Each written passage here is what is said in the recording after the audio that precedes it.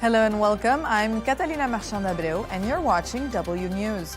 Broadcasting live from the Al Arabiya studios, these are our top stories. Protests resume in Tehran as more talks between Iran and the U.S. are set for this week. Violence erupts across Mexico as the country's most wanted drug baron is killed during a military operation.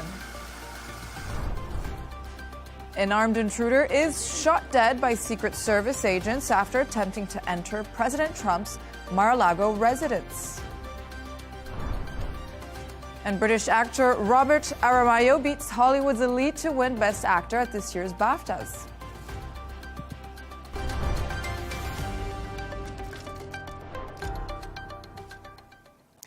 Iran may be ready to strike a deal with the United States, with talks set for Thursday, as protests resume in the capital city of Tehran. They follow threats of a military attack from President Trump as U.S. forces are sent to the Middle East. Trump's special envoy, Steve Witkoff, has said the president was questioning why Iran has not yet capitulated. Take a listen. Use the word frustrated. It's almost because he understands he's got plenty of alternatives. But it's curious. He's curious as to why they haven't, I don't want to use the word capitulated, but why they haven't capitulated. Why under this sort of pressure with the amount of sea power, naval power that we have over there, why they haven't come to us and said, we profess that we don't want a weapon, so here's what we're prepared to do. And yet it's hard to sort of get them to that place. They've been enriching well beyond the number that you need for civil nuclear. It's up to 60%. They're probably a week away from having industrial grade bomb making material, and that's really dangerous. Let's get the reaction of Professor Scott Lucas from the Department of International Politics at the Clinton Institute, University College Dublin. Thank you for joining us today. Thank you for having me here. Professor Lucas, I ask you hence the same question. What's stopping Tehran from capitulating, as he says, Steve Witkoff? It's under economic strain, facing protests and staring at major U.S. military buildup. So why hasn't it blinked? Let me ask you and your viewers, if a foreign power put warships and fighter jets off the coast of Saudi Arabia, if they said to you, unless you give up your energy programs and your domestic autonomy, we will bomb you, would you capitulate? And I think the answer for the Saudi royal family would probably be no. So why the real estate developer Steve Witkoff, who's also Donald Trump's envoy, would think that the Iranian regime would simply surrender and not even try to negotiate on terms that meant it could retain a civil nuclear program, it's beyond me. I think it was a very clumsy way of admitting what we all know, and that is that the U.S. has put this force off the coast of Iran. At the same time, the talks are going on to tell the Iranians, give us what we want, which at this point appears to be zero enrichment, appears to be also discussion of Iran's ballistic missile program, without any commitments on sanctions removal. Give us what we want, or we're going to go to war with you. And the Iranian regime has been under a great deal of pressure. It's been under economic pressure for years. It has faced military challenges for decades, including its rivalry with Israel and at times the Gulf states. And it now has serious domestic issues with Iranians who want rights and reforms, but it's still a regime that is relatively intact. It's not like the military and other groups are splitting away from the supreme leader. So I think the Trump camp, while they have all this force assembled off the coast of Iran, really are at a loss where they want to go next. And Professor Lucas, after a deadly January crackdown, we've seen students are back on the streets over the weekend. What do these demonstrations tell us about the state of public sentiment in Iran today? Well, I think it tells us what I've long heard from friends inside Iran, and I'm privileged to have many of them, which is the idea of fire under the ashes, that they do want change, whether that's reforms, whether that's actually a replacement of the regime. They want more political, social space. They want to be able to live without intimidation, without the fear of being arrested or killed. And despite the regime killing thousands, maybe tens of thousands of Iranians last month, people will still make this known. Now, I must emphasize at this point that these, unlike the protests that started in late December, which started in the markets and in the bazaars, these look like they're just at the university campuses for the moment. It doesn't look like we've got a widespread movement across all sectors of Iranian society like we did have last month. But it is a symptom that Iran is never a case where the opposition is in a place to get rid of the regime, but it's never in a place where the regime has completely put down the Iranian wish to try to have respect for their rights and for justice. And with the 40-day mourning period over protests that are gathering momentum and U.S. forces that we see massing up in the region, does the government, you think, Professor Lucas, will it double down on repression, or do you think it'll act more carefully now? Well, I think the regime made it very clear last month, specifically on January 8th and 9th, after the late son of the Shah, Reza Pahlavi, had called for protest on the streets because he would like to return to power. The regime made clear it's not going to tolerate widespread protest, and it will unleash military force to put this down. No one should be under any illusion of that. At the same time, I think the idea that a U.S. attack on the regime would open up the way for the protesters is badly misguided, because as soon as the U.S. attacks, the regime will try to rally support by going to Iranians and saying, look, we're not your enemy. The U.S. and Israel are. We saw that during Israel's 12-day war last June, when the regime was able to command support and push back protests.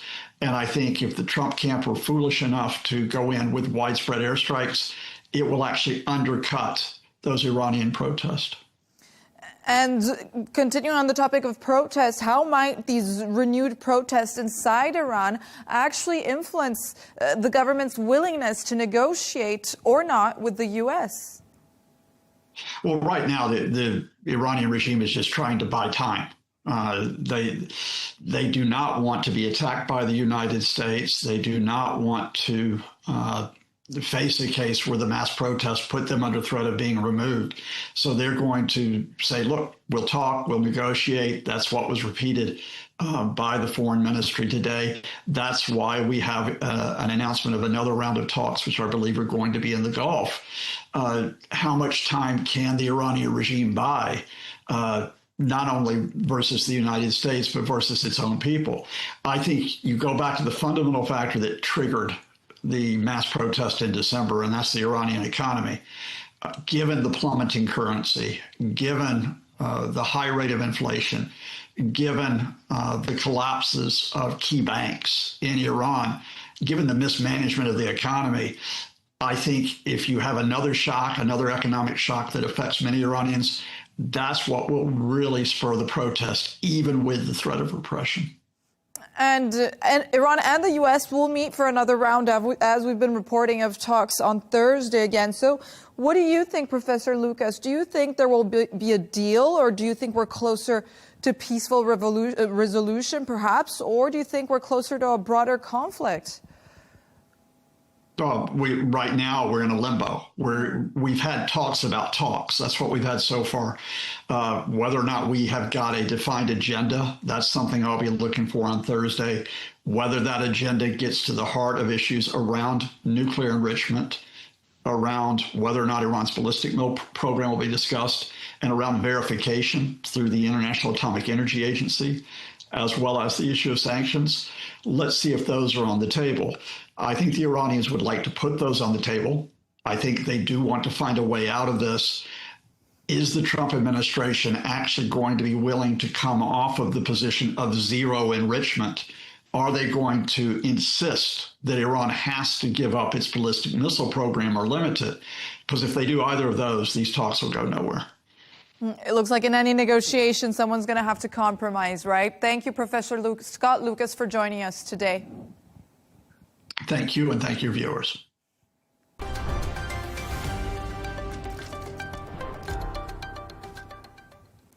Asian economies are scrambling to respond to a global 15% tariff set by the United States. President Trump announced the interim move after the U.S. Supreme Court struck down his tariff program last week. India has delayed planned talks with Washington, while South Korea is warning exporters of stiffer competition and uncertainty about refunds. Chris Gilbert reports. Korea is moving quickly to address the fallout. Government officials gathered in Seoul on Monday after Washington imposed a temporary 15% tariff on imports following the Supreme Court's block on Trump's tariff program. If this global tariff of 15% is imposed, changes will be expected in the relative competitive conditions of our companies. The private sector needs to work together to secure our companies' export competitiveness and diversify our markets. The stakes are high for export-dependent Korea. The auto, manufacturing, chip and pharmaceutical industries are exposed to any change in trade conditions. Seoul says semiconductor exports are not subject to the new duties, but uncertainty remains over possible additional measures and whether tariffs already paid under previous higher rates may be refunded. The government says it will keep negotiating to limit the damage. The government will continue to engage in constructive talks with the United States so that the impact on our companies is kept to a minimum. India is taking a cautious approach. A planned trade delegation to Washington has been postponed, a sign of the unpredictability of the situation. Officials had hoped to finalize an interim deal to reduce steep U.S. tariffs on Indian exports.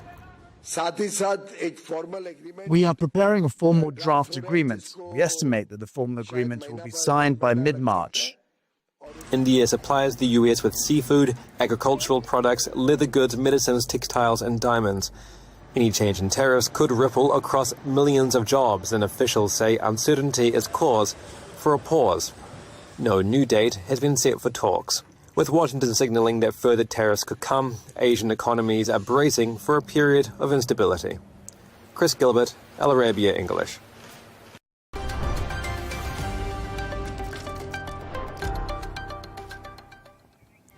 Let's take a look at some of the other stories making headlines today. Vladimir Zelensky says Vladimir Putin has started World War III.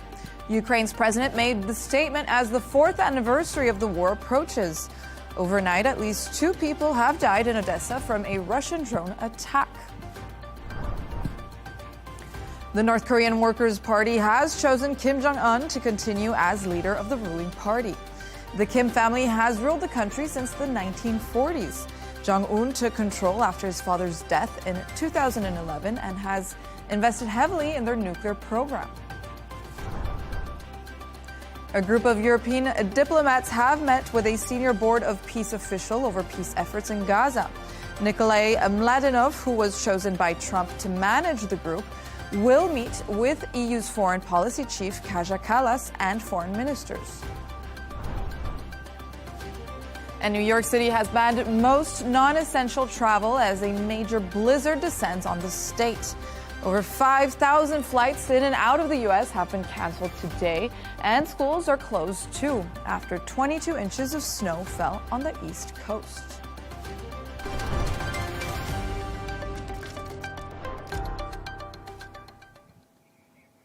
An armed intruder has been fatally shot after entering the perimeter of President Trump's Mar-a-Lago residence. The suspect, who has been named as 21-year-old Austin T. Martin, was carrying a shotgun and a fuel can when he was stopped and killed by Secret Service agents on Sunday morning. The president was in Washington, D.C. when the incident occurred. And I'm now joined by our Washington correspondent, Sarah Firth. Sarah, what exactly happened at Mar-a-Lago, and how did the Secret Service respond to this breach?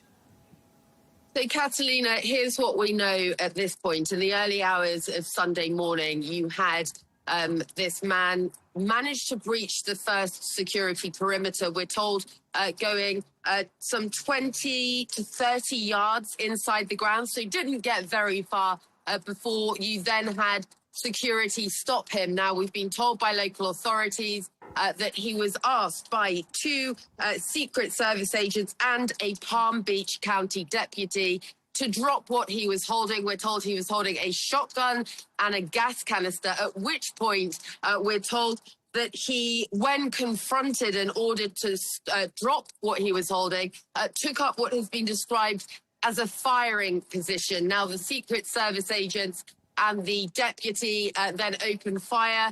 The man was killed.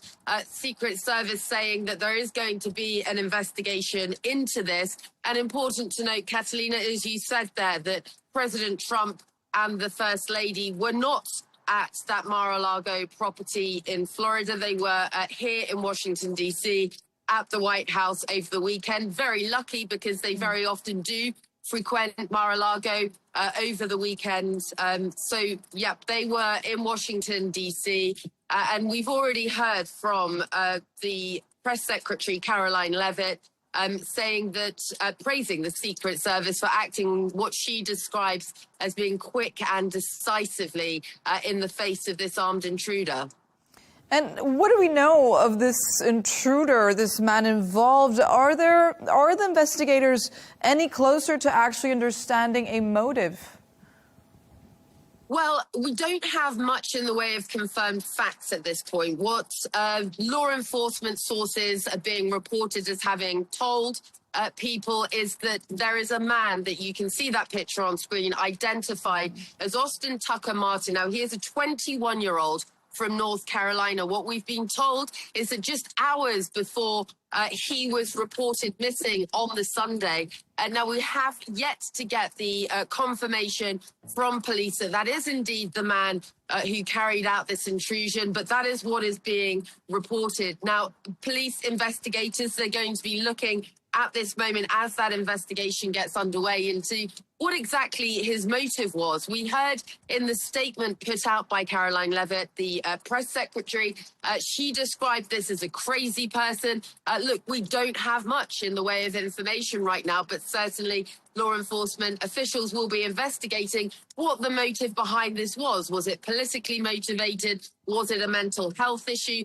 Those are details we don't yet know, but we are seeing reports here in the American media that law enforcement sources have been reporting this as Austin Tucker Martin, 21 years old, from North Carolina. And I can tell you, Catalina, as well, that you had the White House press secretary also scoring a bit of a political point, saying that she can't believe that Democrats shut down the department. She's referring to Homeland Security and the partial shutdown. Important to note, of course, that it's the FBI that will be leading the investigation, so not Homeland Security involved in this instance, but she was in some ways appearing to imply that perhaps the Democrats had contributed in some ways to this with the shutdown of the partial shutdown affecting Homeland Security. But look, the investigation very much ongoing right now. And of course, this isn't the first time that President Trump has faced these types of threats on his life, but one of the most recent, and we've seen the Secret Service step in very, very rapidly. Law enforcement officials, they are framing this as a successful operation. They say, okay, yes, the person managed to breach that first perimeter and get inside Mar-a-Lago. That will be being looked at. But then very quickly, you had him identified, you had a response, you had action taken. And as you just mentioned, Sarah, because how significant is this incident in the wider context of the various security threats that President Trump has faced in recent years, including death threats?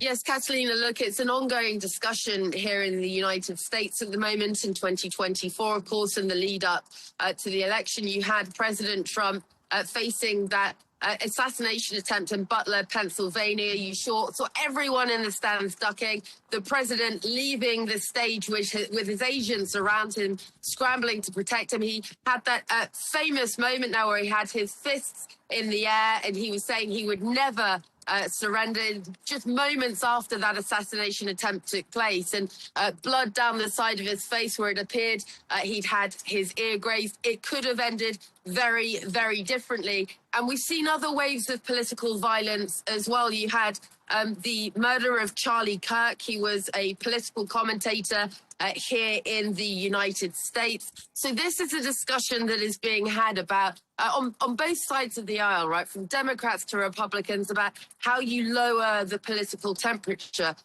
Worth pointing out, though, that there was that political point scoring in the immediate aftermath of this latest attempt, it seems, on President Trump's life, with that armed intruder entering Mar-a-Lago but being very quickly shot dead. And the investigation ongoing right now, Catalina, to try and establish exactly what that motive was. And Sarah, we did hear President Trump speaking earlier. Did he mention anything about this attempt at his Mar-a-Lago residence? What we heard President Trump discussing today, he was at this event for the angel families, he calls them, families of people who have lost loved ones in incidents and attacks that have involved illegal immigrants here in the country. Now, what we were looking at is President Trump's announcement and details of the fact that tomorrow, on Tuesday, you have the State of the Union address. Everyone's going to be watching that moment very, very closely to see what President Trump says.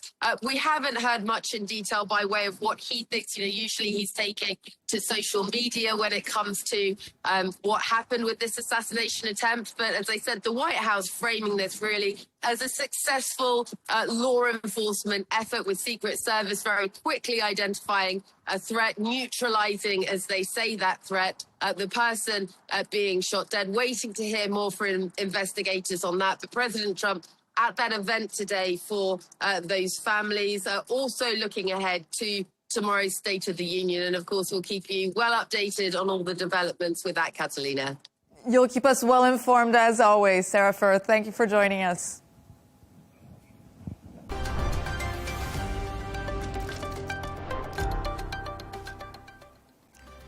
Let's take a look at the top business news.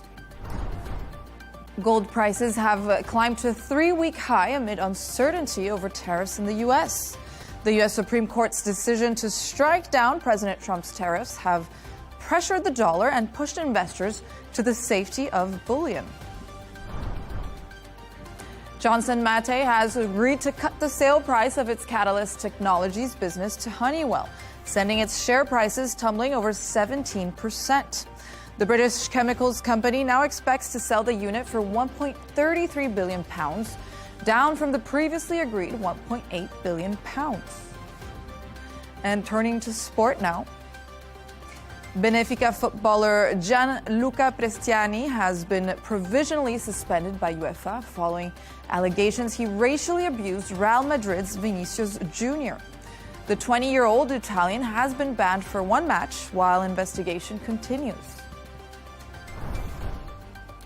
Arsenal have beat Tottenham 4-1 in the North London Derby. That leaves Tottenham just 4 points above the Premier League relegation zone. And the U.S. won gold in the men's ice hockey for the first time in 46 years. They won 2-1 against Canada, concluding the 2026 Winter Olympics.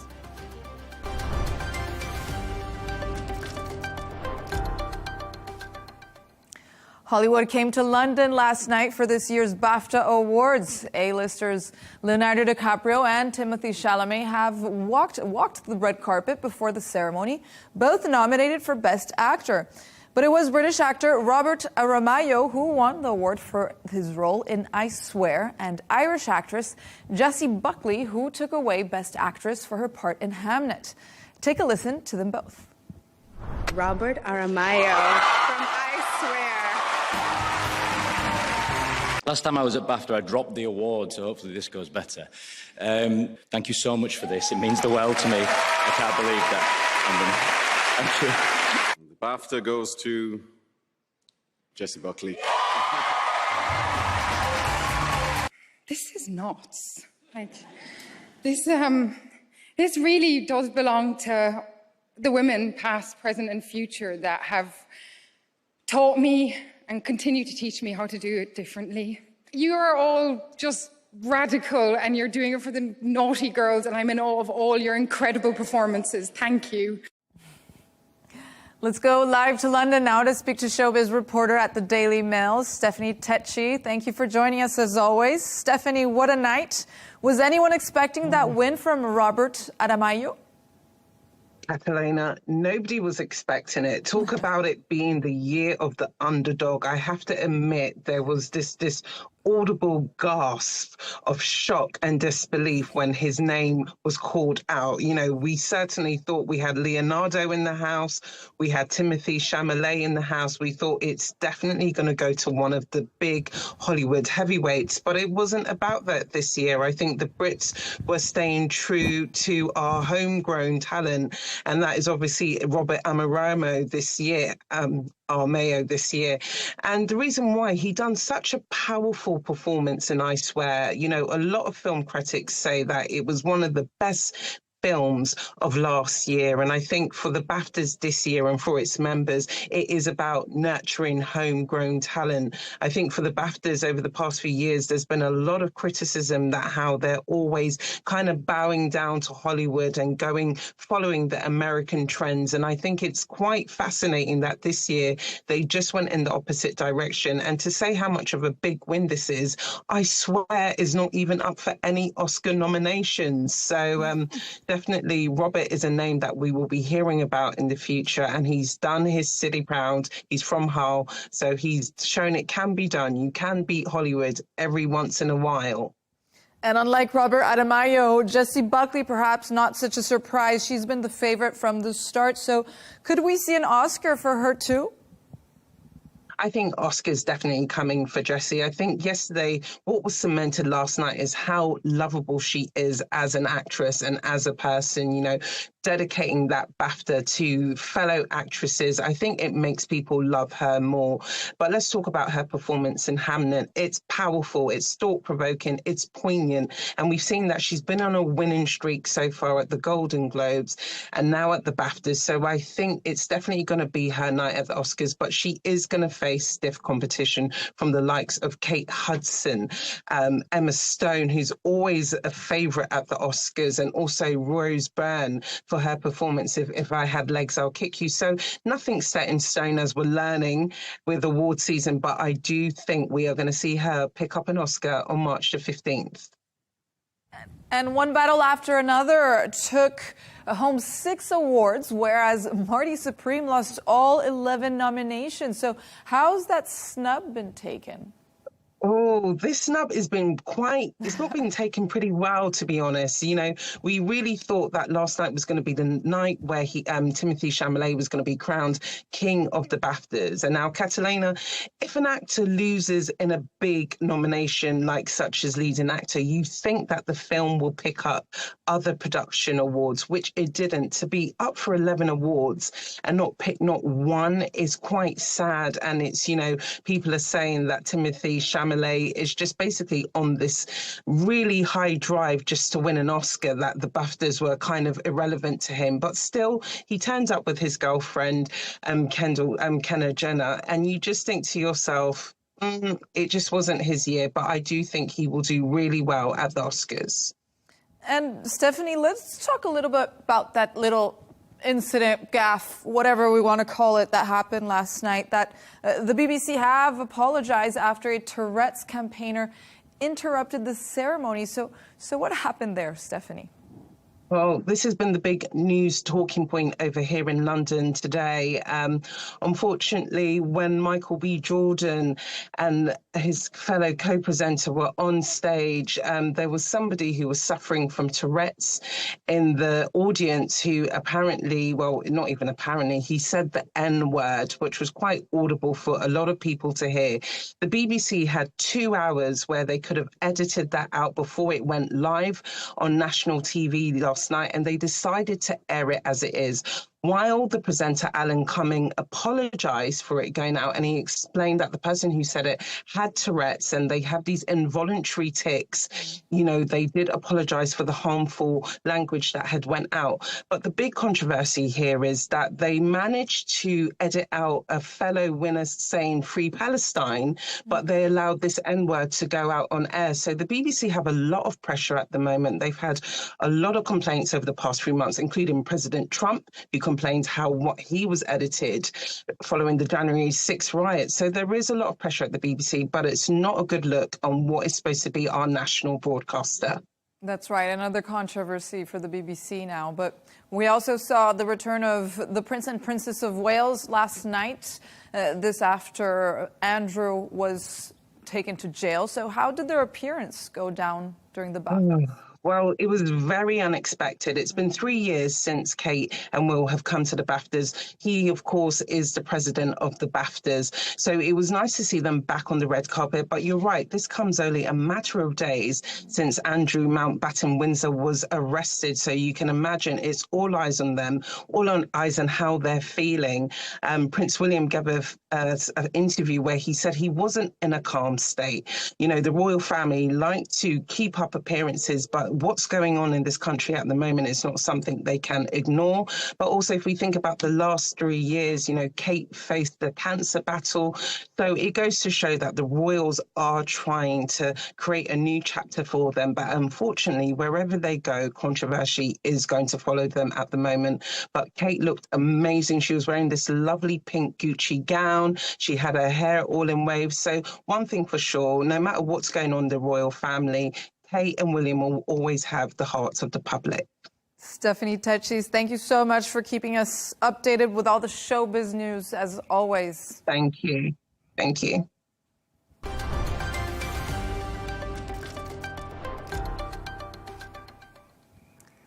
In Japan, messages of congratulations from around the world have been pouring in for Prime Minister Sanae Takaichi and her governing coalition following a big win in the country's general elections. The landslide victory paves the way for her proactive fiscal policy, an overhaul of Japan's defense capabilities aimed at countering China's military assertiveness. Chris Gilbert reports. It was a stunning result for Japan's governing coalition, riding on the back of Prime Minister Sanae Takaichi's sky-high popularity ratings. The win caps a remarkable turnaround for Takaichi's Liberal Democratic Party, following consecutive drubbings in national elections over the past 2 years. US President Donald Trump took to the platform X to congratulate Japan's leader, wishing her a success in passing her conservative, peace through strength agenda. US Treasury Secretary Scott Bessent also hailed the win. Boy, has she had a big victory today. She's going to have 2/3 majority in the upper house. President Trump endorsed her last week. She is a great ally, great relationship with the president. And when Japan is strong, the U.S. is strong in Asia. Japanese stocks rose at the start of the week following Takaichi's win. Her proactive fiscal policy, emphasizing large-scale strategic investment, lifted investors' moods. The margin of victory gives the governing coalition a strong mandate to push through its policies. The opposition parties have lost a large number of seats, so in that sense, it may make it easier for things to move forward. But at the same time, if an atmosphere emerges in which people feel they can't voice opposing opinions, then I think carelessness and arrogance will start to crop up. I sincerely hope the administration avoids this kind of situation. Takaichi also plans to accelerate defense spending and expand Japan's missile and drone programs. She's taking a tough line against China as well as North Korea in what she sees as the threat they pose to stability in the Asia-Pacific. Observers are watching closely to see whether Japan's leader revises the country's pacifist constitution that's been in place since the end of World War II.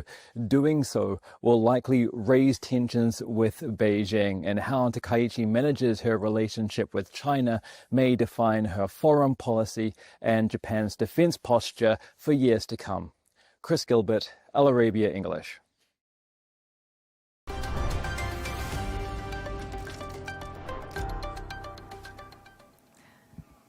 Let's take another look at some of the other stories making headlines today. Flights were canceled and schools shut down in Mexico after violence erupted in the streets, following the killing of the country's most wanted drug baron. Nemesio Oseguera Cervantes, known as El Mencho, was the leader of a drug cartel, Jalisco New Generation, and died during an operation seeking his arrest. Cars were burnt and roads blocked as the cartel reaped revenge for the drug lord's death. Here's how local residents reacted.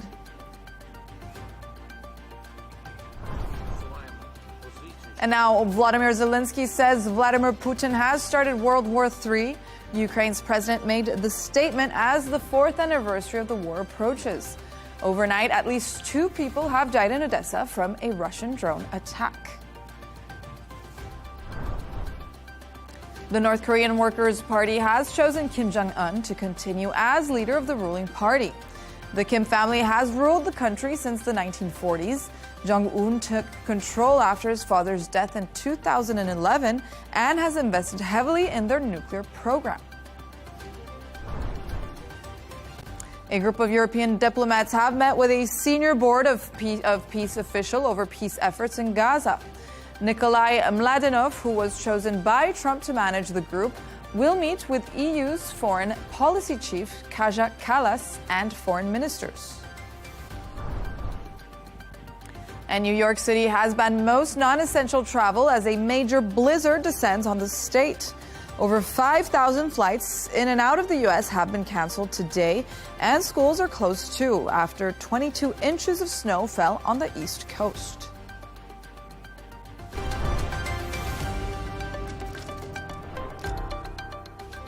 A reminder of our top stories. Protests resume in Tehran as more talks between Iran and the U.S. are set for Thursday. Violence erupts across Mexico as the country's most wanted drug baron is killed during a military operation. An armed intruder is shot dead by Secret Service agents after attempting to enter President Trump's Mar-a-Lago residence. And British actor Robert Aramayo beats Hollywood's elite to win Best Actor at this year's BAFTAs. And that's all from us on W News. Don't forget to subscribe to our YouTube channel and follow us on X. We'll be back in a couple of hours with W News Extra. Goodbye.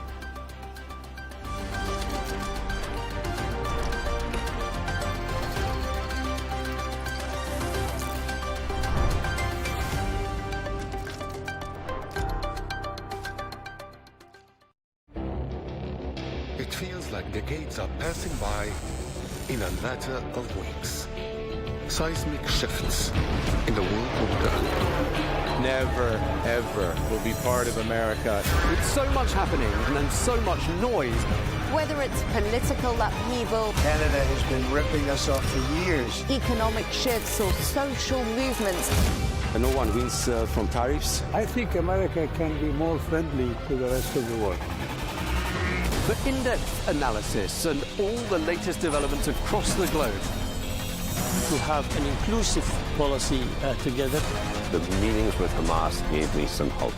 We're in another nuclear arms race.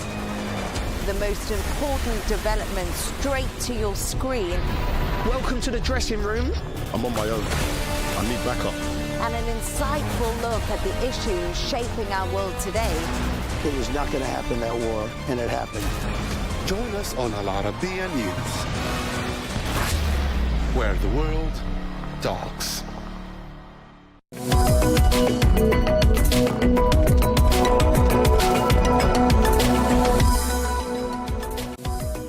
Hello and welcome to The Real Deal. Coming to you from the Arabiya English studios, this is your weekly bulletin bringing you all the latest business news headlines and analysis from Saudi Arabia. Coming up, Saudi Arabia has a new investment minister. Fahad bin Abdul Jalil Al Saif is appointed to that position. Plus, we're going to be speaking to the CEO of Astrolabs, which helps companies to enter and navigate the Saudi market. We ask, how do they do this and who are their typical clients? We'll be hearing from the CEO of the Saudi low-cost carrier Flyer Deal, who tells us that 2026 is off to a flying start. And as Formula E continues to expand its global footprint, Saudi Arabia is now a key stop in the motorsports calendar. We'll be speaking to the Formula E CEO. And with Ramadan well underway, we take you to meet one of the busy Riyadh food market's vendors who are reporting brisk trade. This as people stock up on produce for the iftar. Taking you straight to our top story. As part of a cabinet reshuffle, Saudi Arabia has a new investment minister. Fahad bin Abdul Jalil Al Saif has been appointed to the position, replacing Khalid Al Faleh, who served in that role since 2020. With a strong track record in both the public and private sectors, Al Saif, who formerly worked for HSBC, he also previously headed up the Global Capital Finance Division and Investment Strategy at the Public Investment Fund, which is chaired by the Crown Prince Mohammed bin Salman.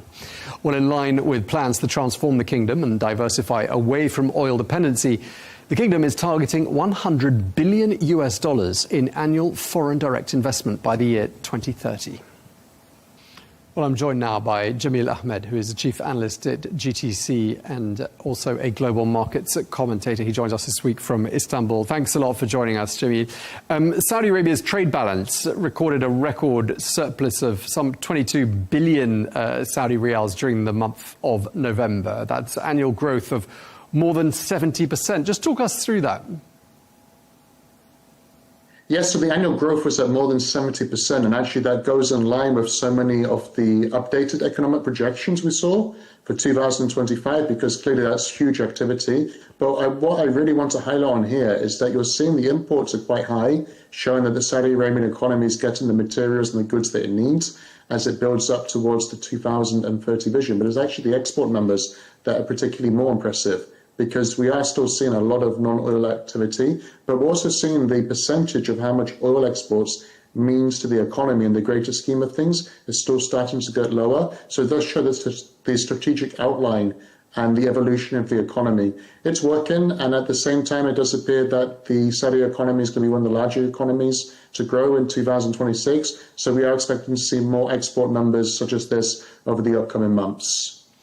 Okay, just tell us which markets are importing the most goods from Saudi Arabia. So if we look at from an energy dependency, then we are getting a lot of the South Asian economies, such as Japan, South Korea, India, and China. But the latter two are also importing other goods. In the region, we are seeing the MENA accounts for about 10 to 15% of the exports, with the UAE as the main trading partner. Well, we're starting to see some growth pick up, and I think that's where scope is to continue to improve over the future, is with the Western markets, including the United States. They actually account between 5 to 10% of overall Saudi Arabian economy exports. So should the economy continue to export more in the future, and that seems to be in line with the 2030 plans, then I would look and expect for the Western markets and those more traditional economies in the G10 to be the ones that are going to pick up some of the slack. Okay, and Jimmy, we've been talking a lot on this channel the last few days about geopolitical tensions in the region. I'm just wondering, what's that doing to the financial markets, not just in the region, but across the world? We are seeing a lot of, I would say, investors being indecisive on positions. If you're looking at some of the trends that are coming out on Wall Street, we're looking now specifically S&P 500, the NASDAQ, and so forth. This week, there's been, I would say, every trading day has been different. We're not exactly having a positive week. That might also be due to policy uncertainty from Washington and elsewhere, such as central bank policy. Also, when it comes to the trade tariffs, we've got that Supreme Court rulings due out later on this week. But I would say that when it comes to geopolitics and investor uncertainty, investors don't like to take on risk. So if you do have some geopolitical, I would say, tensions out there, then they won't be adding as much risk into the portfolio. Having said that, oil prices are up about 5% this week. However, historically, in the greater scheme of things, US oil price at $65 is not particularly high. But I would say that 5% move does mean that investors are pricing a little bit of risk, but potentially not enough considering how sensitive this period might be. Okay, well, thank you very much indeed for talking us through all of that. Jamil Ahmed, the chief analyst at GTC and global markets commentator. Thank you for your time.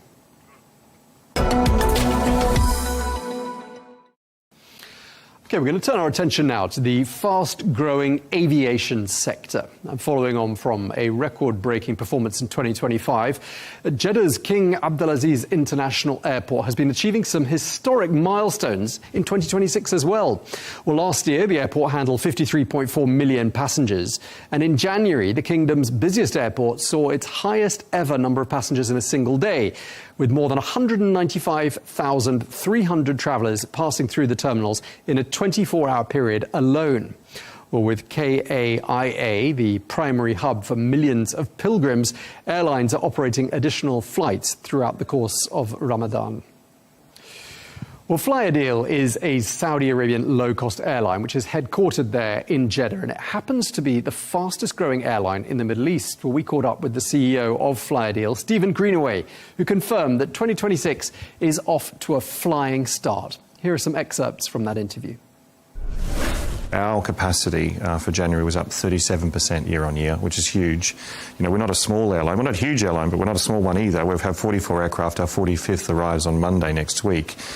Just to give you a comparison, that was 300,000 extra seats year on year just for the month of January alone that we were flying that we didn't fly last year. So it is booming. And Jeddah is it's interesting. It's the second airport, of Riyadh's the primary airport, but it's actually bigger than Riyadh. And a lot of it has to do with traffic mix. We have a lot of pilgrims coming into Jeddah, and that boosts the numbers up over Riyadh.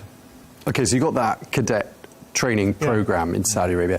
I mean, that does suggest, doesn't it, and everyone talks about a shortage of pilots in the open market. Is that something you're struggling with? Is it difficult to recruit pilots? It's real for the rest of the world. It's not for me. I get asked quite a lot, and we don't have a shortage at all. So as I said, we have quite a good pipeline of first officers coming in who have a commercial pilot's license. They need to be type rated onto our aircraft. We have a program with the Ministry of Education to do that in Spain.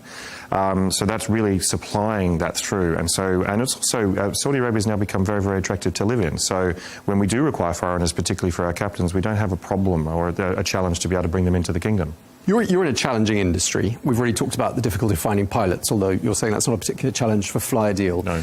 One of the other big problems for airlines is finding aeroplanes. And there are a lot of reports circulating about some pretty major orders in the pipeline in Saudi Arabia, not necessarily Flyadeal ones, but at the moment, you've got 44 aircraft, I think, at the moment. Yes, is that right? Yeah. What's on order, and what are your plans to grow the fleet? So I think the kingdom has something like 600 or so aircraft on order over the next 4 to 5 years. Now, part of that is our order book. We have 44 aircraft at the moment. 45th arrives in a couple of days, and we have an expansion plan over the next 3 to 4 years that gets us to just shy of 100 aircraft, actually 98, and that is a mix of short haul in terms of our 320s and 321s, and also now long haul in terms of our A330s, which will allow us to do give us true global reach, I suppose. So in a very, very short amount of time, we're going to be more than doubling in size, but also capability in terms of being able to stretch our network further. Okay, let's talk about destinations for a moment. Yeah. 43 destinations as things currently stand. They all seem to be short, medium haul. Yeah. For now, and you've got 5 new destinations in Pakistan that you're serving. Syria is a market that's opened up for you in the last year or so. Where are you going to focus next? I love opening up new markets. Syria is an interesting one for me. We're into Damascus from both Jeddah and Riyadh, and we hope, if we get security clearance in literally the next 2 weeks, we can open up Aleppo, which is the second largest city in Syria. So with the civil war now done, or out of the way, hopefully, the country is now back opening up, and there's a lot of Syrians in the kingdom. There's 2 million Syrians living and working in the kingdom. So there's this huge opportunity in terms of market share. Our backyard, we still don't fly to a lot of places in the GCC. Bahrain, Doha as an example. So there's some easy ones there that we'll focus on over the next couple of years. You mentioned Pakistan, 5 cities in the past year alone. We've just celebrated our first anniversary there. And we've also been speaking about India for this year. So we want to open up India probably in the second half of the year. So that's our immediate term. And then we want to push as far as Malaysia, Indonesia and Bangladesh and so forth with our new A330s next year. So we really are stretching the model. Where and how do you see Flyadeal playing a part with Vision 2030? I think there's really 3 business models in the market at the moment. One is the premium, and that is Saudi Air at the moment, but soon to be Riyadh Air. You have a hybrid, which is FlyNAS, our biggest competitor. So they're a bit mixed. They have a business class cabin. They also have an LCC cabin down the back. And then we're a pure play. And I say it unromantically, we're a bus. We get people from A to B safely, on time, we do not cancel, and we're cheap. And as long as we stick to that proposition, I think we've got a winner, because people know, even if they only paid 100 SAR, they know that we've got reliability, they know they're going to get from A to B on time, etc., etc. And that is a really, really valuable proposition. And don't forget, Saudi Arabia is a big country. They need air travel, and we want to be able to take our Saudi Arabians to the world, and we want to bring the world to Saudi Arabia. And so we are that mass market travel option in terms of air travel option, and we'll continue to play that in the years to come. Okay, so you play very neatly into the Vision 2030 ambitions and goals. Absolutely, we're a key enabler. I mean, you know, if they want the 130 million tourists a year, etc., we have to. You know, we're part of that mix. We're absolutely part of that mix because we provide that mass form of travel, be it pilgrims, be it worker traffic, or be it leisure traffic, or VFR. We are the solution to that.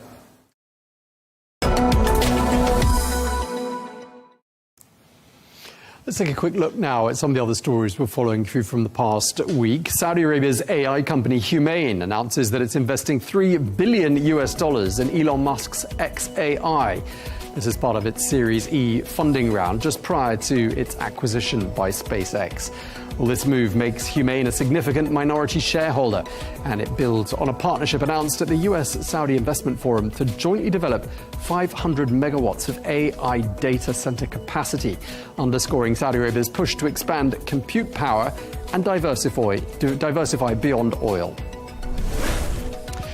The Saudi telecoms giant STC Group has reported record annual revenues of 77.8 billion riyals for 2025. Net profit was up 12.5%, excluding non-recurring items, while EBITDA increased just over 6%. Well, the year also witnessed the expansion of STC Bank to more than 8 million customers. And Moody's Corporation has announced the establishment of a regional headquarters in Riyadh. Well, the company, which first opened an office in the country in 2018, says the move reflects confidence in the kingdom's economic momentum. Well, in line with Saudi Arabia's regional HQ program, more than 600 foreign companies have established their regional bases in the kingdom.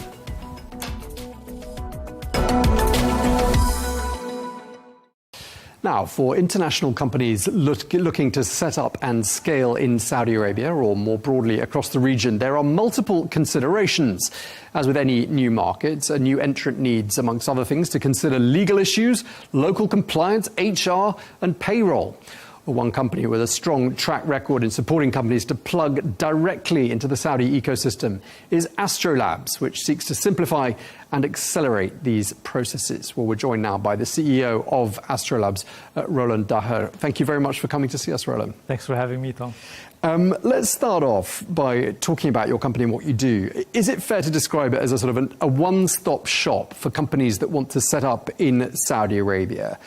And just tell us what you do for your companies exactly. Yeah, it's a very fair description, but I don't like it to stop at one-stop shop. We consider ourselves as a growth partner for international companies looking to enter and scale in the local market. So we connect global companies with actual opportunities. The one-stop shop is an enabler.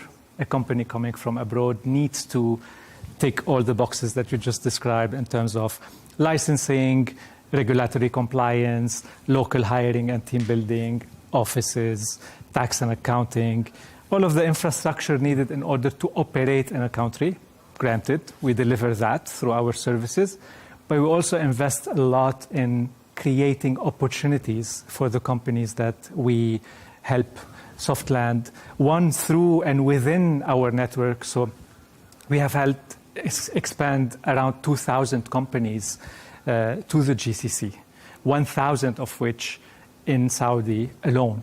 So that network in and by itself is a massive opportunity for these companies among each other.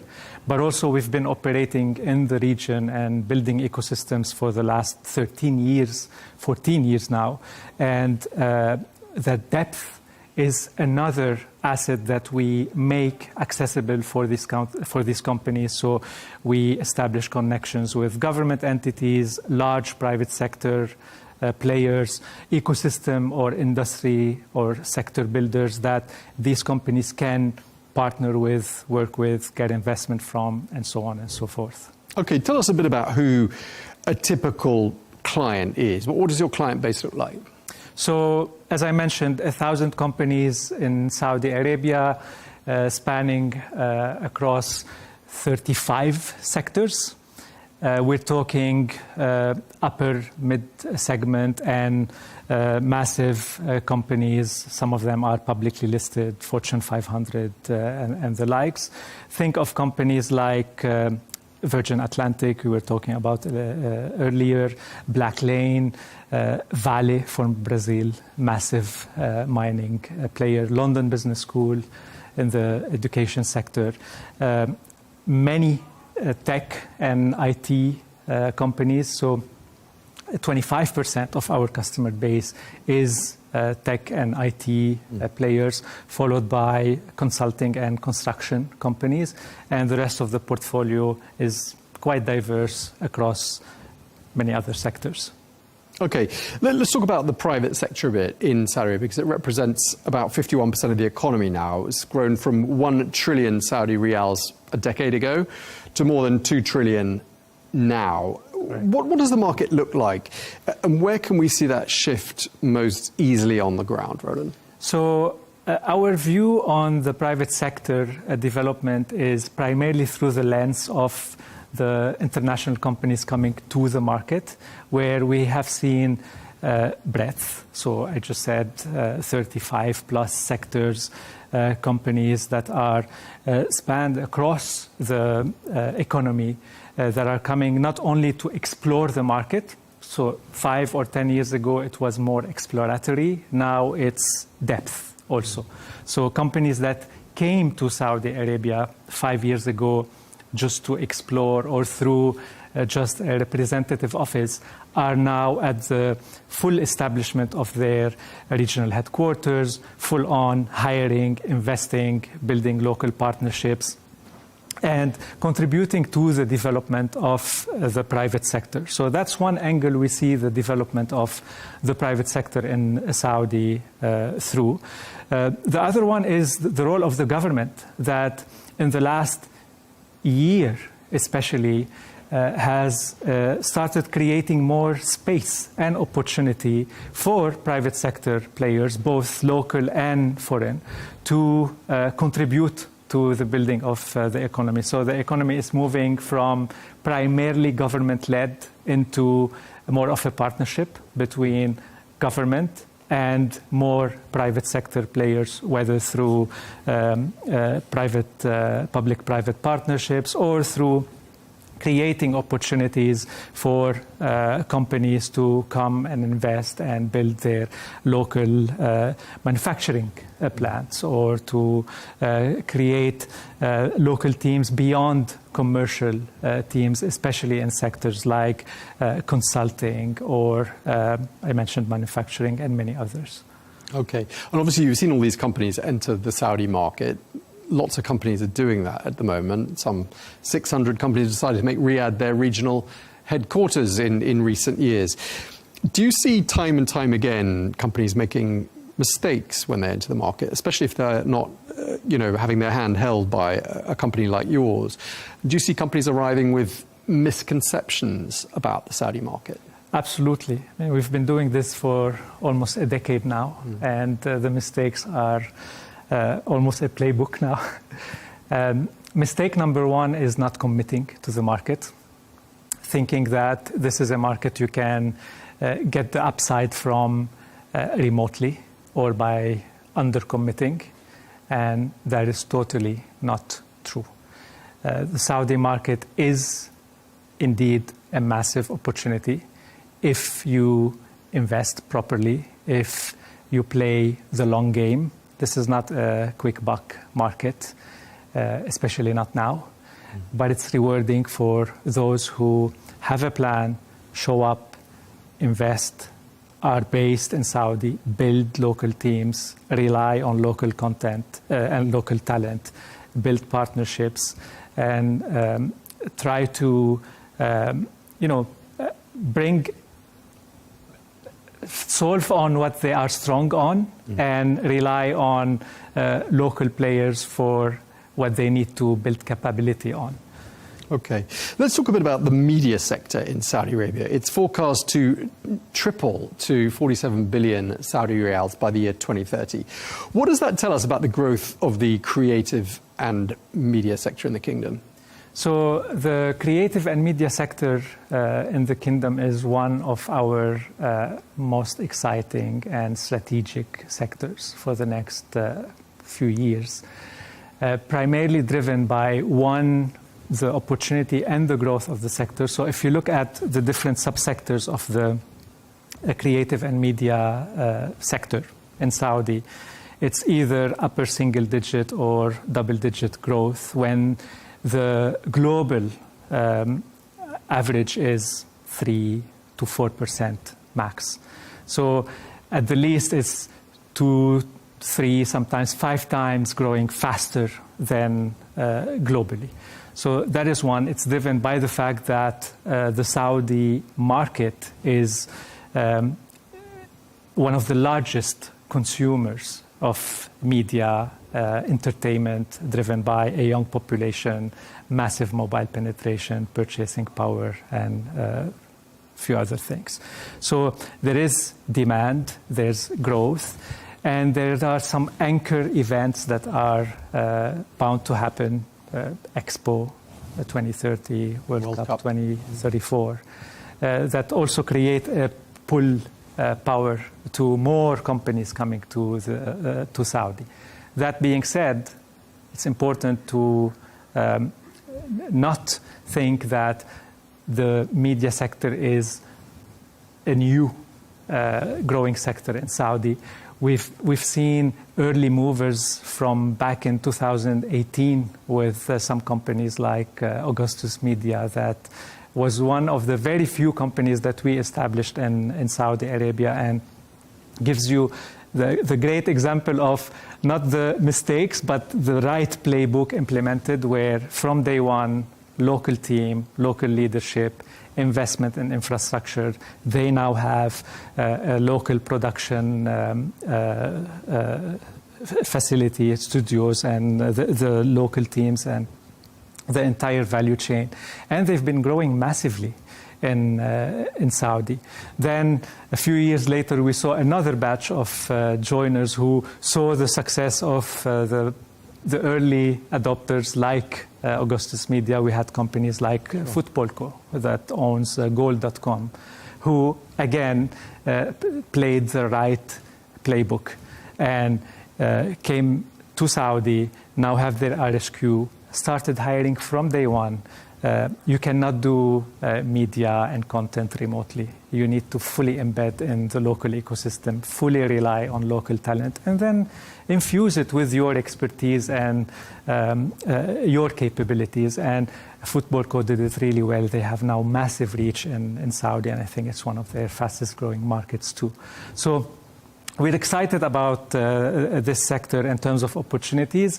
And especially about the announcement that we made late 2025, us joining the Riyadh Creative District, which is a partnership with the Royal Commission for Riyadh City, very ambitious project that is currently in full rollout mode to establish a hub for the media, creative, tech, and education sector, serving the creative industry out of Riyadh. Okay, Amit, we're out of time, but really appreciate you coming to see us and sharing all of that with us. The CEO of Astrolabs, Roland Daher. Thank you very much indeed for your time. Thank you, Tom. Thank you. Appreciate it. Now, Formula E continues to expand its global footprint while promoting sustainability and technological innovation in electric racing. And Saudi Arabia is now a key stop in the Formula E calendar. Well, following on from the success of the 2026 Jeddah E-Prix earlier this month, we're going to turn our attention now to this increasingly popular motorsport in which the cars actually have faster acceleration than Formula One vehicles. Well, we caught up with the CEO of Formula E, Jeff Dodds, on the sidelines of the Jeddah Corniche racetrack, and I started by asking him how important the kingdom is to the sport and to its long-term growth.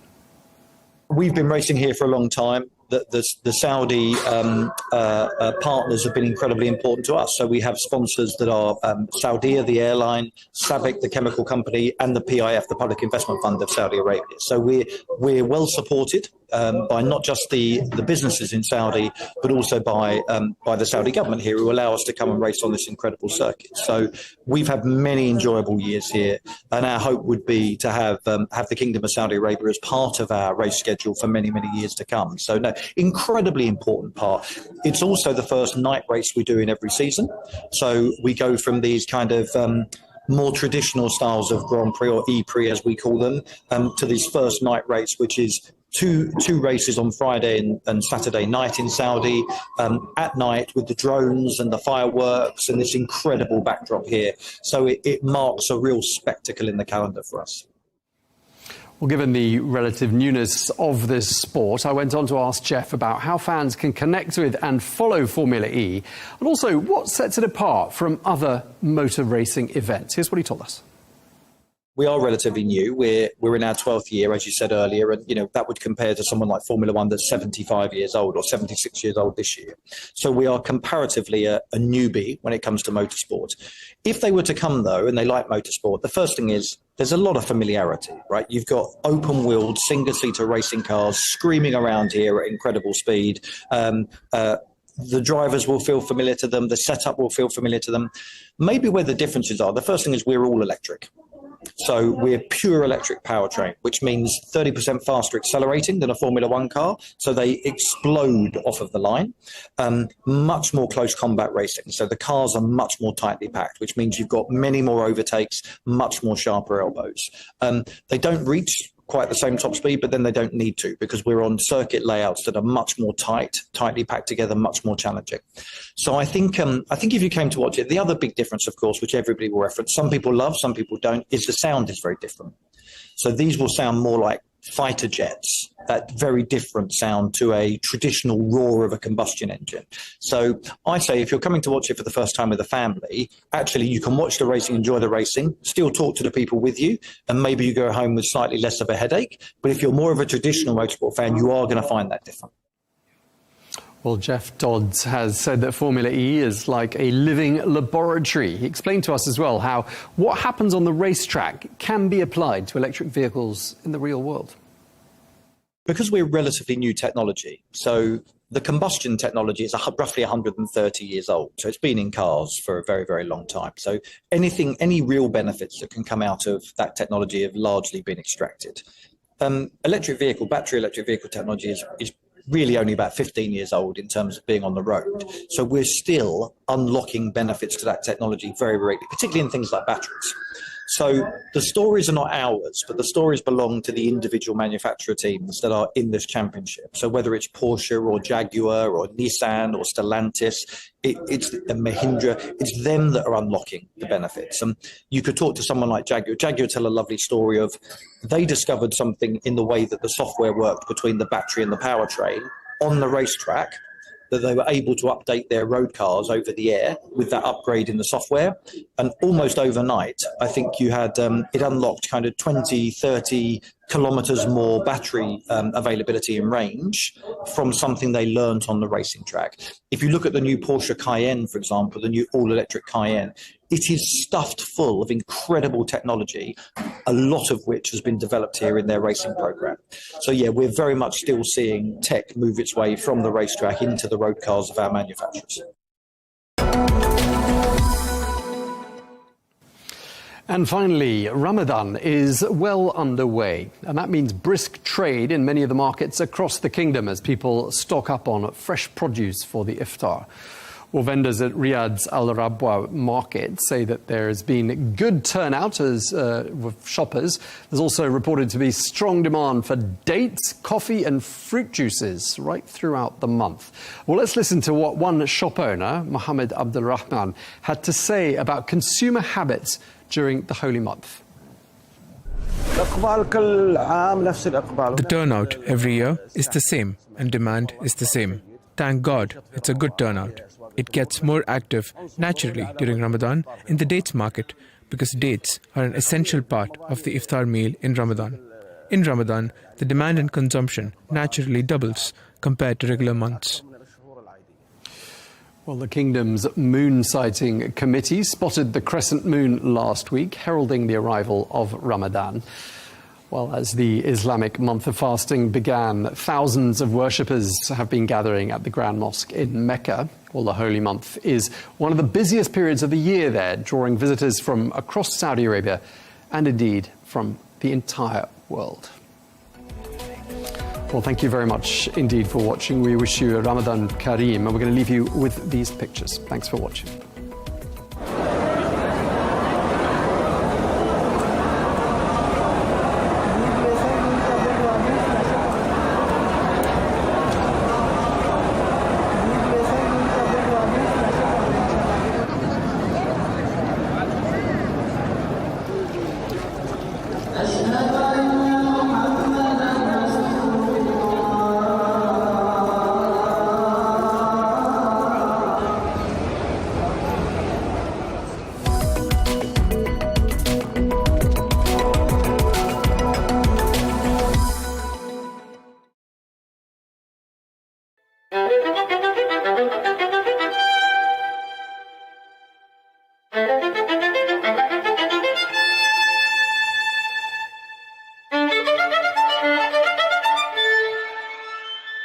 Because humans are naturally nostalgic, they search for their beginnings and the first moments of everything around them.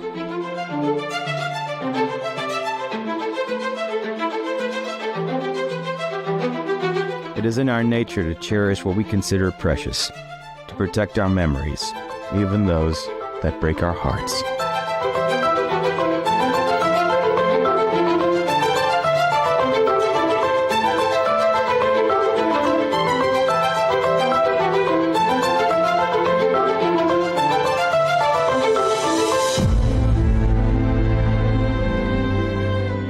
Who among us has not kept the letter yellow with time? A lover's perfume in a glass bottle. A grandmother's earrings passed through gentle hands. A photograph. A record. A book that carries the warmth of a heartbeat. Can we say that everyone has their own museum?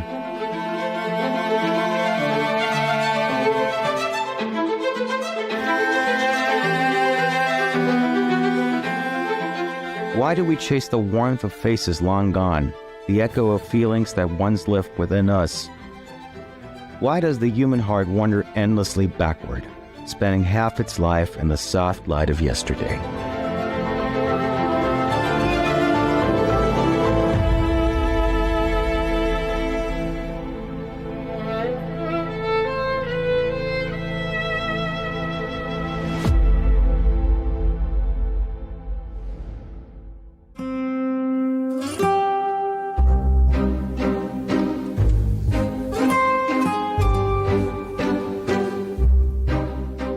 What are the origins of the museum? When did humanity decide that its treasures should belong to everyone? The story of museums, those guardians of culture and memory, begins much earlier than most imagine. From a princess's private trove to vast institutions welcoming millions, the museum has evolved into a space where the boundaries between the private and the public dissolve, transforming personal passion into a shared heritage.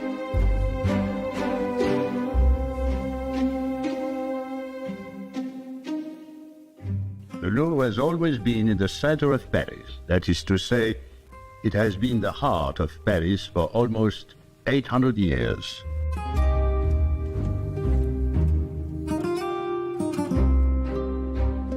And Paris, in the year 1190. It is necessary to go back that far to find a Paris without its Louvre. It was in that year that King Philip Augustus built himself a fortress, a place to keep his jewels, his dogs, and his prisoners of war. As everyone knows, the Louvre Museum is not just a museum. For decades, it has been one of the tools of soft power, and the actual decision regarding its management and security rests with the Élysée Palace. Around the world, there have been nearly hundreds of famous museum thefts. This isn't the first time the Louvre has been targeted, but the October 2025 heist, which unfolded in plain sight of guards and visitors, may be among the boldest in its history. The heist of the Louvre was a tremendous shock on October 19th. We had several small burglaries in museums right before. The Museum of Natural History, golden pellets were stolen. So this was like a series. We were like a nation in shock. Why can't we protect anything of value?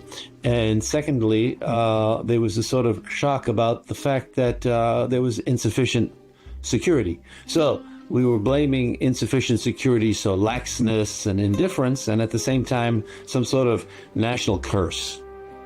From the Apollo Gallery 50 years ago, the sword of King Charles, made around 6 kilograms of gold, studded with precious stones, vanished from its display and has never been recovered. But the real story here isn't the theft itself, but what it says between the lines. Why are museums robbed more easily than jewelry stores? Why do surveillance systems, guards, reinforced glass, and alarms so often fail to do their jobs? Let's say that a jewelry store has a limited perimeter, it's a small area, and they have strict access control, and they have standardized procedures. But for a museum, it's by nature an open venue. They welcome people, so you have a lot of flows, and it's always a compromise between access, conservation, and visitor experience. So, of course, it's a whole chain of security that has to be set up, and that is a very complex way how to set up. And also, if one aspect is not well secured, it's the whole chain which is deficient. Well, jewelry stores expect to be robbed. The National Museums, any museum, knows it's a possibility, but too many armed guards inside the museum would give a bad feeling, and plus they really don't want a guard to pull out a gun and shoot. In most museums, the artwork is not insured, and jewelers are insured.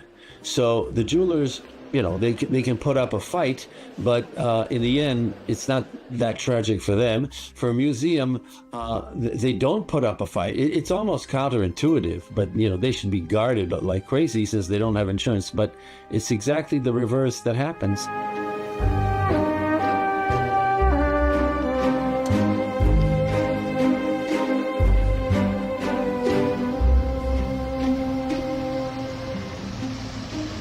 On a bright morning on the 19th of October 2025, a theft unfolded in the heart of Paris that stunned the world.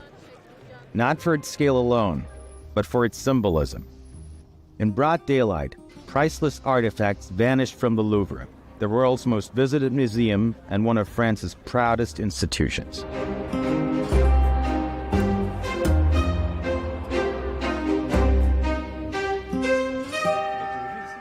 Considering this latest Louvre heist, the getaway truck was itself stolen from a small town on the outskirts of Paris called Louvre. It somehow made its way into one of the busiest, most heavily monitored areas of the French capital. The truck stopped, 4 men got out, 2 entered the gallery, took what they came for, and left. All happened in just 7 minutes. This is what has been confirmed. Digging into details, sources say that those 7 minutes were invested wisely. 3 minutes and 57 seconds were enough to smash the glass, snatch 2 displays of jewels, and escape without anyone lifting a finger to stop them.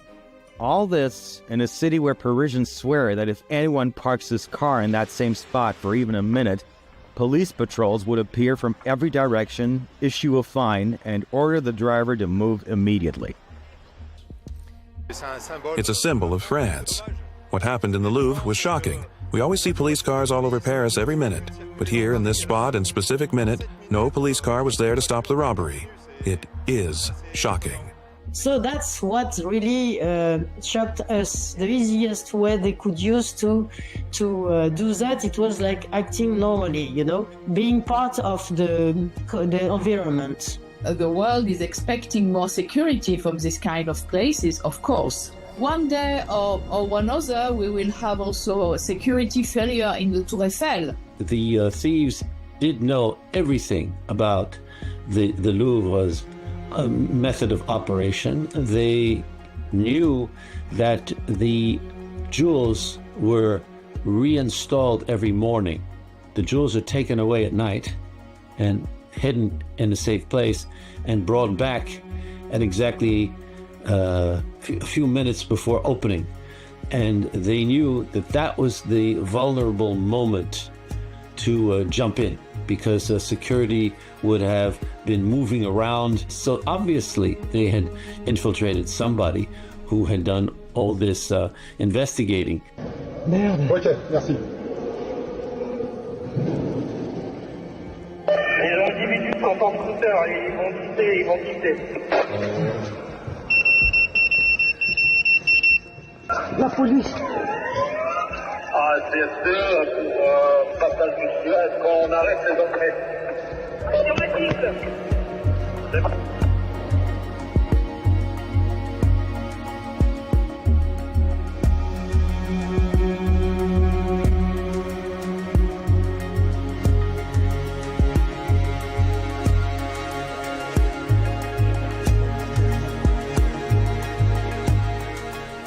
Experts say museum officials long believed that a daylight robbery of a major museum was virtually impossible. Yet growing evidence suggests the Louvre thieves may have received assistance from inside the institution itself. Some even speculate that the perpetrators had a digital or human Trojan horse inside the museum, a secret accomplice who is now just a stunned observer like everyone else. Still, these are speculations nonetheless. All kind of cyber intrusion or any insider that could link some crucial information are always options that has to be taken into consideration for investigation. I am not inside the investigation, but it's very probable that they had somebody inside who told them how weak the system was. It's very plausible. Very plausible. But we have to wait the end of the investigation.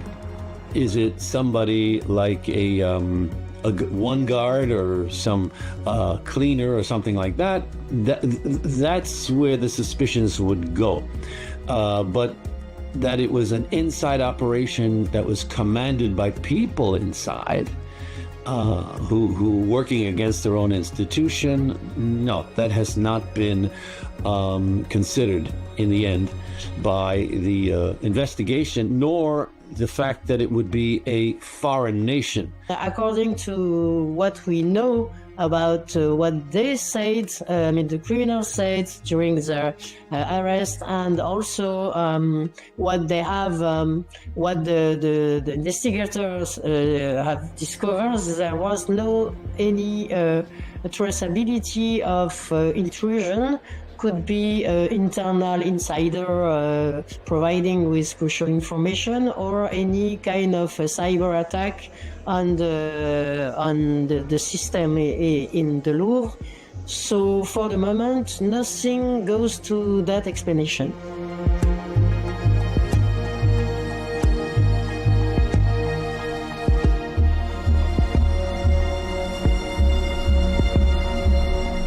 Hours after what many are calling the heist of the century, Hisham Dawood, a political anthropology researcher at France's National Center for Scientific Research, reflected on the deeper implications of the theft.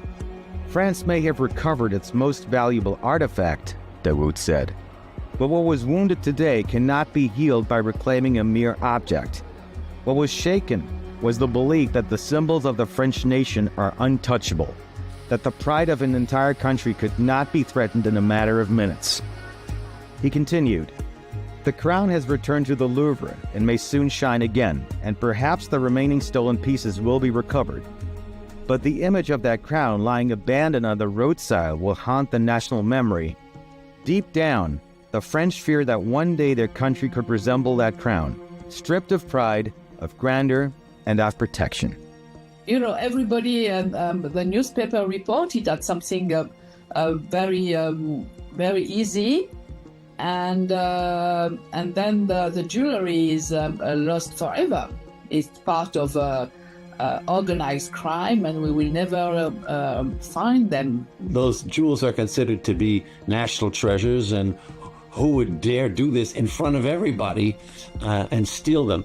So museums are behind in their thinking. They got it more or less backwards. And there is another problem, that when you steal from a museum, you have to dispose of the artwork on the black market. So these jewels will have to be cut and transformed in order to be sold. And there is another problem, since it's a national affront. They have 100 police working on this. I mean, for a jewelry store, you wouldn't necessarily have that many police. So it's really very counterintuitive, and it's just this illusion of ease that the criminals saw, which made them try such a thing after a whole series. But after this, I think the French museum world will change completely. I was in another museum when it happened, and I saw the guards got nervous and started walking around Napoleon's sword. So there's going to be a reaction.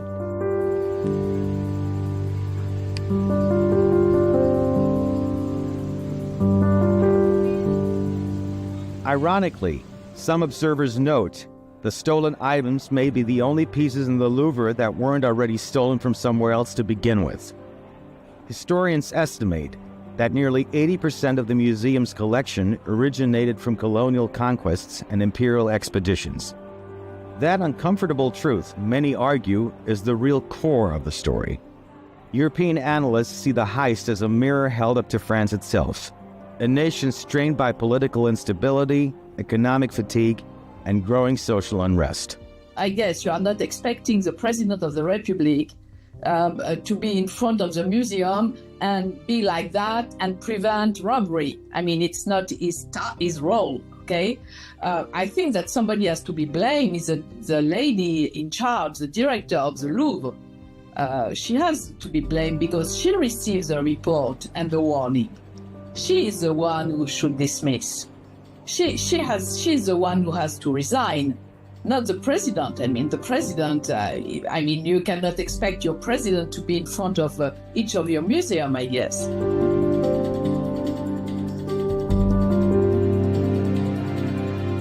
It wasn't just a robbery, one senior cultural critic in Brussels said. It was a symbolic message reclaiming that what France once took can also be taken from France. Investigators remain tight-lipped about how the thieves managed to infiltrate one of the most secure museums in the world in broad daylight. Yet the brazenness of the act and its timing between a collapsing government and another trembling under pressure has deepened public unease. To many, it feels as though the country's sense of pride and protection has been breached. It's a symbol that has been attacked, and for France, it's really a very critical and even political issue, let's say.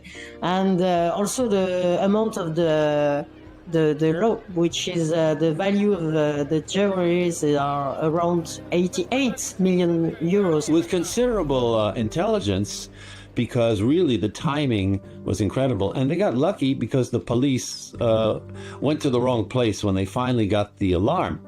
And they were also lucky, these burglars, because the casing of the jewels was not as, it wasn't impenetrable. Okay, this was not Fort Knox. So they did have some time to drill a hole in the glass, and the Louvre doesn't have armed police inside. You have to go get them.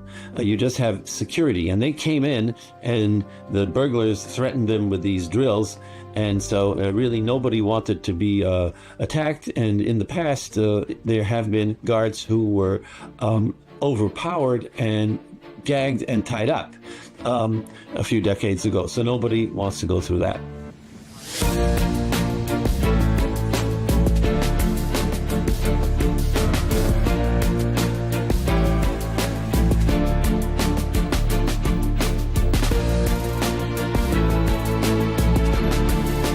We often read the phrase, inspired by a true story, at the beginning of some movies or even some novels.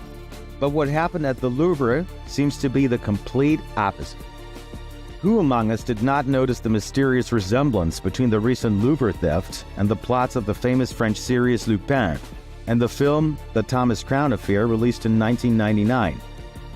Were these stories merely a coincidence, or were they hidden maps of an event that actually took place at the Louvre on the morning of October 19, 2025? The beginning is disturbingly similar because it's the same part of the Louvre which is burglarized.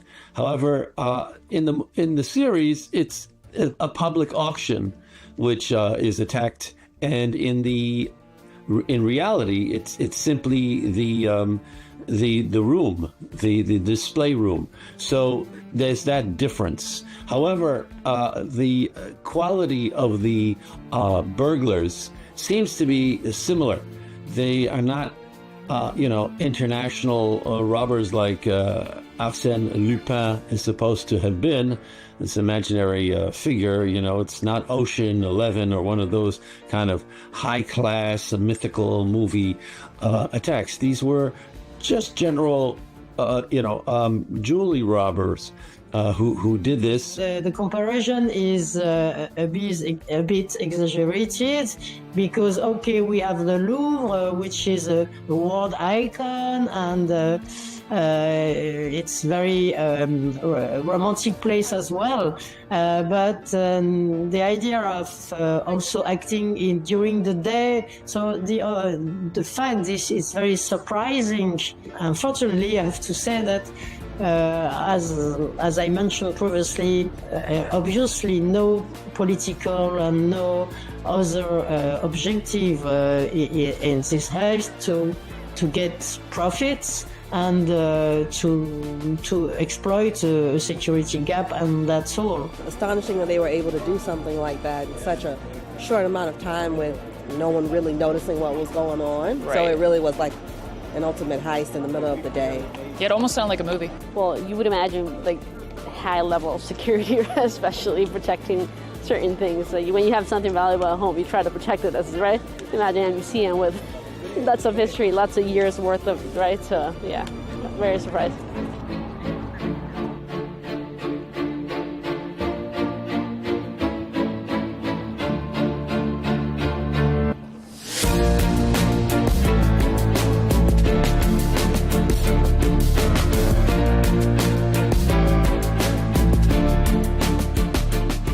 Here, the sequence of events can be laid out chronologically as follows. First came the theft itself. Then the wave of astonishment, not only in France but globally. Third, the rapid spread of the news, thanks to social media networks. The fourth was the collapse of any sense of time as the public demanded quick answers before shock could turn into yet another crisis for Macron's government, which was already navigating intense political pressure at the time. In such a situation, it was only natural to resort to artificial intelligence to understand what had happened.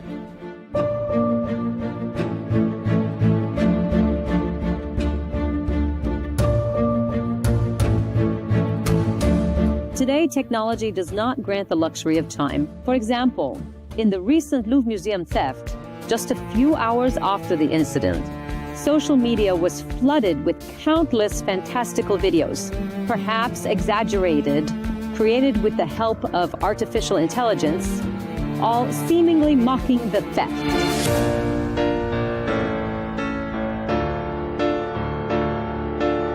This allowed those behind technology screens to be journalists, analysts, and even investigators. For example, I didn't fly to Paris or enter the Louvre. The only truth about the video you've just watched in the Louvre is my photo, just a silent photo that I gave to AI to generate this video. I didn't leave my chair, and I didn't say a word there. Only AI did. This was nothing but an experiment to understand today's powerful technology.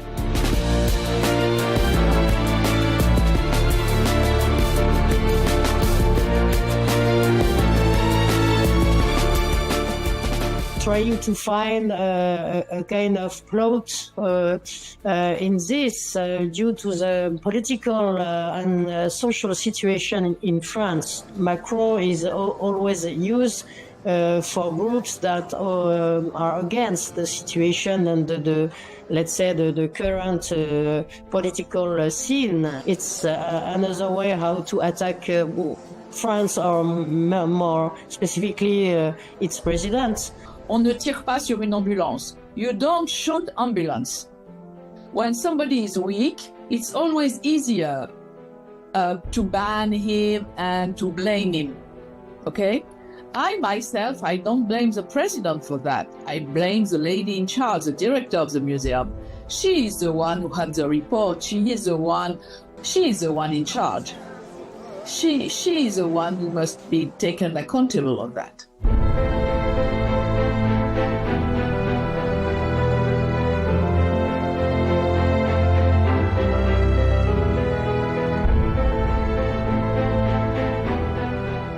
History never knew the dragon we speak of today, the artificial intelligence.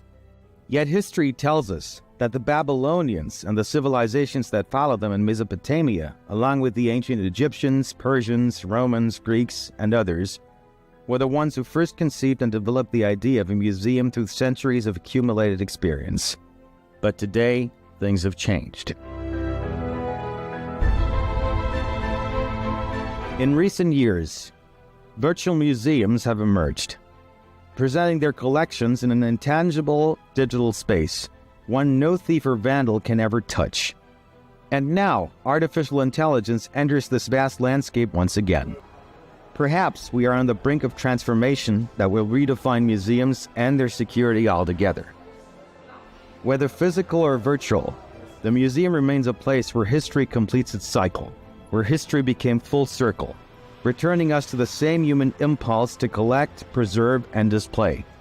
Well, it was the French and the British. The French Revolution, they took the royal collections and they said, okay, this is not just for the nobility who are coming once in a while, and not just for art students, it can be opened up to everyone. So it was made accessible, especially to art students and on certain days to the public. And it became popular. And the British did the same thing with the British Museum. Now, in the 19th century, museums were also research centers. You know, they do a lot of archaeology in the Middle East. They did a whole lot of Egyptology. That's really what got them off the ground. And then they stored the big national paintings, you know, a Napoleon crossing a mountain pass and such grand paintings. But it is in the 20th century that it really got off the ground, because it became a mass tourism attraction and brought in a lot of revenue.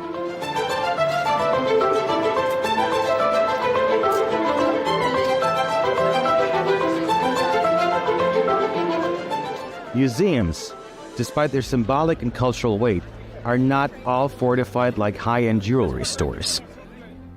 They rarely anticipate the possibility of a bold daylight robbery. And so, the weaknesses are far greater than the average visitor ever imagines. In just minutes, the heist of the century, as the French now call it, along with royal crowns and historic necklaces, vanished into the bustle of Parisian streets. The spectacle stunned the French and the world, revealing the fragility of a place long thought to be one of the safest guardians of human heritage. Isn't a museum the most protected space on the planet? The world found itself witnessing an event where time seemed to stand still. An audience surrounded by a forest of phone cameras inside a hall devoid of surveillance. In the past, before the era of artificial intelligence, people reacted to such shocks by taking to the streets, joining strikes, waving flags, writing songs, demanding justice. Technology no longer grants time, the luxury of time.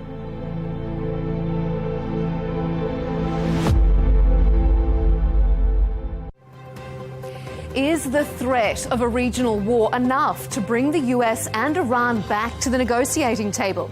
Tehran is confident both sides can strike a deal. Washington is sending more military assets to the region in case they can't. I'm Melinda Nucifora. On this episode of Counterpoints, we'll debate the prospect of a broader regional conflict and what can be done to avoid it.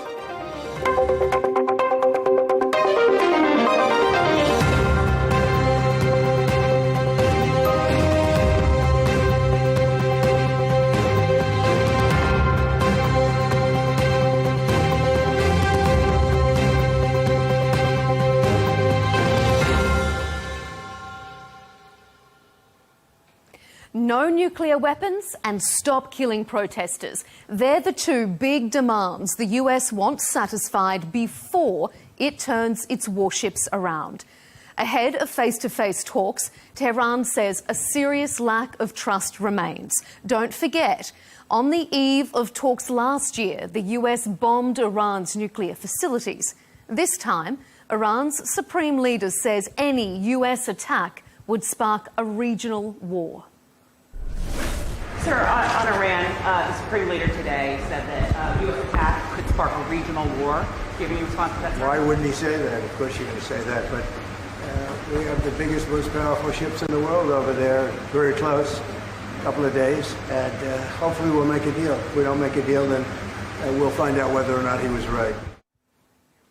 It's a big gamble, and one the US military is obviously taking seriously because it's reportedly started deploying additional air defence capabilities to its bases and regional allies. Coming up on Counterpoints, we'll ask our panel, are we on the cusp of a new regional war? Is the US serious about negotiations, or is Washington bluffing? And is the US pushing for leadership change just like it did in Venezuela? Stay with us.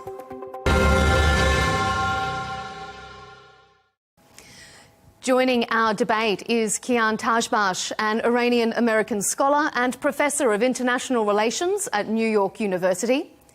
Major General Dr. Rajan Kochhar is with us, Senior Advisor at the Indian-based think tank Defence Research and Studies, and also the Manohar Parrikar Institute for Defence and Strategic Analysis. And Bijan Kian is rounding out our panel, President of the Institute for Voices of Liberty and a former US official. Gentlemen, thank you all and welcome to Counterpoints. Well, since January, all eyes have been on US military assets as they manoeuvre and make their way around the Middle East. As they get closer to Iran, tensions have been increasing. There's been widespread speculation that a US strike on Iran is imminent, but for now, the US is keeping its powder dry. Iran's supreme leader has warned any American intervention would spark a regional war. US seems to be taking that threat seriously because it's deploying additional air defence capabilities to strategic regional bases. So, Kian, let me start with you. How close are we to a regional conflict? Well, hello to you and to your viewers and my panelists. I think that currently we are probably closer to a potential regional conflict than we have been in a long time. But as you mentioned, I think that the United States is preparing its options more than preparing for military action. That is to say, it is sending a very strong signal to Iran that it is very serious on the preconditions for the negotiations which are to be started later on this week.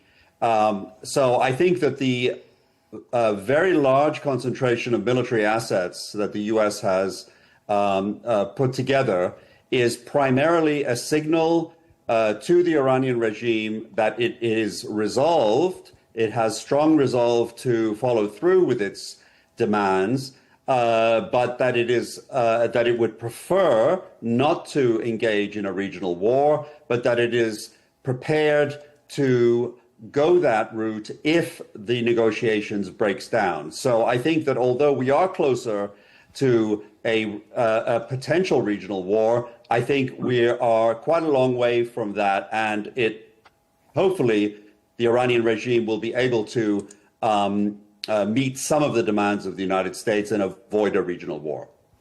Major General Kochhar, we've heard some very strong words from Iran saying that any US action would spark a regional conflict. Do you agree or disagree with Kian that we are closer than we have been in a long time to a very real and present danger? Thank you, Melinda, and my greetings to my fellow panelists and to the viewers of your channel. I tend to agree what Kian's assessment is, because we are close to a regional conflict, but yet far from it. Because there is a dichotomy here. A situation is quite sensitive, I would say. And why I say it is because the U.S. Armada is deployed there in large numbers.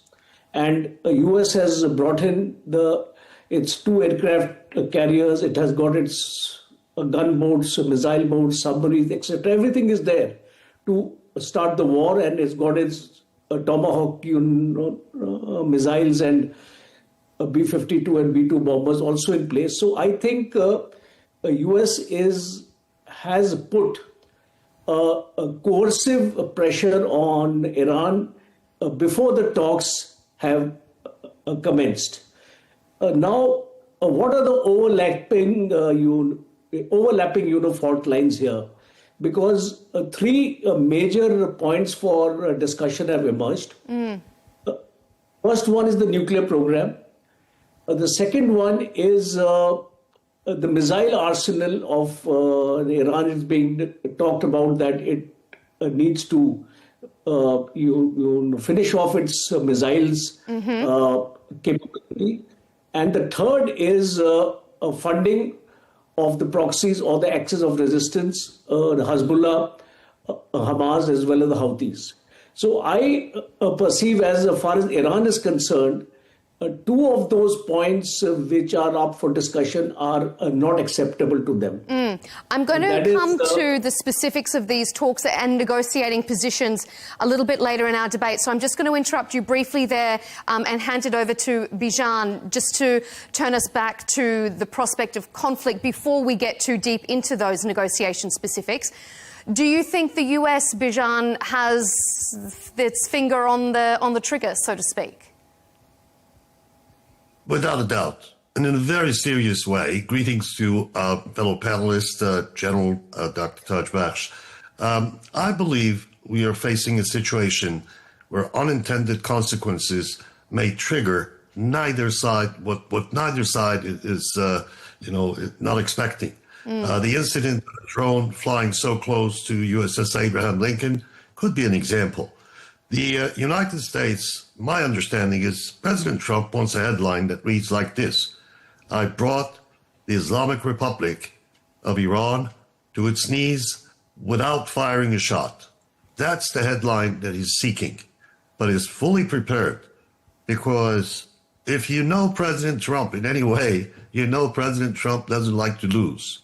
He says, I like to win. And he is prepared to do that.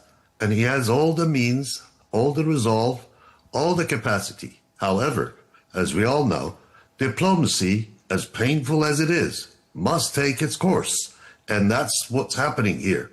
However, I don't put the possibility completely out that both escalation and de-escalation can happen at the same time. And I would give, as you know, those who bet on the situation are betting that the 70% is the probability of a military strike and 30% is the probability of resolving this issue without a military strike, which means complete surrender. Complete surrender is not something that's palatable to the Ayatollah. And he is saying to himself, his advisors are saying, look, you know, there's some hesitation on the part of President Trump, and he has this goal that he wants to do this without firing a shot. That's a great opportunity for us to continue buying time. And that seems to be the practice on the other side. Oman is accommodating, but Oman has been a completely credible, interlocutor, because they've said things in the past and it just hasn't happened. It is protecting their own interests. Obviously, the Islamic Republic is counting on Oman, as it didn't count on Turkey, wanted to move away from Turkey, and it celebrates the success. But there's another part to it. The scope was expanded by Secretary Rubio to include treatment of their own people. That is an unprecedented addition so strongly at this point, right before the negotiation starts on Friday, tomorrow. That addition signals an escalation, and Islamic Republic is going to have a hard time. I don't dismiss diplomacy, but I don't have high hopes that it will result in anything Islamic Republic wishes to accomplish. Kian, could I jump in? And, please. I jump in and build on those, I think, very constructive comments. I think that the question which is on everyone's mind, whether there will be a regional war, I think that I think it's important to understand that we are in a new situation. The rules are different since the June 12-day war. For the United States, this is no longer about containing a nuclear Iran. It is the first time that the nuclear issue, regional proxies, and direct U.S. military power have fully merged into one crisis. So on the one hand, we have the United States that for now has put these preconditions, not negotiating points. The demands that our fellow panelists mentioned, capping ballistic missiles, removing enrichment on Iranian soil, giving up the 400 kilograms of highly enriched uranium and sending them outside the country, and blocking all support for proxies. This is for the first time we now have these merged into one crisis with U.S. Military power. However, I think it's very important to understand, given the devastating crackdown that happened in Iran over the last 2 weeks, the bad news seems to be a regime that is willing to kill thousands of its own citizens in just a couple of days seems unlikely to compromise easily with foreign powers. And so at this point, it looks like a bit of a standoff and who will blink first. So I think that the question of a regional war is one that is really in the hands of both first the Iranian regime, but then secondly, the United States administration about how they will deal with the breakdown of these negotiations. Major General Kochar, President Trump has said in the past that he's obliterated Iran's nuclear capability. Israel says it's crippled Iran's military capability. So what threat, if any, does Iran now pose? You see, in case the statement from President Trump saying that nuclear capability has been obliterated, then why is America now trying to attack Iran? Because in case the US is convinced that the nuclear capability of Iran is no longer potent, then the matter is closed. So I think that's an understatement. The nuclear capability of Iran is still very much there. You have been able to kill a few of the nuclear scientists, as we actually saw the Mossad intelligence operation, and a few of them were killed in their homes. And apart from that, the uranium and the fissile material, I think, is still intact. What has been damaged is a few of the reactors, a few of the nuclear equipment, but the raw material per se, which is the main source for making this nuclear bomb. And as far as the enrichment process and the technology and the expertise is concerned, I think it is still there with Iran. So what about with its military capabilities? Do you think Iran still poses a threat? Or have they really been decapitated, as Israel has said, with regards to their military strength? No, I don't think their military capability has been decapacitated. What has been decapacitated is their command and control and the air defense centers. But do remember, in this intervening period, Russia and China both have made up their capability in Iran. There are intelligence reports to suggest that a tremendous amount of equipment has been flown in from the Chinese as far as the air defense is concerned. HQ-9, HQ-16 are already there in place. And also, there are intelligence reports that S-400 has also been supplied to Iran from Russia. So I would tend to disagree with this statement which says that their military capability has been destroyed. And one important aspect, Iran has close to around 3,500 ballistic missiles, and they had fired approximately around 500 of them. So these missiles are still available in large numbers to Iran.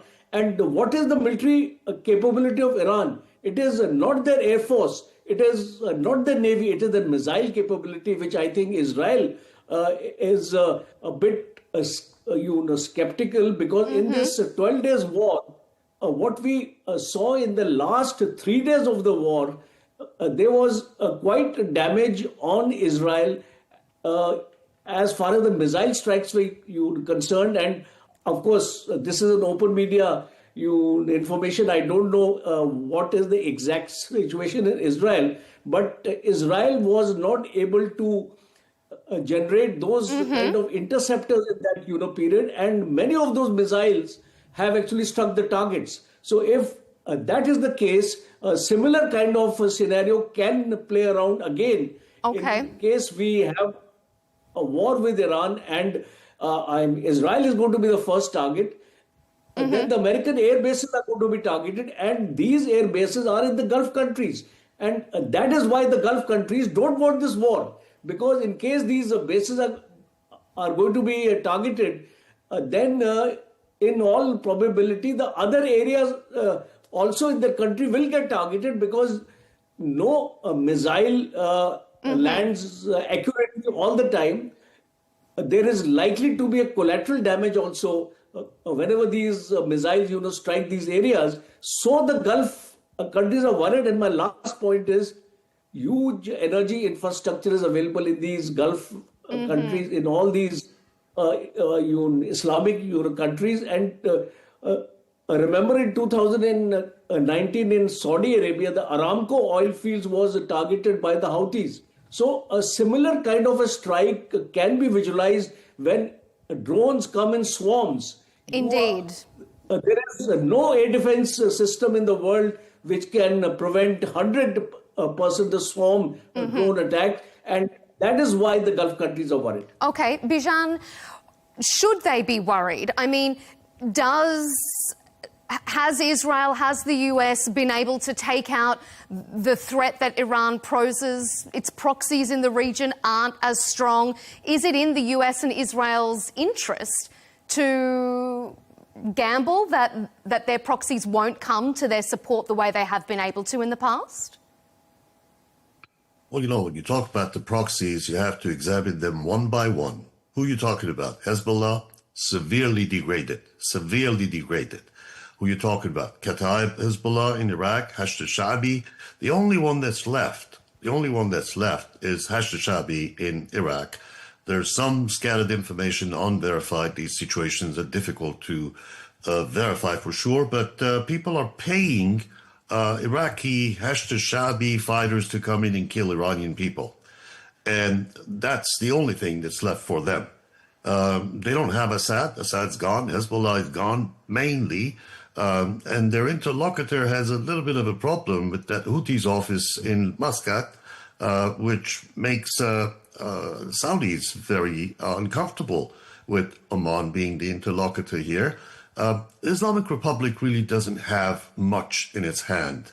To pose the questions, did the United States completely destroy? Well, maybe it didn't completely destroy, but command, control, communications is not there. If you look at the behavior of IRGC senior officers, they get into meetings with no communication gear on them. They're not using the electronics at all. Obviously, everyone knows what they're afraid of, and their fear is substantiated. It's happened before. It's not a rumor.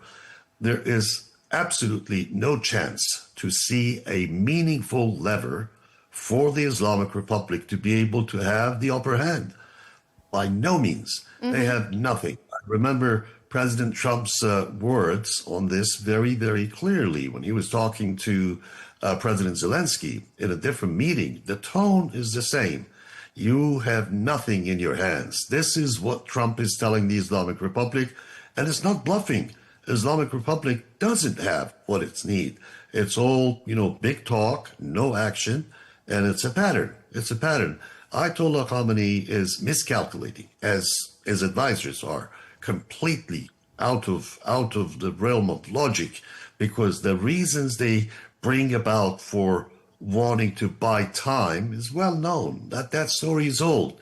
No one trusts the Islamic Republic anymore, and obviously it's a problem with the interlocutor as well. So yes, they saw Tehran sees Turkey, Ankara as a rival, and wanted to move away to Oman being a more friendly, but that's not even causing any meaningful lever. I believe President Trump just upped the ante, escalated to make sure that he will do what is needed, and that is complete removal of Islamic Republic's capabilities. Now, when we talk about regime change, I pause and ask the question, is change an act or a process? And at what point we can confidently say that there is no way that this process can be reversed? We are at that point, in my belief. The process cannot be reversed. We're going to go to the potential for leadership change in the final segment of our debate. So I'm going to put a pin in that comment and we'll circle back to it. You mentioned trust, though, and that's a really big one because Iran says it's lost trust in the US. We've been seeing a flurry of regional diplomacy trying to avoid this direct conflict. In an interview with CNN, Iran's foreign minister said war was not inevitable, and he was still hopeful that a deal could be reached. But let's not forget what happened last time. Iran and the US were in the midst of their nuclear negotiations. Kian, we've heard the US talk of its desire to negotiate before, but then in the next breath, it carried out those strikes on Iran's nuclear facilities. Are they serious about negotiations, or is this a ploy? Are they bluffing? Well, first of all, I think it's important to always remember that in international relations, diplomacy without deterrence is meaningless. That is to say, these are two sides of the same coin, of a single coin. So on the one hand, you enter into diplomacy because all states would prefer to achieve their core objectives without entering into a war which is extremely costly in blood and treasure and in regional stability. So that's why there's always negotiations and talks. The question is whether the two sides can reach a accommodation or a compromise. Now, I think it's important to also emphasize something that probably many people know, but sometimes when we talk about negotiations, we forget the extraordinarily unique character of the Islamic Republic of Iran. It is one of the most ideologically rigid countries in the world. It has it has accepted and in fact often welcomed the sanctions, the isolation, the pressure from the outside world, because it is not like Venezuela, a criminalized cartel. It is a revolutionary ideological state. And I say this because throughout the last decades, you can see how the Islamic Republic has been willing to sacrifice many of its own soldiers, a lot of its money in supporting proxies throughout the region. It has stuck to a very, very costly eliminationist policy vis-a-vis Israel, even though Gulf states have moved slowly and in some cases formally towards a normalization with Israel.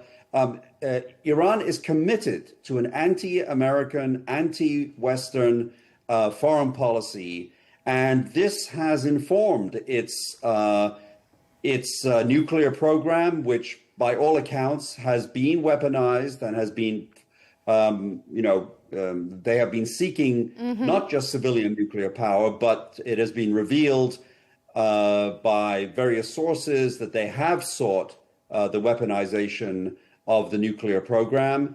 And so, so the first point I just want to say is that when you go into negotiations, Iran is a highly ideological country, very committed to its own survival as a revolutionary Islamist state, and the question of the giving up the right to enrichment, which the Islamic Republic very cleverly, I can say, won via negotiations with the Obama administration.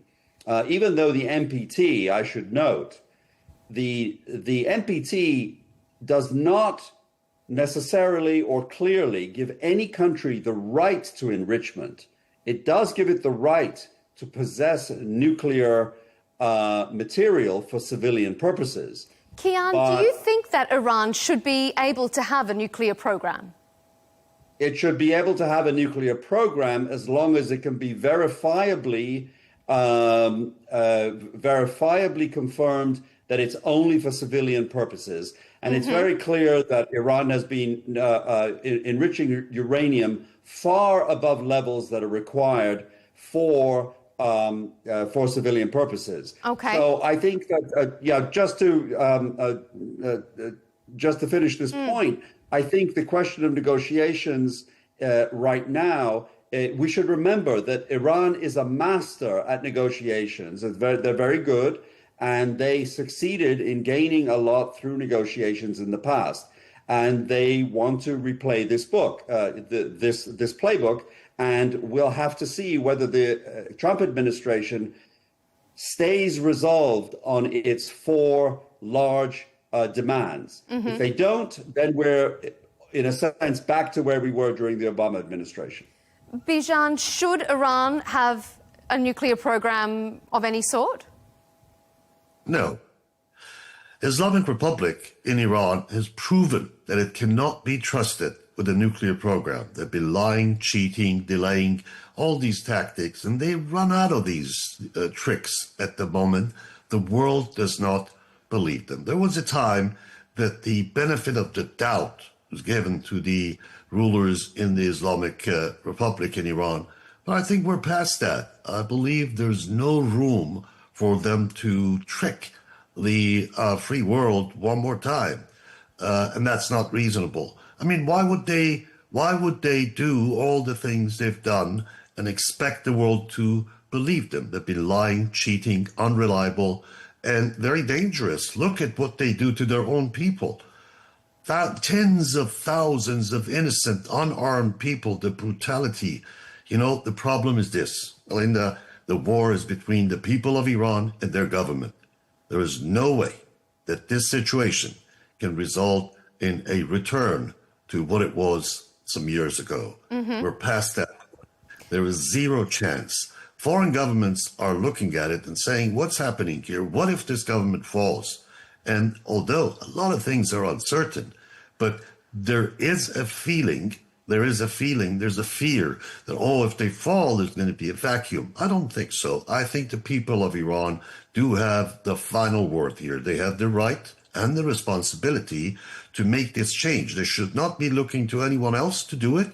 They will do it. Now, the calculation for all those who are sitting on the side and saying, what about me? What about my benefits?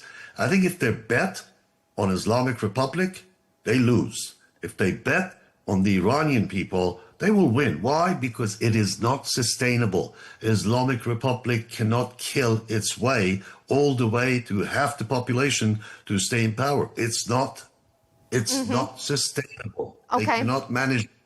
There is a leadership in place. There is a leadership. People came out because they were called to take the final action.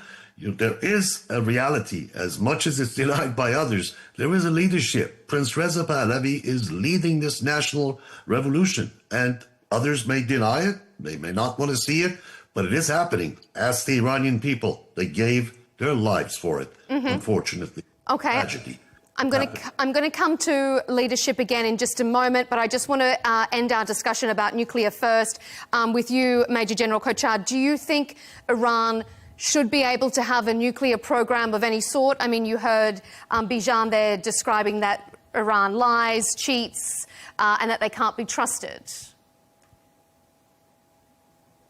You see, Melinda, I've got a different perspective. I'm no fan of Iran because Iran is a largely a terrorist state. I can say that because these proxies are indulging in terrorism all over, and Iran is funding them. So I'm no a fan of Iran as such. But coming to the perspective is that why does Iran need a nuclear weapon? So let us take an example now, and my Israeli, a friend is also here. Does Israel have a nuclear weapon or a capability to make a nuclear weapon? So, because I've been reading in the media quite a lot that Israel is also quite advanced stage in possessing a nuclear weapon. So now, how do we counter the balance in the Middle East or the West Asia when two powers are there who have the capability to make a nuclear weapon and to deny one and to keep quiet, for the other? That is point number one. And second, your perspective is, I think we are missing out in this discussion is the oil part of it. Iran is a major oil exporter in the world. It dictates the price of oil, and the United States has a number of times, brought out that we need to up the cost of oil because Iranian oil is lesser in the cost than the US oil. So it disturbs the market balance as far as the US is concerned. Second is China is the largest exporter of Iranian oil. So that is also a factor which is being factored by President Trump, because more you are able to make China stronger, and the price mechanism with China is in yuan. So again, that is, hitting the dollar. And if you go back, what happened in Iraq was similar to that. There were no weapons of mass destruction found. But the reason United States attacked Iraq was on the premise that Iraq had weapons of mass destruction. So I'm telling you about a precedence. I'm telling you about the way United States wants to dictate its philosophy and the way it wants to project its powers beyond the shores. And therefore, and also my concluding remark is, look what happened to Ukraine. Ukraine was told to give away its nuclear weapon program, and look what happened to Ukraine today. Because in case Ukraine had its nuclear weapon program in place, I don't think Russia would have attacked Ukraine. So this becomes the focal point for Iran, because Iran feels that unless it has a nuclear capability, it's not safe in this area, Middle East. It wants to project its power. It wants to be a leader among the Muslim countries in the in the Middle East, and therefore it wants to possess the nuclear weapon. So I think when we talk of denuclearization of Iran, we have to bring in Israel also into these talks, because in case you want peace in the Middle East, it has to be peace between Iran and Israel. Because in case it is not going to happen, and if you're only going to talk to Iran, I don't think this peace solution is going to be a short-lived one. It is not going to last long. Israel has long considered Iran its greatest threat, not only to Israel but to the region as a whole. It's made no secret of its desire for regime change, but many other US allies are warning of the inherent risks. And I think, Bijan, you raised that there, this idea of power vacuum and what regional repercussions that could lead to.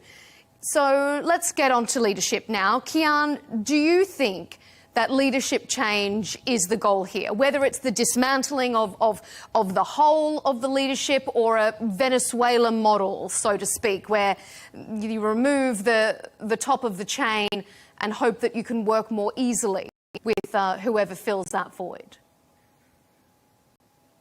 I think that given the very recent experience of the Trump administration with Venezuela, it would certainly be a playbook that they would like to pursue in Iran.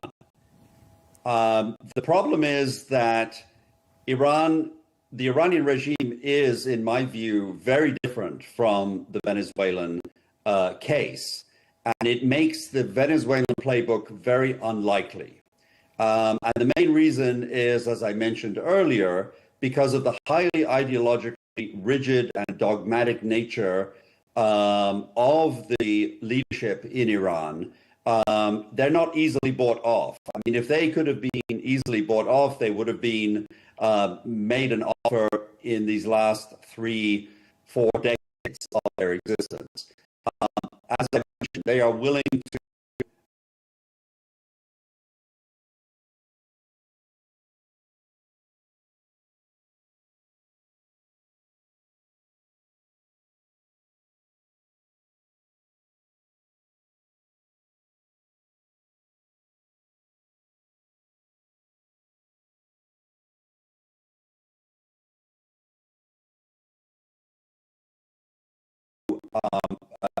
pay enormous amounts of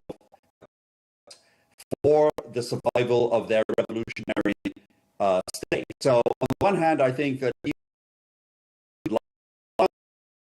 the Iranian regime has been a thorn in the side of the United States and the Western world for almost half a century. And as my fellow panelists mentioned, it has also been at war with its own people, most tragically shown 2 weeks ago when many thousands of people were brutally killed to suppress the protests. So I think that the United States has a chance now to weaken the regime and try to go for regime change. I have argued that there may be a sweet spot in terms of the American strategy. And the sweet spot basically is, on the one hand, United States pursues its self-interest together with its regional partners, which is essentially degrading the threats to the United States and its regional partners, the ballistic missiles, the cruise missiles, a raid on the southern coast of Iran pointed towards the Gulf countries, the drones, and the naval assets. This is all really what Iran has left. They could be severely degraded, and that would satisfy the U.S. and regional partners' interests. Mm-hmm. At that point, together with perhaps an oil embargo, pressure on the oil embargo, the U.S. then would step back and say, okay, let's now negotiate. If there still isn't negotiations at that point, the hope is, this is the sweet spot for regime change, the hope is that the regime's repressive apparatus would be so degraded that millions of Iranians would pour into the streets demanding a change of regime. Unfortunately, if we think through that sequence, what will happen then is a regime that is just willing to kill, let's say 10,000 of its own people, would say we're willing to kill much more. Mm-hmm. At that point, the whole world would be faced with a kind of Libya situation, an R2P situation, responsibility to protect in the face of a massive massacre. And then I don't know what will happen. I can't speculate, but the world would have to sit and watch if the regime, back on its heels, facing millions of people in the street, then decides to crack down. I don't know quite what happens at that point. Mm-hmm. Major General, what do you think? Do you think the US can successfully push regime change? I see Kian has made some good points, but I have a different perspective because Iran is a civilizational society, and it's not the first time that these protests have been seen in Iran. And I think this time there was a hand of CIA and Mossad also in these protests, as was being quite evident to the public and the world at large. So the Revolutionary Guard is the key in Iran. And the United States has tried over a period of time, over a number of years, to try to infiltrate into the Revolutionary Guards and try to create a situation for a regime change. And so far it has not succeeded. And I don't think, because being an institutionalized society, a civilizational society, the people, by and large in Iran, and I have got some friends whom I talk to, are basically anti-American. They don't favor any kind of oppressive action or interference by America into their own internal affairs. So that is going to be the biggest challenge for the United States, because President Trump has clearly said that he doesn't intend to have boots on ground. Because unless you have boots on ground in Iran, it's not possible to make a regime change. And I think Trump has realized that, and that's why he's delaying the military action. Because the military action has consequences in the Gulf region. It is Strait of Hormuz is almost 20% of the world trade is flowing through this place. It's going to destabilize the supply chain, and China and Russia are also exerting pressure on the US now to come to some kind of a settlement with Iran. So I think in the larger context, the very talk of a regime change is not going to happen, even if United States is able to degrade most of the military assets of Iran, which I think in all probability, in case there is an attack, United States will be able to achieve that because of its superior weaponry and forces and technology. And a second point is that we all must remember that Iran will be also able to inflict some kind of damage on Israel, as well as the air bases, American air bases in this region, which in all probability cannot be ruled out. Mm-hmm. So that is the reason. It's not going to be a one-sided story that you pump everything out from Iran. And even if you have a cyber attack, you see, Iran is not Venezuela. It's spread over a large number of areas. So more than 100 missile sites are there. You cannot target all the missile sites at the same time. So this will be the greatest challenge for the United States. I'm sure they would have wargamed this entire thing, and that is why the delay in action is taking place, and they want to negotiate. President Trump is time and again saying that he wants to talk to Iran, and the hardline stand of Iran is what I was reading in the morning is that missiles is out.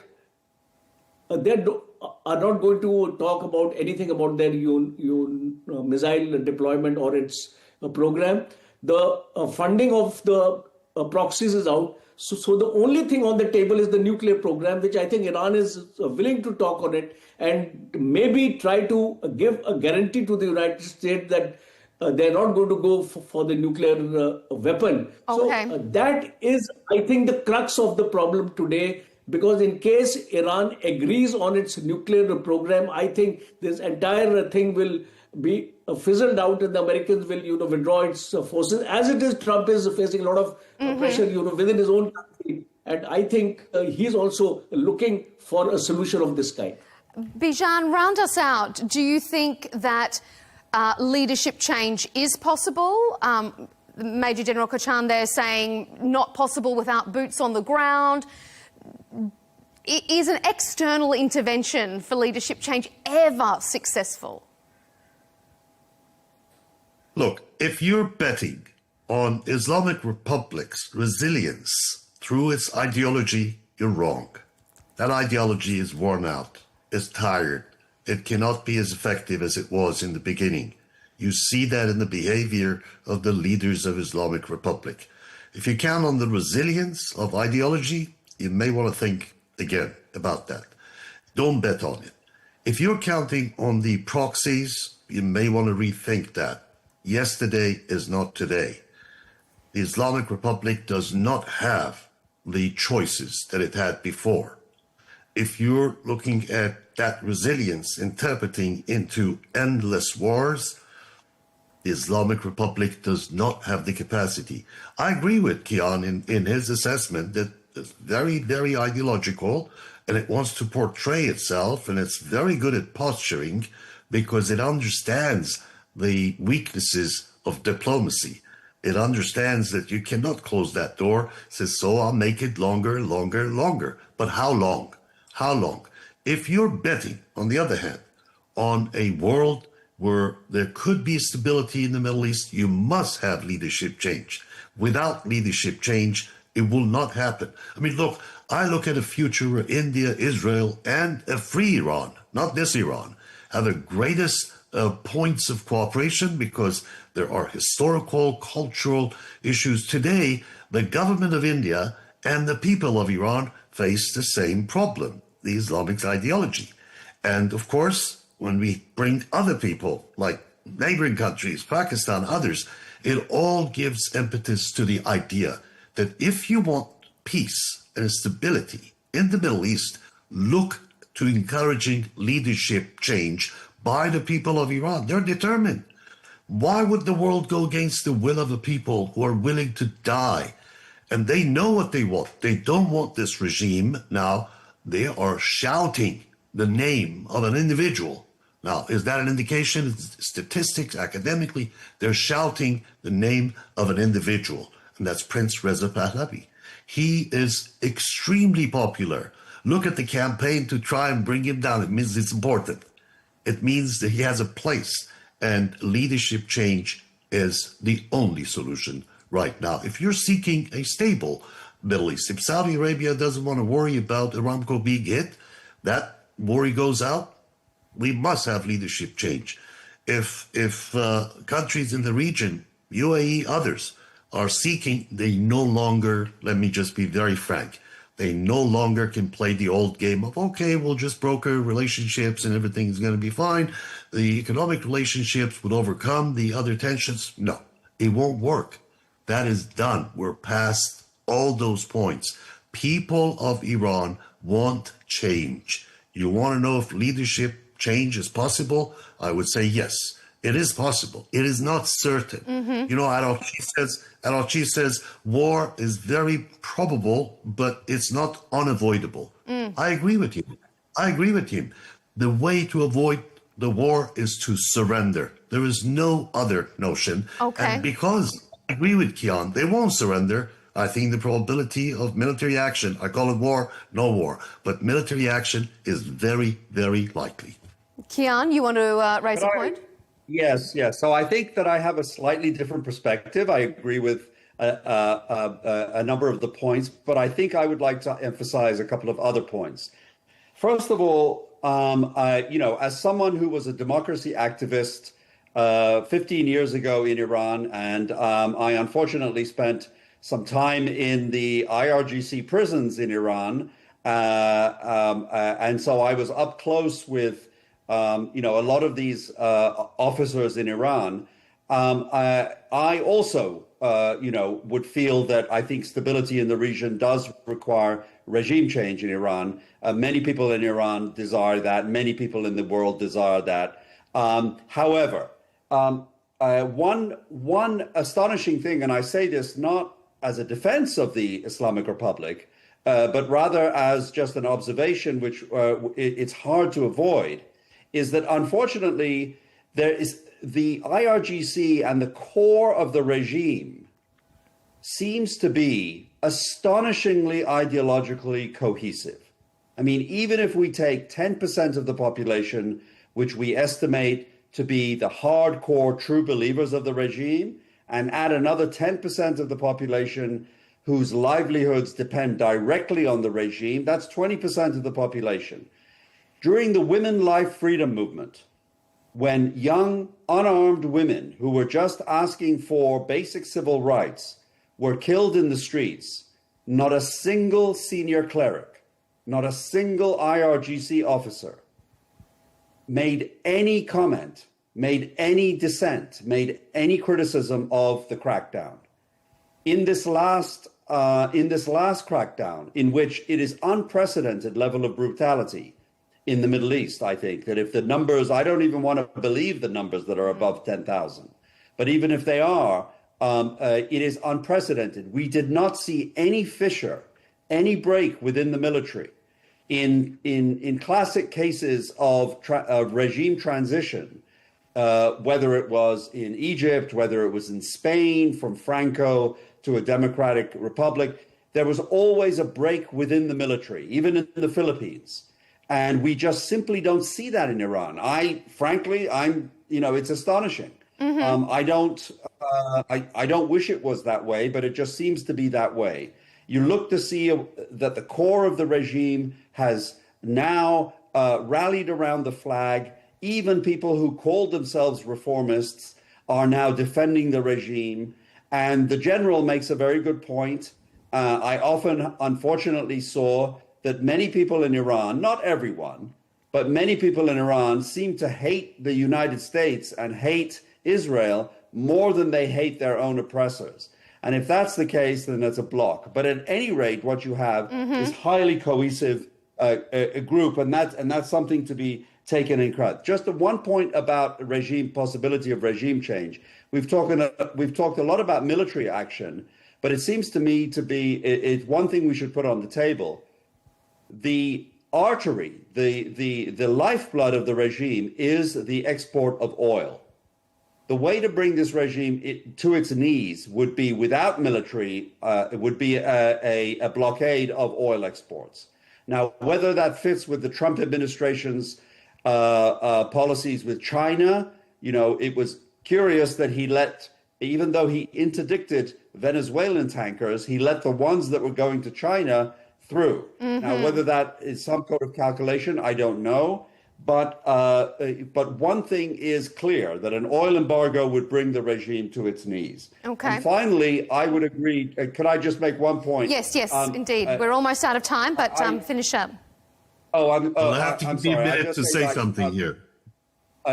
People power has to be huge for it to overcome a regime like this. The West can do something, the sweet spot perhaps, weaken the regime enough to allow millions of Iranians to go into the street. Mm-hmm. Okay, thank you, Bijan. We're almost out of time, but go ahead. 2 points real quickly. First of all, I'd also like to make 1 point at the end. Sure. I'm sorry, vehemently, on not seeing the fissures. You say there is no fissure, really? So top nuclear scientists could be taken out. Top commanders could be taken out. A very important guest in the heart of the protection of IRGC could be taken out without cooperation from inside. Impossible. If you don't see the fissure in the ranks of command, control, communications demonstrated, if you're looking for people to come out and say, I'm a general and I'm against this regime, that's an unreasonable expectation. You have to look for fissures to see them. If you don't look for them, you don't find them. Look for the answers in these areas. The other thing is this thing you said about people hate America and Israel more. Maybe some people have that notion, but the reality is Israel cannot live with something that resembles the Islamic Republic, and the threat will be there. Israel cannot afford that. And by the way, foreign help. How come Ayatollah Khomeini came to Iran with foreign help? Was no problem. He came, Air France, the French helped, everybody helped him. That was foreign aid. America, Lafayette, Rochambeau, Kosciuszko, others who came here, there's nothing wrong with that if they don't come to occupy the land. And they will do what's in their best interest, regardless of these, hopeful optimistic issues that are brought up to justify, in some ways, the reasoning that this regime can't stay in power in some ways. I don't see any reasons to be able to so optimistically put assumptions on the table that don't hold water. There are fissures, and foreign help is not something Iranian people reject. Who are you listening to, Kian? Who are you talking to? They are shouting for help. They are saying, come, help us. Don't you hear them? Okay, all right. Let me let Kian quickly respond to that, and then we'll go to the Major General. Kian, do you want to quickly respond to those comments very briefly, and then we'll move it on to the Major General? Yes, I mean, I tend to agree. I mean, we're on the same page, Bijan, on this, on what our desire is for the future. I think the question of the fissures, I look to see, is there enough fissures that would break away a part of the military in support of a revolutionary overthrow of the regime? That's what I'm not seeing. And yes, I agree. It's not a problem with. I have no problem with foreign intervention, but sometimes there are different groups in Iran which resist that, let's say. But I mean, we're on the same page basically in terms of what we would like to see. Okay, very briefly, Rajan, wrap us up. Your comments? Yeah, I'll just conclude. I'm also in agreement that there is a need for regime change in Iran. There's absolutely no doubt about it, because this kind of leadership is not conducive to the world peace, and especially in the Middle East. Absolutely no doubt about it. Will it happen? There is a question mark on that, because we have discussed that there are absolutely no fissures within the Revolutionary Guard today. And the way the Revolutionary Guard are selected and brought into the system, we need to study that in detail. Only then you will come to know that how difficult it is to make a fissure into the Revolutionary Guard. And my last point is, it's about this blockade and economic sanctions and oil. It is already happening, because Iran has been sanctioned a lot. As a matter of fact, India has not purchased any Iranian oil since the last 18 months. So there has been a substantial reduction in the export of Iranian oil. So that is not working any longer. You see, these people, there is so much of resilience. Unless the people want a change in Iran, no external pressure can bring in regime change. This is my reading.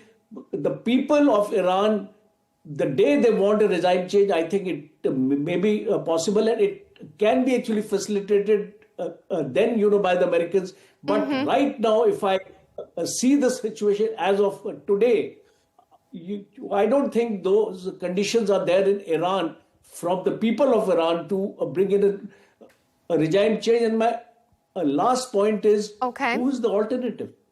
This Reza Pahlavi, whom we are talking about, the Shah of Iran's son and things like that, the Prince of Iran and things like that, he has no political standing within Iran. He is just not popular among the people. So there has to be a political figure, a kind of an alternative who can be thought of to make the regime change. And unless you have an alternative, I think this is going to be very difficult.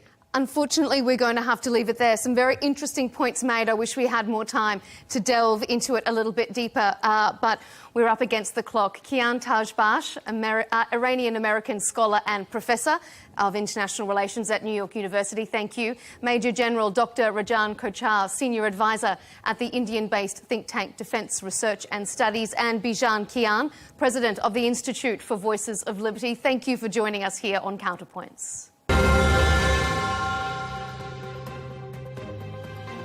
And thank you to you at home for tuning in to this episode. Keep up to date with all of our latest debates and interviews by subscribing to Al Arabiya English on YouTube. And of course, you can catch us on X and TikTok. We'll see you next time.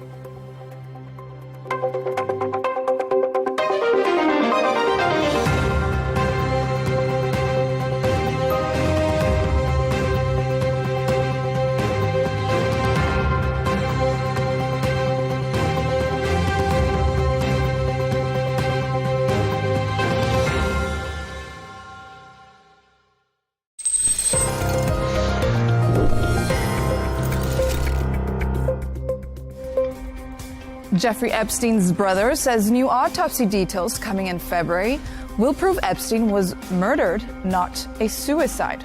Epstein, the convicted sex offender, died in his New York jail cell on August 10, 2019, while awaiting trial. His death was officially ruled a suicide. His brother Mark Epstein identified the body and has questioned the ruling ever since. What does that tell us about this? Oh, it's a scary thought that you could be killed in prison by the government. Mark claims there's evidence of murder. He even hired former NYC chief medical examiner Dr. Michael Baden, who said the injuries point to homicide rather than suicide. Never seen 3 fractures like this in a suicidal hanging. Going over 1,000 jail hangings, suicides, in the New York City state prisons over the past 40, 50 years, no one had 3 fractures. Despite Mark's claims, the FBI and DOJ reported in June 2023 that there was no credible evidence of foul play. Still, Mark doubled down in a January 9th interview with News Nation, saying more autopsy facts will be released in February that prove it, insisting the injuries didn't match the way his brother was found hanging. Mark has also claimed Jeffrey told him he had compromising information on powerful figures, including Donald Trump during the 2016 election, allegedly enough to cancel the election.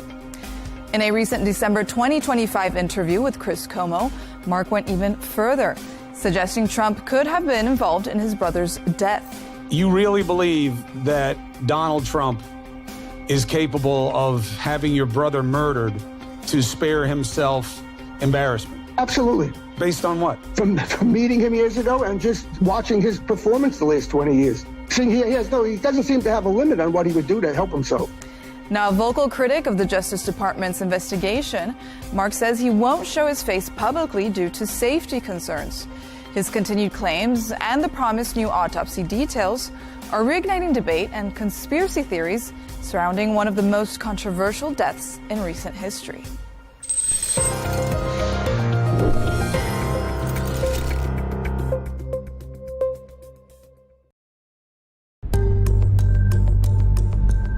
This place might control the future. Welcome to Greenland.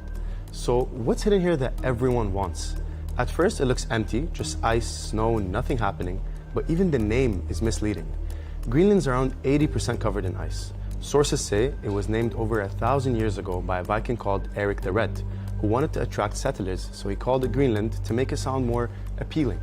Basically the world's first real estate marketing trick. But today, the real value isn't the name, it's what's under the ice. Greenland holds massive reserves of rare earth minerals, lithium, uranium, copper, and even iron. The same materials used in electric cars, smartphones, renewable energy, and modern weapons. In other words, Greenland isn't empty, it's a warehouse of the future. Now, here's the bigger question.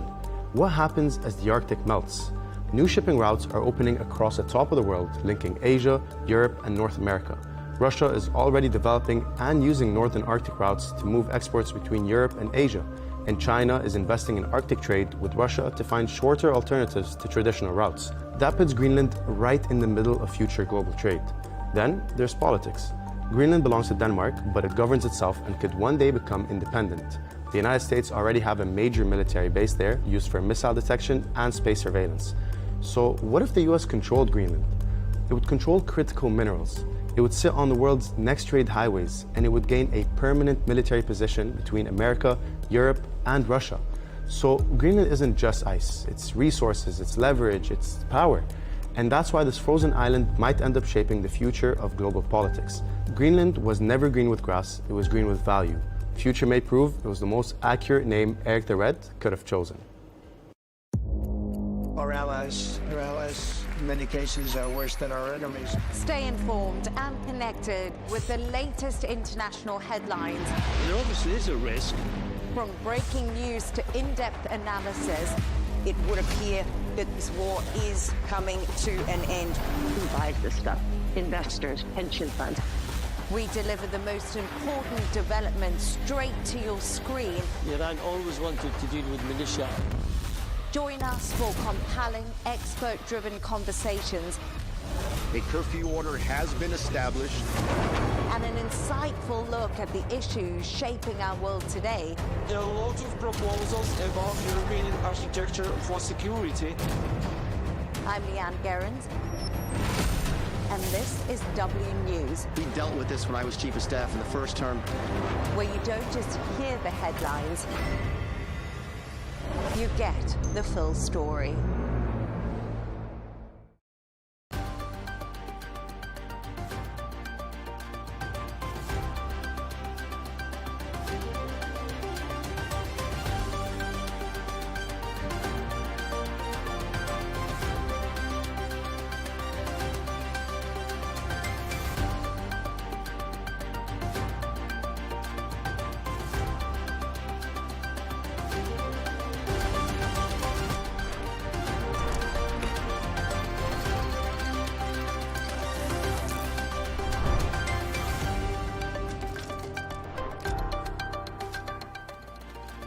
Hello and welcome. I'm Catalina Marchand-Abreu and you're watching W News Extra, broadcasting live from the Al Arabiya studios. These are our top stories. Protests resume in Tehran as talks between Iran and the U.S. are set for this week. Violence erupts across Mexico as the country's most wanted drug baron is killed during a military operation.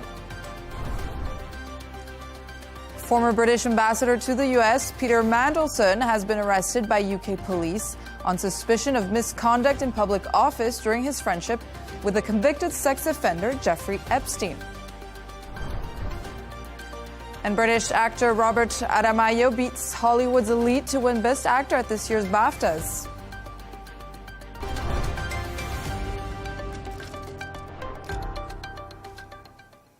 Iran may be ready to strike a deal with the United States, with talks set for Thursday, as protests resume in the capital city of Tehran. They follow threats of a military attack from President Trump, as U.S. forces are sent to the Middle East. Speaking earlier, Iran's foreign ministry spokesman blames the U.S. for mixed signals, saying talks were useless without results. Take a listen. Any negotiation whose aim is to force one side to unilaterally accept the demands of the other is naturally bound to fail. At least in the case of Iran, such an approach will certainly yield no results. Contradictions and opposing, inconsistent positions taken by various American officials constitute a major obstacle in the course of the negotiations. I do not think anyone can turn this into a threat. Meanwhile, Trump's special envoy Steve Witkoff has said the president was questioning why Iran has not yet capitulated. Take a listen. I don't want to use the word frustrated. It's almost because he understands he's got plenty of alternatives. But it's curious. He's curious as to why they haven't, I don't want to use the word capitulated, but why they haven't capitulated.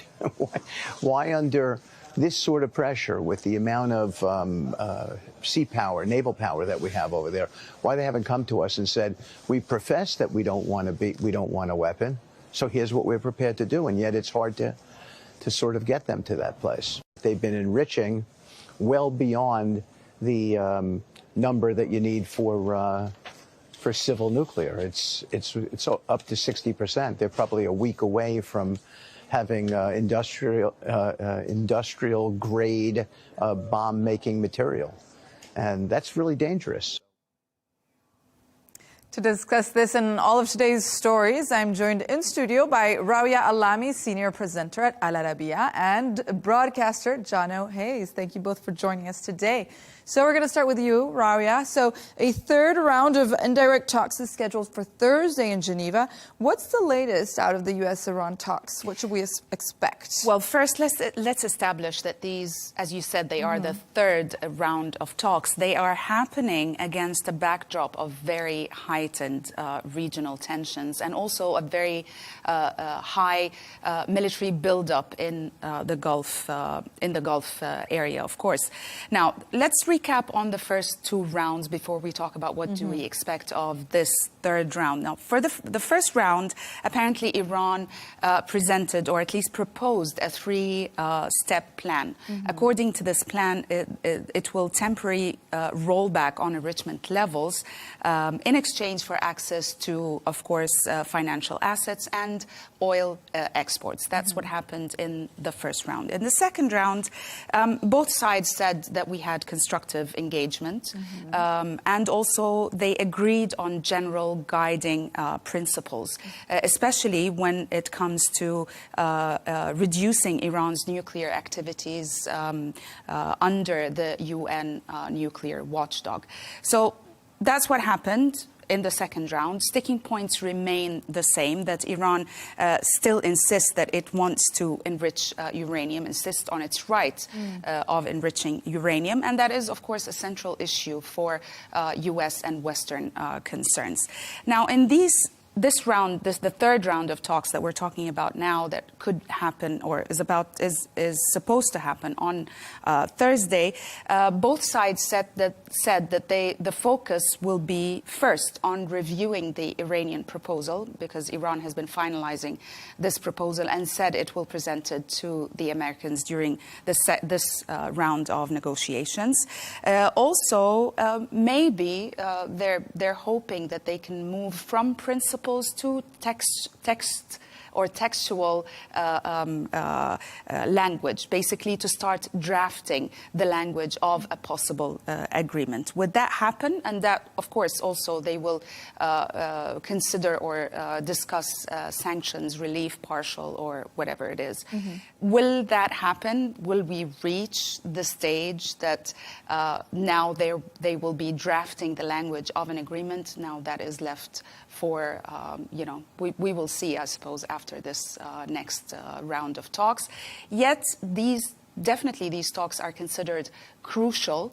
From the American point of view, it is probably the last window, the last opportunity of diplomacy before a military strike. For Iran is under a lot of pressure internally because of the protests that happened in January. They're starting up again, and also internationally by the military buildup in the region. It's going to be an important week in that sense. Absolutely. So, Jono, on the ground, we're seeing a second straight day of student protests that have also taken place across Tehran. So what more do we know about these protests just re-erupted? So we know that January, as Rawia said, was the last time we saw protests on this scale as well. Now in Tehran and several other cities, there's been the largest student demonstrations that we've witnessed since that insurgence in January. So that crackdown at the time reportedly left thousands dead. We're hearing reports of mass arrests from that time as well. The protesting students it's exactly the same reasons as the last time: the economic hardship, the political repression that they're suffering from right now. And of course, it's all in the shadow of this nuclear-related tension, which continues as well. The US is hovering off the coastline while these talks that Rawi mentioned are continuing. And the rallies they're fragmented, but they are very significant. And we know that previously when we've had these rallies, it amounts to something more afterwards. And there still is that great civil unrest which is taking place within Iran. And even the threat of death or imprisonment does not seem to be deterring people from getting out there and protesting once again. So this nationwide movement has started in Iran. We're 2 days into this. It could be the start of a resurgence of the protests once again. That is a very big possibility. And the US will now be looking at this closely, because let's remember Donald Trump had encouraged people to get back on the streets. He said, do not let this deter you. Get back out on the streets. Protest once again. If the US takes the same attitude, I guess, is what we're looking at happening again, people may feel, well, they're so close to us. Potentially we've got the backing of the US right now, with them being so close, with warships, fighter jets, all just 150 miles off the coastline. This is a really pivotal moment, and that's why those talks are also important as we head closer to the weekend. Unlikely we would see any US strike before those third round of talks have completed, because that would be a fundamental flaw in what's the point if we're going to have discussions. although they've done it previously, to go in and to strike at that stage. So I think we'll wait till the third round of these talks are over. These, as Rawi has said, are going to be pivotal, and then we'll see what happens next. But it looks like these strikes are continuing. Strangely, we're not getting as many pictures and videos this time around as we did from the first round of strikes, because they are much smaller in their number, and probably because of the fear of repercussions from the authorities. People are holding back on sharing this information. And of course, we're still in somewhat of an internet blackout in certain parts of Iran as well, which is causing less of those video footage to be publicly shared, which is why we're not seeing as much of it at the moment. Exactly. And you touched on this. What do you think, Raria, would be the Iranian response now if these protests do continue, considering there's negotiations coming up and also considering this huge military buildup that we didn't have the first time around? Do you think they're going to respond just as harshly as the first time, or they're going to go a bit calmer? Well, look, Iran is dealing with a lot of caution with the American threats, especially now after all the military buildup, which is apparently the biggest since the Gulf War in 2003. So there is a massive military buildup in the Gulf. Of course, the objective of it is to create pressure so that pressure can be leveraged in negotiations, and also keeping this, the shadow of a military strike hovering over the Iranian regime. So Iran knows that the United States is serious and definitely dealing with those threats, especially because those threats started when the regime harshly cracked down on these protests. So they know that the Americans are serious. Having said that, I do not think they are going to hesitate to face and try to put an end to these protests, that for sure. They cannot risk appearing also weak in front of their own people. So therefore, definitely these demonstrations, if they get bigger, and we might definitely see another surge of a crackdown like what happened in January. Maybe with more caution, but definitely they're not going to let them just slide. Because, Jono, you mentioned there were less images coming out this time around, and I think it's important to remind people, what role is Starlink playing here during these crackdowns or protests or resurgence? What images are coming out, what's not? So we heard this the last time from Elon Musk when the January riots took place, and he said he will make Starlink accessible to people on the ground in Iran. And the rise of that is exposing Iran's domestic pressure and also the information control that's actually taking place. Of course, the benefit of Starlink is that it will allow internet to whoever has a device capable of receiving it. The deterrent is the fact that it carries harsh penalties if you are caught with anything that is a Starlink device, receiving device. There are harsh penalties for that. Secondarily, some kind of a Faraday cage system which is being used on the ground in Iran, which seems to be able to block the signal, even though these are satellite signals for internet, but you must be in receipt of an actual device to receive Starlink internet, which would allow them to upload videos in real time. Now, we're seeing less, again, as I said, they are smaller protests, but also we are now hearing reports from on the ground that they have found a way to be able to block the signal from Starlink, which means we know there's an internet blackout that's been rolling in Iran since January, and we've had periods of up to 2 weeks where there's been zero internet capabilities for people. So even if they've got access to Starlink right now, they're being very limited in relation to what they're able to share. How it's going to play a difference to the negotiations? Likely not. How it's going to make a difference in the world stage? It may allow us to see in real time what's happening with these protests and get information from the people who are out there on the streets actually protesting and find out what it is that they're looking for, and also what bite back they're getting from the authorities. Because, of course, the last time we heard all of the echoes of the mass killings, we heard the echoes of the mass jails, the mass imprisonments. So we need to find out what's actually happening on the ground there. And when there's no actual internet action and service, that's a really difficult thing to try and achieve. It'll be hard to know, if ever, but this is a developing story, no doubt, this week. We will move on to another story right now. Flights were canceled and schools shut in Mexico after violence erupted in the streets following the killing of the country's most wanted drug baron, Nemesio Oseguera Cervantes, known as El Mencho. He was the leader of a drug cartel, Jalisco New Generation, and died during an operation seeking his arrest. Cars have been burnt and roads blocked as the cartel reaped revenge for the drug lord's death. So here's how residents reacted. Look, now we're scared. We only go out when it's necessary because people don't know whether to go out or what to do. We have peace of mind that at least we're not so close to them. It's good that they're finishing with all these organizations, but there's fear of these situations that are happening now. You don't know how to react or what to do at these moments. Meanwhile, Mexican President Claudia Sheinbaum said the country was more calm today and that all highway blockades across Mexico had been cleared. Take a listen. We woke up today without any blockades on any of the highways, and practically all activity has been restored. Today, there is more calm, and there is government. There are armed forces, there is a security cabinet, and there is a lot of coordination.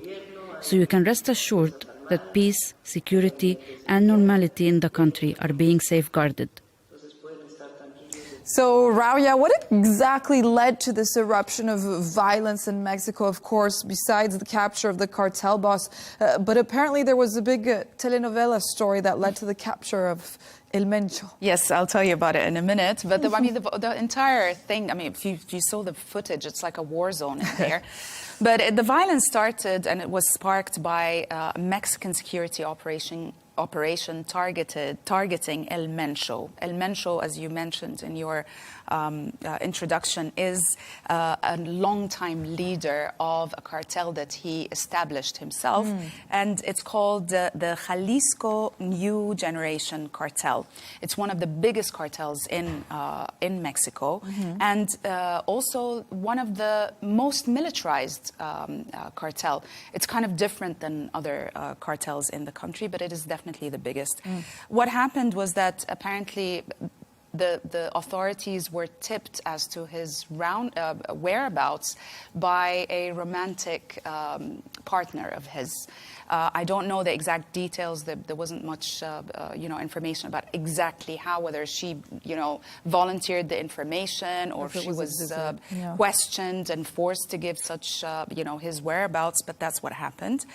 Clashes erupted in a place called, or a town called Tapalpa, in Jalisco. El Mencho was seriously injured, and I think he was flown on a helicopter to Mexico City, yet he died on the way before reaching Mexico City or the hospital. But the thing is that his death triggered a massive retaliation from his cartel members. As we can see, a lot of, usually this cartel is extremely militarized. They have heavy weapons. So the scenes that you've seen on the streets in Mexico was their way, which is quite a known way that they use usually whenever they are targeted. Their retaliation is extremely violent, and it's spanned over many, many different states in Mexico.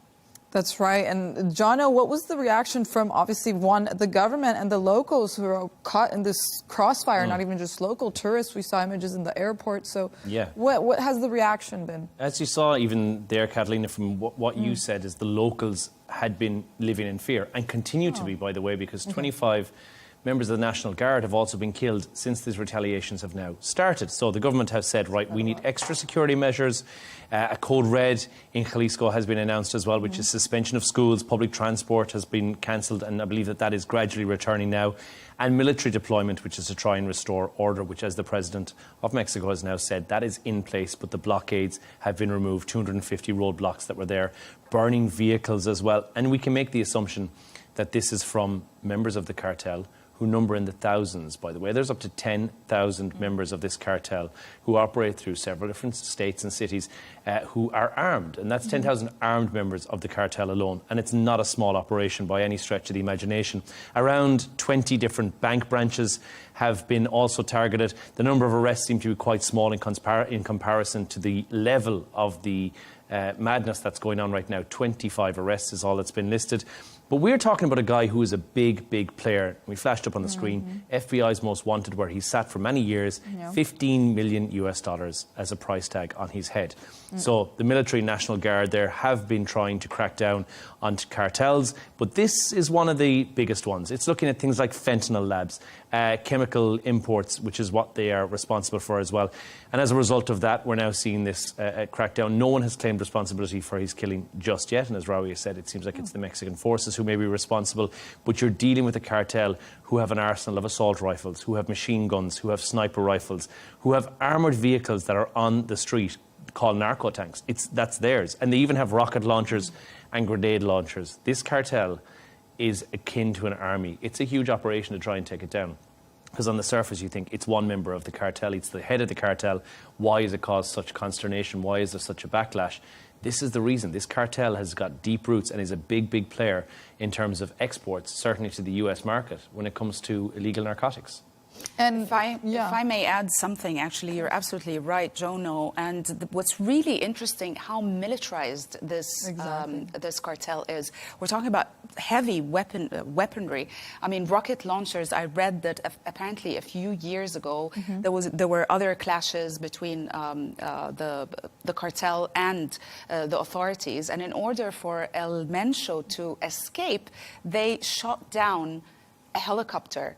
A Mexican state helicopter, by the government, with the authorities. They shot it down with rocket launchers so that he can get away. Yeah. So we're talking about. They have drones. They have drones they've said the drones even can drop explosives as well. Yes. I mean, yeah, he has been heading up. So he has a mini army. We're talking about 10,000 maybe armed men. This is what they're saying, armed, but then they reckon that there's countless collaborators, there's supporting roles that are in there, there's local cells which operate as factions as well. This guy has been running. This is the definition of the word cartel. Cartels to me always indicate it's a relatively small operation with international links, which may number in the hundreds. We are talking a city's worth of people who are out there as part of this cartel. Exactly. This cartel I'm reading here actually reaches across 40 different countries. And this is my question that you guys 40 countries. And you guys already answered, because how powerful is the Jalisco New Generation cartel really? Very, extremely. But looking at this from an outside, because violence now has reached 18-plus Mexican states, including tourist hubs, as we saw. And we're also entering this new chapter of perhaps national insecurity in the country. So, Jono, what does this mean? And also for you, Raya, you can answer later. What does this mean for Mexico's global image, especially with the World Cup coming up so shortly? Would you be comfortable going to Mexico right now? Look, I think it's certainly something that the US needs to, and I do think that they're going to require some of the assistance of the Drug Federation Authority in the US to get involved in this, because without things like a crackdown on those fentanyl labs and the chemical compound labs that they have in operation, without stronger border inspections and port controls, it is going to be somewhat of a losing battle. There's, of course, anti-corruption, policing reforms that need to take place in Mexico before this is, and that's not a... It's a short time. It's a short time. It's not an overnight policy. Social programs to reduce the cartel recruitment that's in there as well.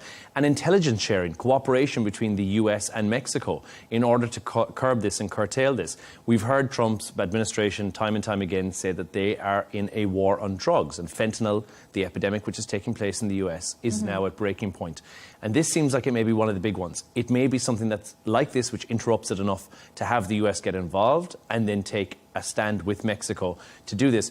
But are we going to see that before the World Cup? I mean, that's 3 months away. It's a lot of work to do in 3 months. But this is an interruption, and maybe it was the interruption that Mexico needed to get things on the right track. Or is it the time globally, or is it the good timing to actually create this violence in Mexico? Do you think it's going to continue, or it's going to be able to be contained? Well, I think the Mexican government is leveraging on the general American mood, or at least the American administration's mood, which, as Jono said correctly, has been at war with, narco drug cartels. That's what we've seen. I mean, what happened in Venezuela was under this pretext. Exactly. So therefore, the the Mexican government is going along in that direction.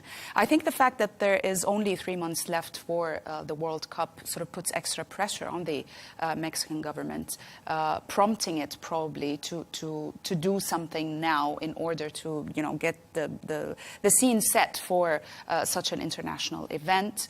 I don't know whether it was prompted by this, but it looks like it's, the timing is quite favorable now. We'll have to see another front on foreign policy for the U.S., that is. So stay right there. We're going to move to another story right now. That is, Asian economies are scrambling to respond to a global 15% tariff set by the United States. President Trump announced the interim move after the U.S. Supreme Court struck down his tariff program last week. India has delayed planned talks with Washington, while South Korea is warning exporters of stiffer competition and uncertainty about refunds. Chris Gilbert reports. South Korea is moving quickly to address the fallout. Government officials gathered in Seoul on Monday after Washington imposed a temporary 15% tariff on imports following the Supreme Court's block on Trump's tariff program. If this global tariff of 15% is imposed, changes will be expected in the relative competitive conditions of our companies. The private sector needs to work together to secure our companies' export competitiveness and diversify our markets.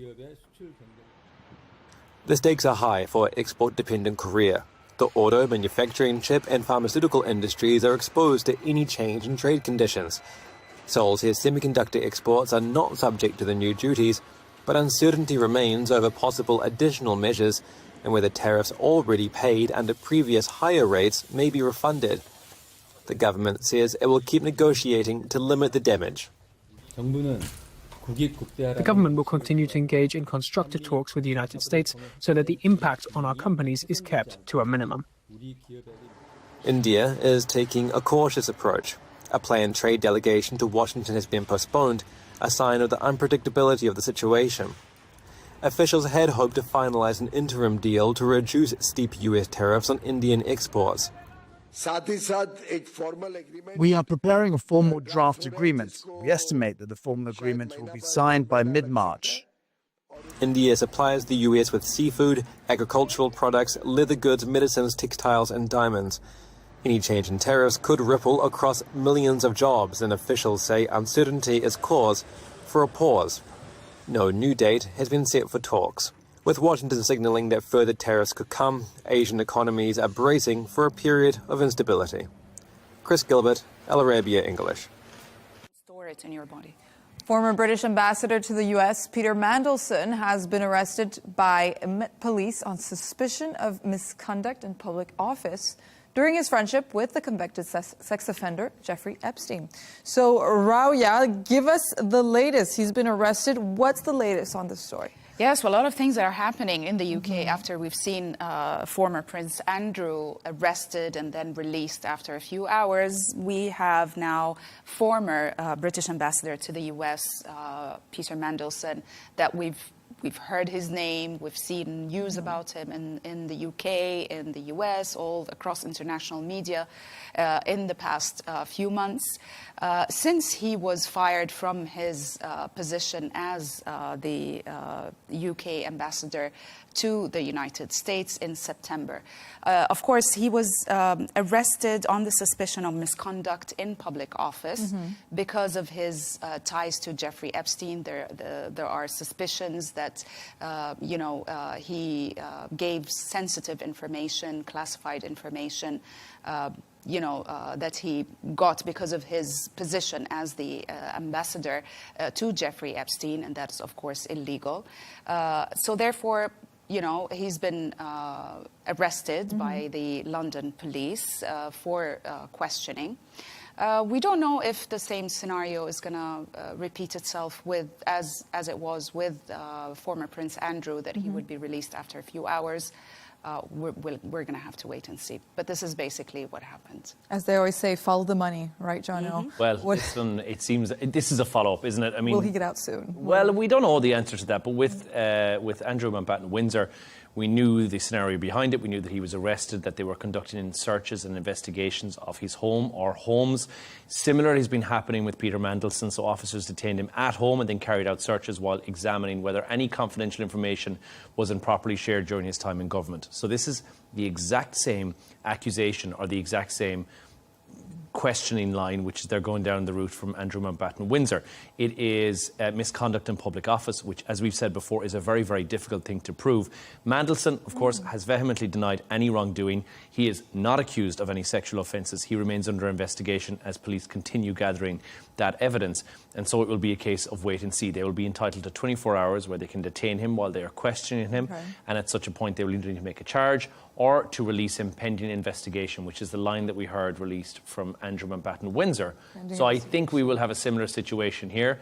And of course, depending on what those allegations are and what Mandelson, what they discover in his home, will be the decider on what happens next in this investigation. But it does seem like it's part of the same operation, whatever that operation is. We know there's 16 different members of the police forces in the UK, 16 different, completely different outlets that are involved in information that has been shared from the Epstein files. We don't know what exactly those are. We don't know if they're in relation to sexual misconduct or public office misconduct, but there's 16 different departments which are currently investigating the outcome of the Epstein files. We will know soon. But does this remind you of, because tell us a bit more about the details of the operation. Does it remind you of Operation U-Tree a while back? So I guess if you look back, and that was Operation U-Tree was 2012 when they had this, and this was the one that had the revelations about Jimmy Savile that was in there. And we saw convictions from Rolf Harris, Max Clifford, Gary Glitter. They were all in this as well. And what we saw there was a mass, and it was kept very quiet at the time, and it was afterwards we found out this is Operation U-Tree, this is what it was. It was done in order to get information from these high-profile people who'd been accused and later charged of sexual misconduct. And I think what we're seeing here, and obviously it's very different, and both Andrew Mountbatten Windsor and also Peter Mandelson have denied any wrongdoing at this time in relation to the charges against them. But it is in relation to public office. So it is a multidisciplinary approach towards this from multiple different units within the Met Police and potentially other police outfits as well, who are now collaborating together in order to try to find something that will stick in terms of the charges that they may have against Peter Mandelson and Andrew Mountbatten Windsor. So it's a case of trying to collect the evidence, gathering that evidence, investigation pending, and then we'll find out the outcome of this. But it could be 2 years before we see any conviction if there is any evidence of any wrongdoing as a result of these searches, which we know are ongoing at the moment. Exactly, a bit soon, but we will know soon about these investigations. But I think we can agree that the UK is showing a good example of accountability. I have to say that even in the media, there's a lot of articles compare the UK to the US when it comes to the Epstein scandal and how the UK government has been dealing with it compared to the American administration and the White House. And they all were saying that it seems that, you know, there's definitely a little bit more accountability in the UK, while the scandal is causing less damage in the US, let's put it that way. We'll see the ramifications. Stay right there as we move on to another story, a bit on the lighter side. So Hollywood came to London last night for this year's BAFTA Awards. A-listers Leonardo DiCaprio and Timothée Chalamet walked the red carpet before the ceremony, both nominated for Best Actor. But it was British actor Robert Aramayo who won the award for this role in I Swear, and Irish actress Jessie Buckley who took away Best Actress for her part in Hamnet. Take a listen to them both. Robert Aramayo from I Swear. Last time I was at BAFTA, I dropped the award, so hopefully this goes better. Thank you so much for this. It means the world to me. I can't believe that. Thank you. The BAFTA goes to Jessie Buckley. This is nuts. This really does belong to the women, past, present, and future, that have taught me and continue to teach me how to do it differently. You are all just radical, and you're doing it for the naughty girls, and I'm in awe of all your incredible performances. Thank you. So, Jono, what did you make of this this year's BAFTA ceremony? A bit of a standout ceremony this year. I think it's been nice. There's been breakout moments from people we've not heard of before, which is nice to take it away from the people who always win the awards. Emotional wins, as we saw there, Robert Aramayo, which was a big surprise, none more so than to Leonardo DiCaprio, who didn't look overly impressed. Timothée Chalamet, normally, you'd have said he's in for a win there, but no. He made history by taking the Rising Star and Best Actor, and Jessie Buckley as well. I mean, a powerful Best Actress victory from her, a powerful speech that she made afterwards as well, sharing the award with the other strong women who she took example from in the room when she was launching into her acting career. But I got to be honest with you, and I haven't seen Robert Aramayo, so I can't comment on his movie, I swear. But from her point of view, in Hamlet, fantastic job, amazing portrayal of William Shakespeare's wife, and it's a wonderful movie, and I think it was a very well deserved. So one battle after another was the big dominator of this as well, multiple major awards. And we had several other wins for people who... Sean Penn was the one for Best Supporting Actor, but big wins for the movie Sinners as well, which did very well. So a lot of movies that I thought, these were good or different or unusual. It's the British Oscars, really, isn't it? So it's nice to see some actors and winners that were not tipped to be the winners, which I like to see. A bit of a surprise element. It's a different perspective. Rabia, there was also the Britain's royals, Kate and William, who made a special appearance at the awards. So what was the reaction online, but also in person, to their appearance? What's the their word on the attendance, street? to be honest, definitely caused an online buzz and media buzz. But the reactions were divided between sympathy and criticism. Sympathy for the couple because of what the royal family is going through because of the Epstein scandal. But at the same time, criticism also, or the others were criticizing the couple for attending, that it's inappropriate at this time as the royal family is going through this crisis. However, definitely it is the first, it's a significant appearance because it is the first appearance for the royal couple since the arrest and release of former Prince Andrew. Of course, it casts a long shadow on the event. But as I said, the reactions were divided between criticism and sympathy with the royal couple. But also, there were a lot of analysis that was done on social media and online of the body language of Prince or Kate and William. Apparently, their body language was described as on edge and tense. They're saying that, the experts are saying that there were subtle signs of anxiety. And some of the commentators were saying that it seems that they were trying too hard to look unbothered by what was happening, the scandal or the crisis surrounding the royal family. However, of course, the situation was further complicated by, when Prince William was asked whether he had seen the movie that won so many awards, Hamlet. He admitted that he hadn't seen it, which sort of caused some criticism. Some people were saying that it's disrespectful for the filmmakers. Others were saying because he cited that he was not in the right frame of mind or in a calm state of mind to watch such an emotional movie. There was also sympathy, with Prince William because of what the royal family was going through. So yeah, there were mixed reactions.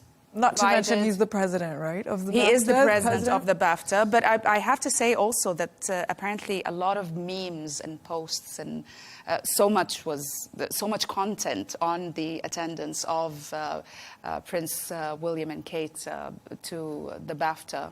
Basically, it's they always stir some type of reaction. Well, it's that time of the show where Jono and Maria have chosen two of their quirkiest stories of the day. Jono, why do Gen Zs have a driving phobia out of the many, right? That's not the only one they have. It's good news for the slightly out of Gen Zs like we are. There'll be less people on the road. There'll be less people on the road because Gen Z are almost half of them said that they are scared of driving.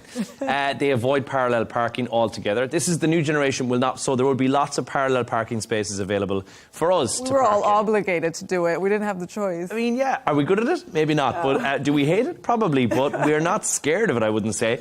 Motorway driving is another one when you have to merge into traffic in the motorway. Gen Z don't like that. Normal, but not okay. Hill starts, that's if you drive a manual car and you need to know how to do a hill start. I got to be honest, I think I've driven a manual car twice in my life, so I don't know how the hill start thing works.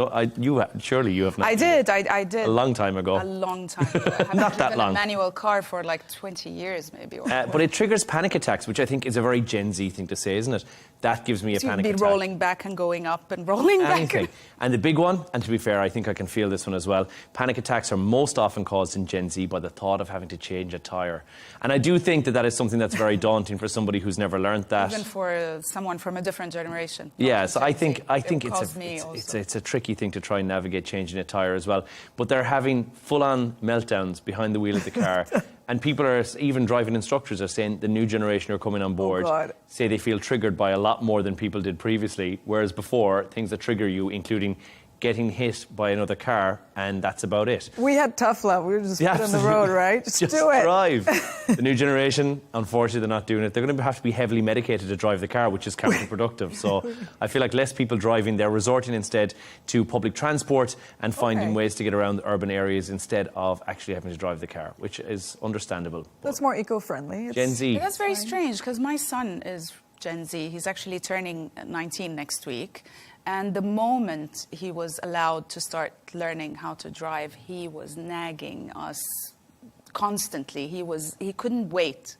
He wanted to start driving. I also wanted to start driving. It was my independence. He did it, and he got his license. I think it depends what country you're in. Was there a country that this was done They in? specifically had spoken about people from the UK and the US. Okay. However, I do think areas where public transport is now better, like when I was growing up, public transport was almost non-existent where I lived, so that car was the form of independence that you needed. But I feel like if you live in a city and you're an urban dweller and public transport is feasible and it's usable, I think it's probably less of a concern. Easier, for you to have a car. And not just that, I think also in certain cities, like for example in London, it's ridiculous to have a car because you need a place to park it. There's not even space for a parallel park. They don't have to worry about it. Sense to have a car. I think it's on both ends of the spectrum. So Gen Z, but also my dad, who I think is boomer, I think I could be wrong, C75. So he also has panic attacks about driving the car, motorways, and he looks for an imaginary brake on his side of the car when I'm driving all the time. So no way. It happens on both sides. Too young and too old, they are scared of driving. We're here for them. Yeah, we'll drive. We'll support the driving. The double park. Now, Rao, this is something that's been for a long time. Why are cats more independent than dogs? Well, it's a cliche. I mean, it's, we've all thought whoever had cats and dogs would realize the difference between them. I'm one of these people. I've had cats for 15 years, and then I switched. I had a dog, and I can see the huge difference. For me, at least, I know there are a lot of cat lovers, and they would probably feel different. But for me, it's much more rewarding having a dog. And now there are scientific studies that prove confirming my theory, that I felt I was working for my cat while my dog was like my son. Do you know what I mean? That's the difference. Apparently, yes, the study shows that cats are much more independent. They don't need emotional support from their owners, unlike dogs who definitely they need their owners for comfort, for emotional support, for that sense of security. Cats would get that comfort from a stranger. From anyone. From anybody. Loyalty. As much as its own owner. Whatsoever. So, yes. So definitely now we know for a fact scientifically, if you're a cat lover, every cat owner knows. Should know Jono, do you have cats? You work for the cats. I have. Do you have dogs? I had a very loyal cat before who needed my attention, I felt. But she had an exception. She had car conditions and stuff, so she was an issue. But then I've got another one who I see maybe 3 times a week. He might grace me with his presence. I don't even know if he lives in the house or not. I don't think we needed a study or money to be invested to be told that cats are independent. That is a waste of time. No, I mean, I used to, at the time when I had cats, I used to leave and I used to live alone. And I used to go to work I had a 12-hour shift. And I would leave the cat.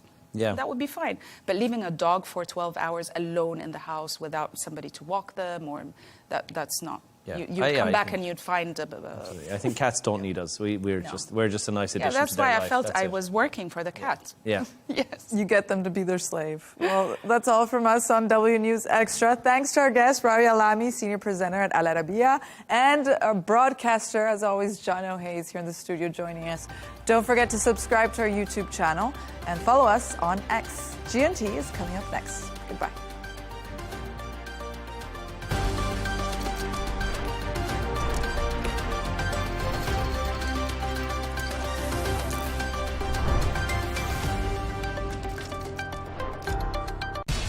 We have to take care of our people, and we're going to take care of our people first. For in-depth analysis and all the latest developments across the globe, make sure you join us every weekday. President Trump is trying to negotiate a ceasefire. With so much happening, so much information, and so much noise, International law will have no part in his administration. it can be hard to keep track. Tariffs will just fuel inflation. We're going to fight these tariffs. But you can count on us to tell you what you need to know. We stand by your side. Join me, Tom Burges Watson, for Global News Today, right here on Al Arabiya News.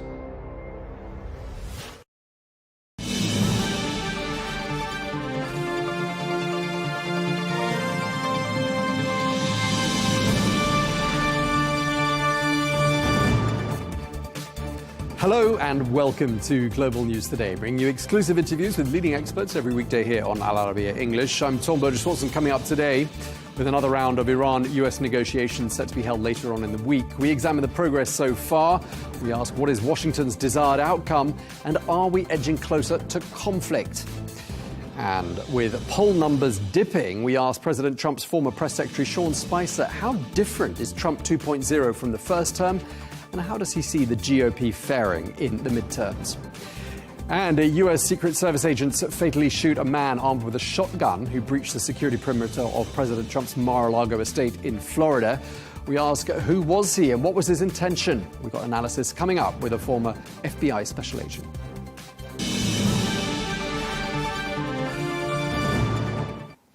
Hello and welcome to the programme. Now, the next round of negotiations between the US and Iran, mediated by Oman, has been announced and is set to take place in Geneva. Well, Iran's president is voicing cautious optimism, citing encouraging signals, but warning that Tehran is prepared for any outcome. Well, with Washington increasing its military presence in the Gulf, fears of conflict persist. Well, even with US forces ramping up pressure in the region, the US Special Envoy Steve Witkoff says that President Trump is curious as to why Iran has not yet capitulated and agreed to curb its nuclear program. I don't want to use the word frustrated. It's almost because he understands he's got plenty of alternatives. But it's curious. He's curious as to why they haven't, I don't want to use the word capitulated, but why they haven't capitulated. Why under this sort of pressure with the amount of sea power, naval power that we have over there, why they haven't come to us and said, we profess that we don't want a weapon, so here's what we're prepared to do, and yet it's hard to sort of get them to that place. Well, let's get more now. We can speak to PJ Crowley, who's a former Assistant Secretary of State to President Obama. Thank you so much for joining us once again here on Al Arabiya English. Diplomacy looks like it is continuing. There will be another round of talks between the Americans and the Iranians. We gather on Thursday in Geneva. Let's assume that diplomacy continues and that a deal can be reached. How different do you think a new deal would need to look from the 2015 nuclear agreement for it to be politically viable for President Trump? Well, it's unclear what kind of deal President Trump wants. He said, I want a deal, but the specifics are to be determined. And there are red lines that Iran will have to yield depending on what the United States really wants. You know, critically important for Iran is its to retain the right to enrich. Now, you can retain the right to enrich, but not exercise that right. So there's plenty of opportunity, you know, to find a middle ground. what part of the question I have about the assembly of military forces off the Iranian coast is, can Iran be coerced into making a deal? I think it's more likely than not that coercion is self-defeating. Okay, I mean, why don't you think Washington's insisting on broadening the scope of the talks and including, for example, provisions on Iran's missile program, its support for regional proxies? Why do you think it hasn't been broadened out to include those two issues? Well, if you go back to 2015, the Obama administration believed that it made the only deal that was available, a narrow deal specifically focused on Iran's nuclear program. In his justification for withdrawing from the deal in 2018, President Trump said it was a bad deal because it didn't include X, Y, Z. And he's still left with the same dilemma that the Obama administration had, which is a comprehensive deal actually on the table? It's something that, the United States wants to deal with all of the things that it is concerned about regarding Iran, its use of proxies in the region, the missiles that threaten Israel, as well as the nuclear program. And so far, Iran has resisted that maximalist agenda. We'll see what happens on Thursday. It all sounds like it would have been, what's being discussed now would be extremely familiar to you and other Obama administration era colleagues, I'm assuming.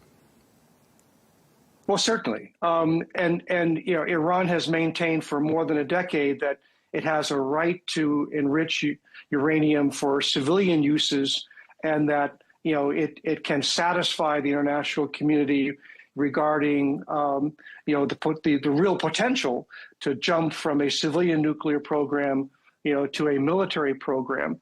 That remains the conundrum. Is if you grant a right to enrichment, how can you ensure that there are safeguards to prevent Iran, from jumping to an actual nuclear weapon? And of course, the United States is not the only interested party here. Israel under Benjamin Netanyahu has never agreed that there's a deal that would be viable that does not include completely shutting down Iran's nuclear capability. So that's what's on the table in Geneva. Right, and just looking at who's around the table in Geneva, there is, of course, going to be, once again, the Iranian Foreign Minister Abbas Araghchi, a veteran diplomat. And then on the US side, you've got New York real estate moguls, if you like, Steve Witkoff, Jared Kushner. We think he's going to be there as well. I mean, doesn't it look a little bit asymmetrical in terms of experience and skill sets? It is a legitimate question, whether there's an institutional backing for this negotiation.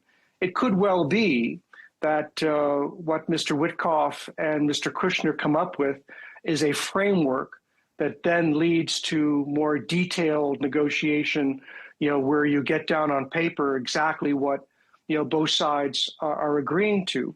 But one of the limitations of this negotiation, both present and most recent past, is that Iran and the United States are not talking directly to each other. When you go back to the Obama administration, it took months and years of arduous negotiation, involving deputies and then principals, to get to this agreement. It was very, very detailed. It was very, very specific. We agree to this, but not to that.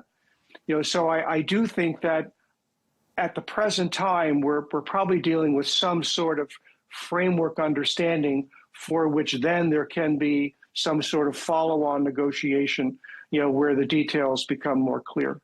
I just want to ask you about where you see things heading to from here, because last week we heard President Trump saying, quote, "The world will find out probably in the next 10 days, I think he said, whether a deal can be reached or whether the US is going to take military action." What do you read into those 10 days, given that we're now probably a week away from that, because he said that on Thursday?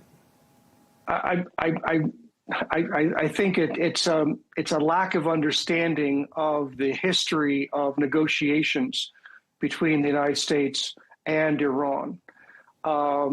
And again, I can't keep going back to the one successful negotiation that we had.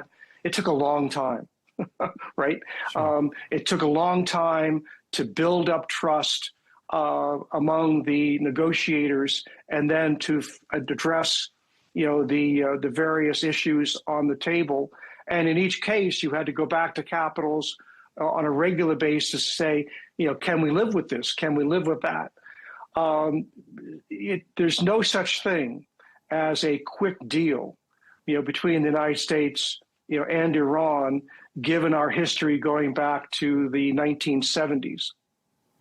Okay, I mean, do you think there's a risk that President Trump is going through the motions of diplomacy, but that a strike is, or multiple strikes, are his preferred outcome, and that's what we're going to get anyway?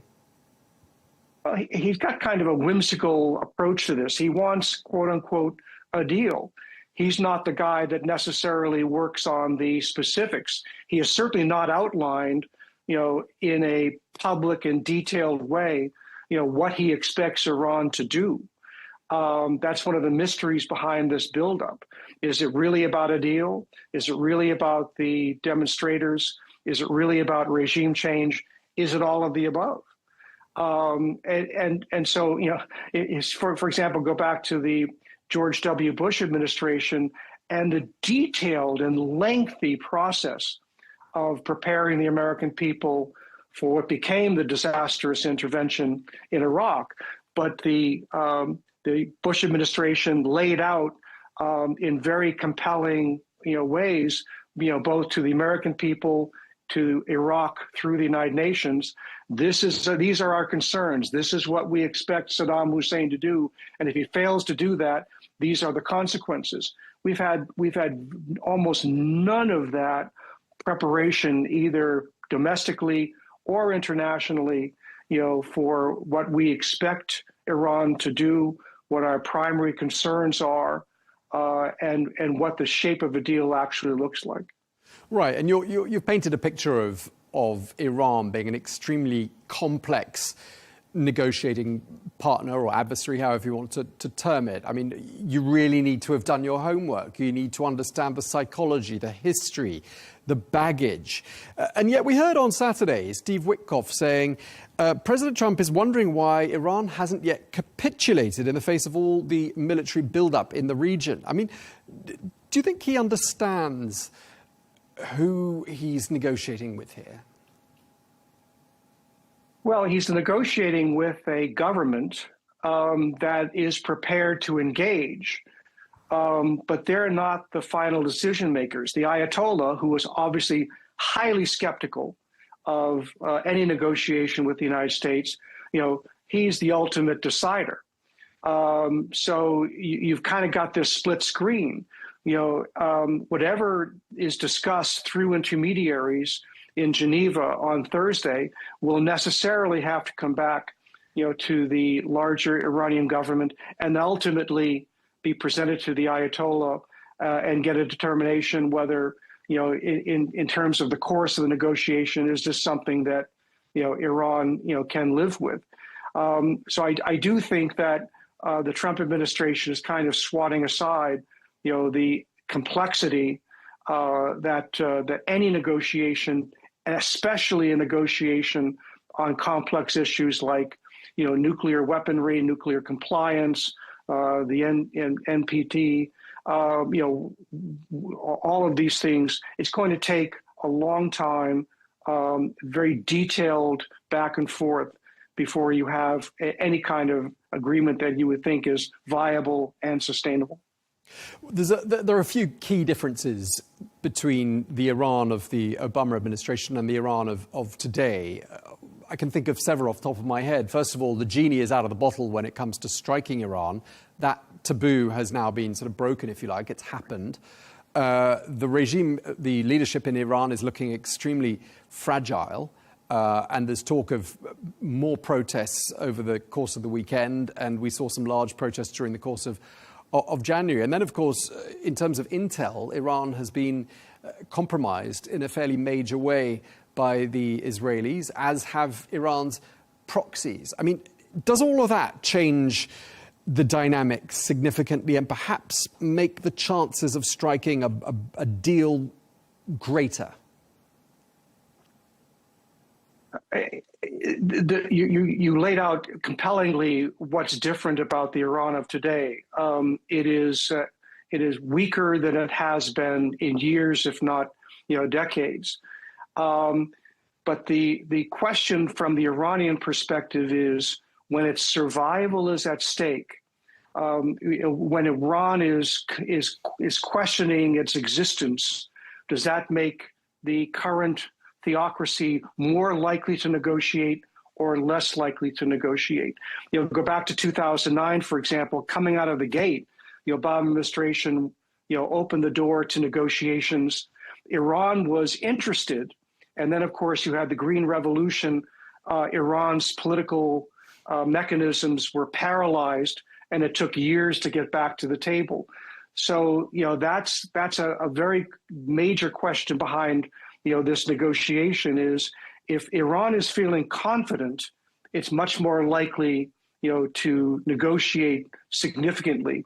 If Iran feels its weakness, and the nuclear program in Iran is very popular, so if Iran, the present government, is seen as surrendering to the United States and by extension to Israel, that actually can also cause political problems within Iran. So uncertainty is not necessarily going to advance these negotiations as the Trump administration may think. I mean, hawks in Israel, and we've talked about Prime Minister Netanyahu, and hawks in the United States argue that this is a strategic window, an opportunity that might not present itself again. With a weakened Iran, the proxies are degraded, as we've been saying. I mean, have they got a point? They absolutely have a point. The United States and Iran and Israel can probably strike Iran if they choose, and have great leeway in terms of continuing to reduce Iran's military capability. The danger is one of escalation. President Trump right now says, I'm going to force Iran to make a deal it may or may not want. Behind that, there's this idea, if you start military action, are you then shifting mission creep from a nuclear deal to regime change? Much more difficult to contemplate that in a place like Iran than, for example, in a place like Venezuela. So the prospect of mission creep here is very real. The prospect of escalation is very real. And the potential for ripple effects that affect the president back here in the United States politically is very real. Any kind of military action against Iran is going to roil the global economy. It's going to roil energy markets. That could, at least in the short to midterm, create economic uncertainty here in the United States. And that is not something that Trump supporters here in the United States, voted for last year. Sure. And just to wrap up this conversation, PJ, I mean, just today, I think the latest country to advise citizens to leave Iran was India. Quite a lot of countries have done that already. I mean, what's your hunch? Is conflict or the military route looking inevitable to you? I don't think it's inevitable, but it's more likely than not. You've assembled this military force. It can't stay there forever. At some point, you have to use it or move it. It's more likely than not that there will be some kind of limited military action. To what end? Unclear. But the fact that he has assembled this military force makes it more likely than not that at some point, given the nature of the negotiation, he's going to end up using it in some limited way. Okay, PJ Crowley, former Assistant Secretary of State to President Obama. Thank you very much indeed for your time, sir. Always a pleasure.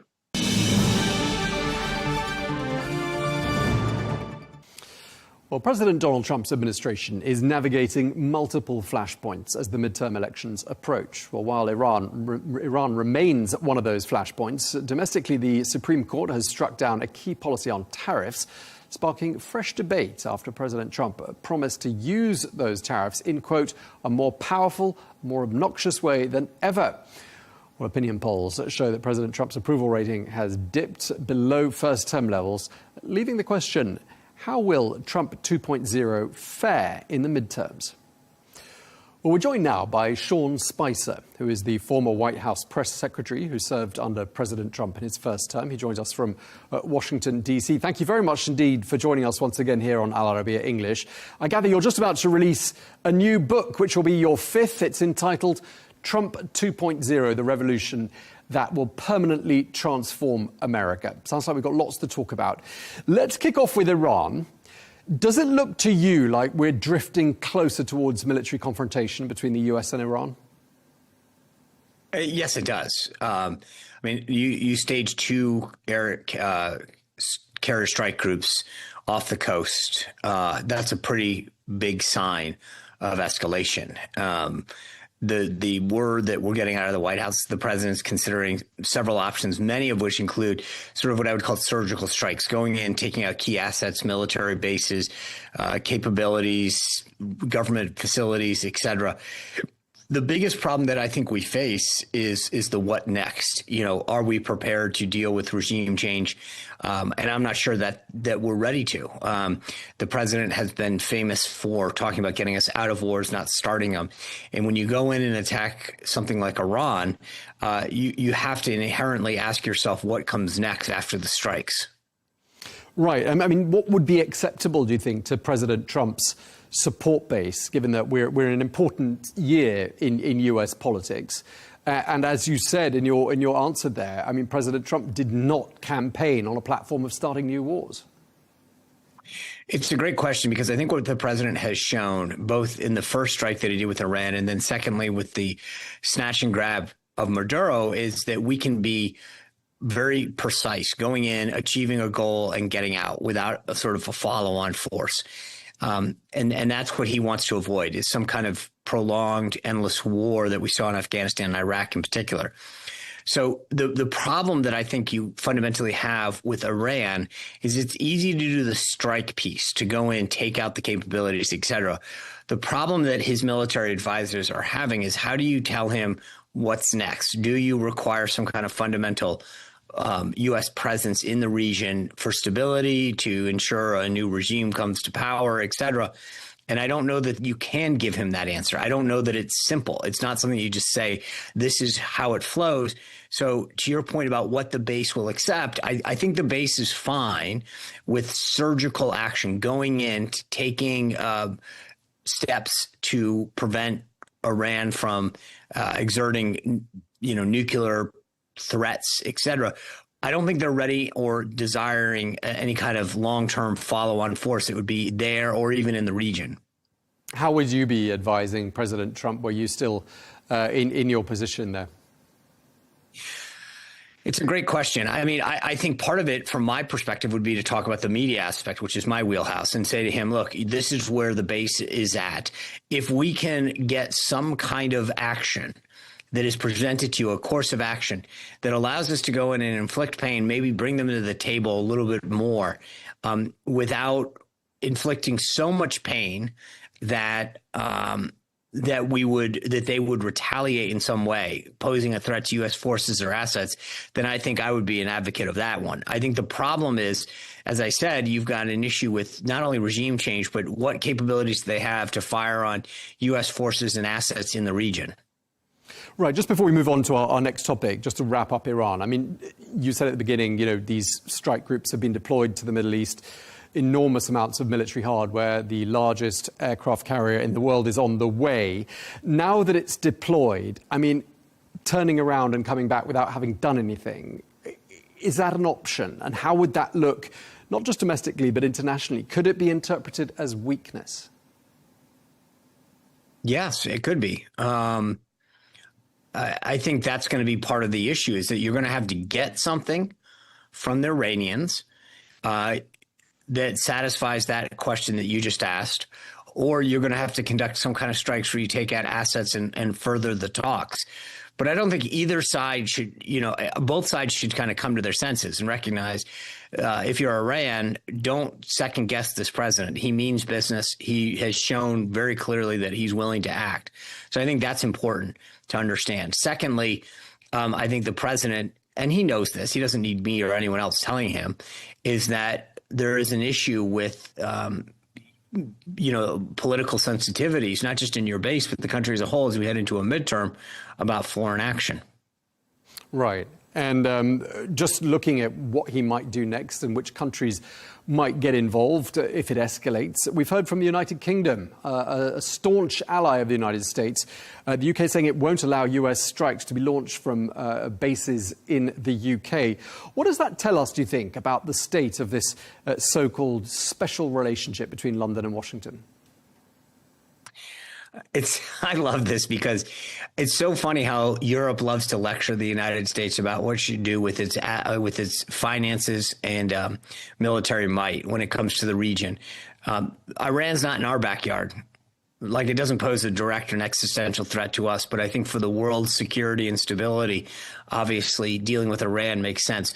And here you have the Brits, when the going gets tough, they run the other way. It's very telling to me because they love to lecture us about how we should conduct our foreign policy and what we should be doing in Europe. But when it comes to the greater good, they're nowhere to be found. It actually was very disappointing to see this. OK, I mean, they may beg to differ when it comes to past American-led wars in Iraq and Afghanistan. But just looking at what happened in Munich this year, I mean... Wait, hold on. But just go ahead. Quickly.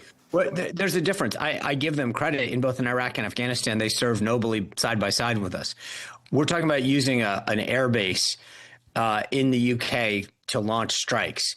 That's not asking for them to be part of it. That was just asking for them, and it wasn't even asking. As far as I know, they just outright said the Americans aren't able to use our facilities. That's far different than what they did. They were partners with us in Iraq and Afghanistan. But I think that this preemptive shutting it off because they didn't want to be perceived as going against Iran shows that, again, this just shows to me that they're not serious when it comes to this kind of stuff. I mean, there have been a few sparks, haven't there, diplomatically between Europe, and that includes the United Kingdom, when we talk about the continent, and the United States. And at Munich this year, the US Secretary of State Marco Rubio did sound a little bit warmer in his address than the Vice President J.D. Vance did last year. Do you think relations between the US and Brussels, well, in Europe generally, are recovering? Are they sort of heading back towards sort of warming up? So I like to think they're more level setting, which is that for years, whether it's NATO as a whole or the EU, when it comes to both trade and our military arrangements, I think have taken advantage of the United States. On trade, there's a massive imbalance as far as how we are permitted to go into those markets versus how the Europeans writ large have access to the U.S. market. Conversely, when you look at NATO in terms of the percentage that most NATO countries were paying as a percentage of their GDP to fulfill their NATO requirement, it fell short. I think what both Vice President Vance and then to some degree Marco Rubio have done is to remind the Europeans that, you can still be friends without sort of imbalances. OK. And obviously, Greenland has been a sort of a dark cloud over that transatlantic relationship during the last couple of months. I mean, do you think President Trump was really serious about seizing Greenland, or was that somehow a piece of political theatre? Oh, no, he's dead serious. This is something that went way back to his first term. He understands the strategic importance that Greenland has to prevent Russian escalations. He also understands the importance that those critical minerals that are in Greenland have to combat the ascent of China. So he's dead serious. Now, what way that manifests itself, but I do believe that having a stronger relationship with Greenland, militarily in particular, is critical for the world's security. Okay, so it doesn't sound like you think we've heard the last of the Greenland saga. No, I don't. One thing you have to understand about President Trump, and it's interesting, I always find it fascinating because he lays it all out in his books, by the way, which is sort of like, for anyone who doesn't understand it, you can just literally go back to whether it's The Art of the Comeback, The Art of the Deal, and he walks through, but he sometimes will start at 10 and will settle at 5, which is where he wanted to be at the beginning, but he comes in with a strong hand in negotiations, knowing where he wants to settle somewhere in the middle. So I don't know that a complete takeover of Greenland is necessary to achieve what he really wants, but he only knows what that's in the back of his head and saying, here's what I really want to get at. Okay. Just looking ahead to the midterms, I mean, I don't know if you look at the opinion polls. I don't know if you think the opinion polls are credible, but the numbers aren't looking great for the Republicans. Are you worried about them? Yeah, of course I'm worried. When you have a 1-seat, 2-seat majority in the U.S. House and a 3-seat majority in the U.S. Senate, you better be worried. You mentioned my book at the top, Trump 2.0.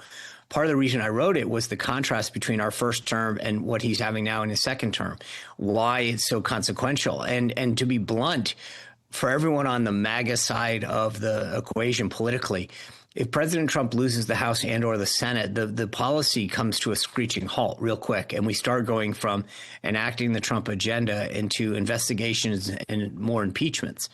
So part of the reason I wrote that book and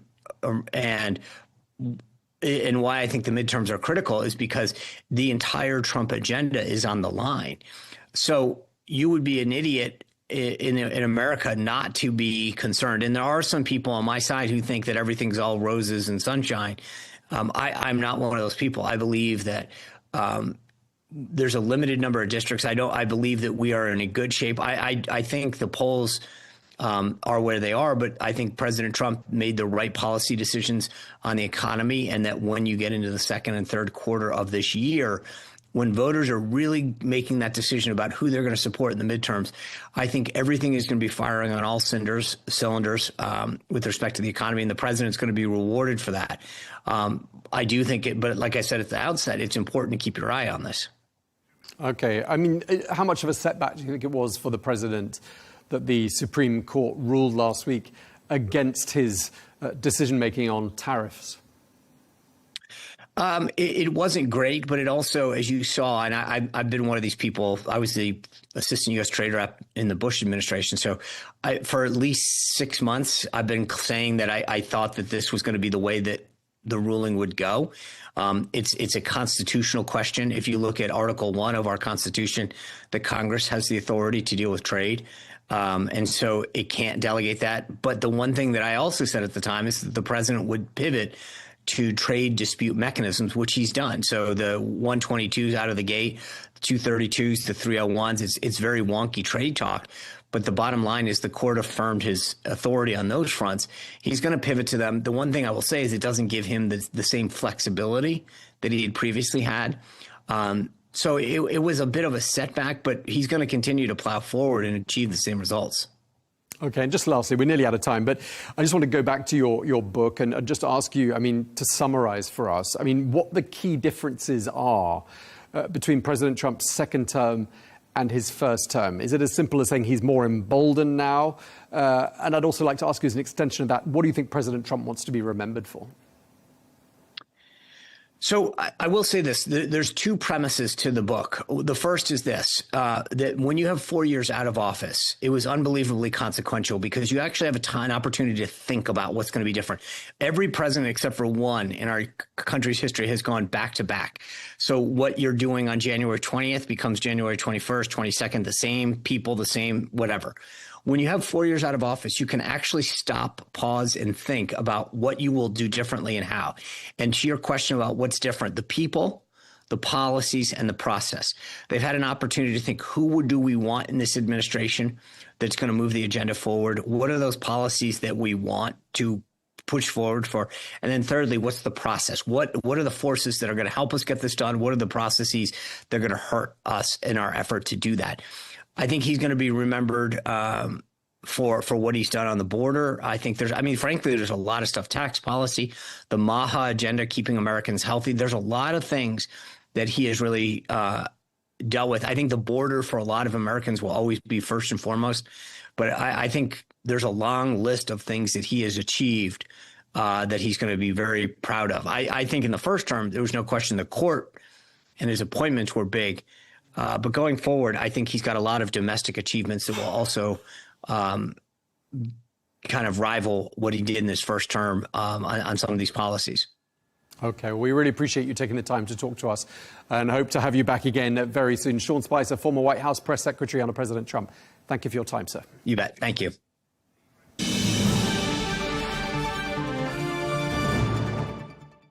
And finally, for today, US Secret Service agents shot and killed an armed man in the early hours of Sunday morning after he breached the perimeter of President Donald Trump's Mar-a-Lago estate in Florida. Well, authorities say the 21-year-old male approached the north gate of the estate carrying a shotgun and a container of petrol. Well, when confronted and ordered to drop his weapon, officials say he raised the shotgun, prompting the agents to fire. Well, President Trump was in Washington at the time and was not believed to be in any danger. Well, an investigation is now underway. Well, for more, we're joined now by Paul Eklof, former Secret Service Special Agent and Assistant Special Agent in charge of the Presidential Protection Division under President Trump and also under President Obama. Paul, you were a member of the US Secret Service for about 23 years.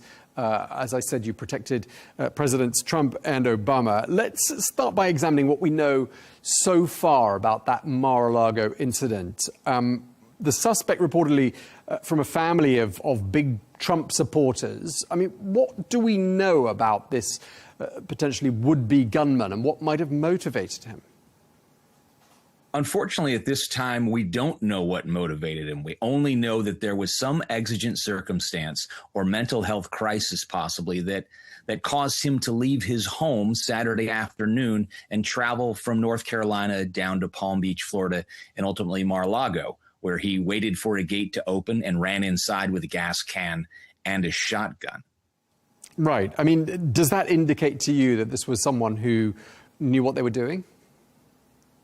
This indicates to me that somebody had a fixation or had an idea in their head of where they wanted to go and they acted quickly. But it does seem rash. It does not indicate long-term planning, and it does not really indicate assassination, even when you look at this classically, a grievance and a gun. It's possible he believed the president was there. It's possible that he wanted to commit suicide by cop. Unfortunately, we may never know. His social media is relatively sparse. And right now, investigators from the Secret Service and the FBI are trying to piece together the last few days or even months and years of this tragic young man's life. Paul, does anything strike you about where he was able to reach, how far he was able to penetrate the perimeter of Mar-a-Lago? Does it suggest perhaps it's not properly protected? Well, I'm actually glad you asked that. It's an excellent question because there's been a lot of misconception because of people who aren't familiar with the layout. This individual entered the outer perimeter. When the president is not in residence at Mar-a-Lago, it is an active club and there are events going on. That north gate, which is the staff exit onto South Ocean Boulevard, is the extent of the outer perimeter. He ran inside, was immediately identified. An interdiction team confronted him, and he was neutralized within 10 to 20 yards of entering the outer perimeter. Right. I mean, clearly the president wasn't there. He wasn't in any danger. Was it necessary for them to shoot him, or do you think they went too far? I can't judge without seeing the footage. I am told there is clear video evidence because the facility has an extensive camera network that he was ordered to drop the items he was holding, the gas can and the shotgun. He raised that shotgun, which appears to me to be either a Winchester 1300 or a Remington 870 12-gauge shotgun, and pointed it in the direction of the officers and agents confronting him. There is no time to judge. There is no time for negotiation. That threat must be neutralized to stop further loss of life. Right, so just split seconds to make a really important decision. Just talk us through the decision-making process that an agent sort of has to go through under that sort of pressure. Well, under that sort of pressure, this is really when preparation and training meets the moment. The Secret Service and all law enforcement goes through extensive training, and part of that training is use of force. And there is a large scale in the use of force that law enforcement may use. The lowest level of use of force is officer presence. In this case, there are clear signage. The Secret Service is present, police presence, and vehicles, so he's already violated that. Then there is officer commands. He did not follow those. He presented an immediate and mortal threat to the agents and officers, and at that point, there is no other option that an officer can do other than defend themselves and others. Had those officers and agents not made that ultimately tragic decision for this young man, we would be counting additional bodies, not discussing procedure. Okay, Paul, do you think as a result of any lessons learned from this, we're going to see perhaps, bearing in mind as well, this isn't an isolated incident. There have been other incidents relating to the president's safety. Are we likely to see protection levels stepped up? I don't believe we'll see protection levels stepped up, because what this showed is that the protective model works. I have been counseling for a couple of years that the perimeter of Mar-a-Lago ought to be extended for the safety of those in residence and the safety of those around it. But it is an enormous security footprint to close South Ocean Boulevard and an impact on the local community to close that road. Sadly, the perimeter is only about 100 yards from the residence when the president is not there. When he is there, security goes up 4, 5, even 10-fold, and an individual wouldn't get that far before being screened. I think the security plan in this case worked as designed. This young man ran inside, was immediately confronted, and the threat was put down. Now, you're one of the few people we can talk to who we know has protected two presidents. And I just want to ask you, given that President Trump has got these multiple residences, he spends a lot of time at Mar-a-Lago. He is a fan of holding large rallies. He likes being out on the golf course, and he likes to surprise people. So there's an element of unpredictability in his behavior. Does that make him a harder president to protect than another president? I would say there are some aspects that make it harder and some aspects that actually make it easier. President Trump is not unique in his protective posture of having an additional residence. Former President Bush, 41, had Walker's Point in Maine. You had his son had his ranch in Texas. Obama had a residence in Chicago. It's what a presidential protection is afforded. They have the White House and they have an official residence. Now, the predictable nature of those sites makes those sites a persistent security threat. And that threat posture level is higher lately with political rhetoric and political violence, which seems to be on the increase. Certainly, Trump has been the subject of 2 direct assassination attempts other than this attempted breach. But his unpredictable nature of surprising the public is a relatively easier security posture, because if we don't know where he's going and he doesn't know where he's going, neither can an assassin. Those unpredictable natures make it harder to attack him there. That's why sites like Mar-a-Lago and the White House are easier targets, because they're known locations. And I wanted to ask you about this. I mean, put this into perspective for us. Could you say the environment has become more heated, the temperature has been dialed up in the political landscape in the United States, but have US presidents always been the targets of assassination attempts, or are we seeing these attempts becoming more commonplace? I think what we're seeing is the awareness of them and the conspiratorial thought process of the internet being more immediate than it ever has been. The Secret Service exists because of a history of political violence in the United States. It's not unique to the United States, but presidencies back to George Washington faced threats. We've seen the political temperature raise, the language used being more vitriolic with the assassination of Charlie Kirk and some of the even celebration online of his death that really shocks the conscience. And you see people that villainize their political opposites rather than having a political opposite viewpoint. It does become dangerous. It's not new. It's just more troubling because I think we learn about it more immediately. The smallest opinion can be elevated to a world stage with a click of a button. Sure. And, we've been covering on this channel a number of these incidents involving the president's safety, going back to when he was a candidate in July 2024 in Pennsylvania. And there, the attempted assassination was the man behind it was a 20-year-old. Today, we're talking about a 21-year-old. I mean, these are really young people. Are you surprised? Do you think that's a significant factor in sort of the direction things are heading in the United States? It's not significant in that it's not new. Political assassins throughout history tended to be rather young. The behavior is rash and the mental illness is more striking. What we're seeing is a more elevated and increased rate of radicalization of opinion and the need to act. I don't know if that's the internet, society, a mental health crisis that needs to be addressed. In the end, nearly every assassination attempt in U.S. history was not a conspiracy. It was a grievance and a gun.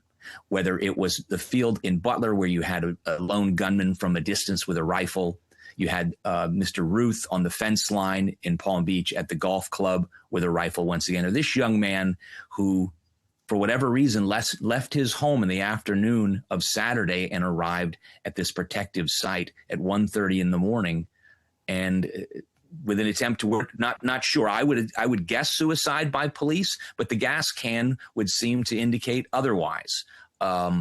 Aiming your shotgun at 3 members of law enforcement is a rash decision, and we may never know what was in his head at the time. Okay, well, we're going to have to leave it there. We really appreciate you taking the time to speak to us. Paul Eklof, former Secret Service Special Agent. Thank you very much indeed for your time, sir. Thank you, sir.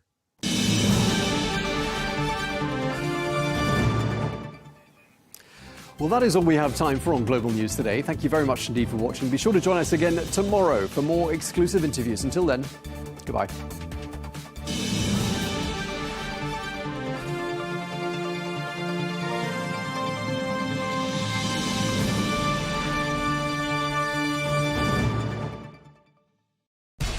We have to take care of our people, and we're going to take care of our people first.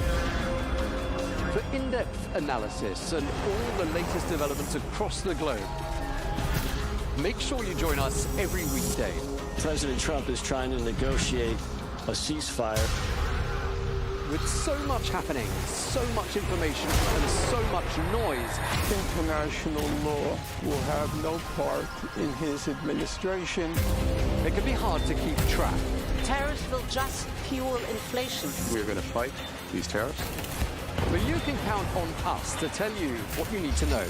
We stand by your side. Join me, Tom Burges Watson, for Global News Today, right here on Al Arabiya News.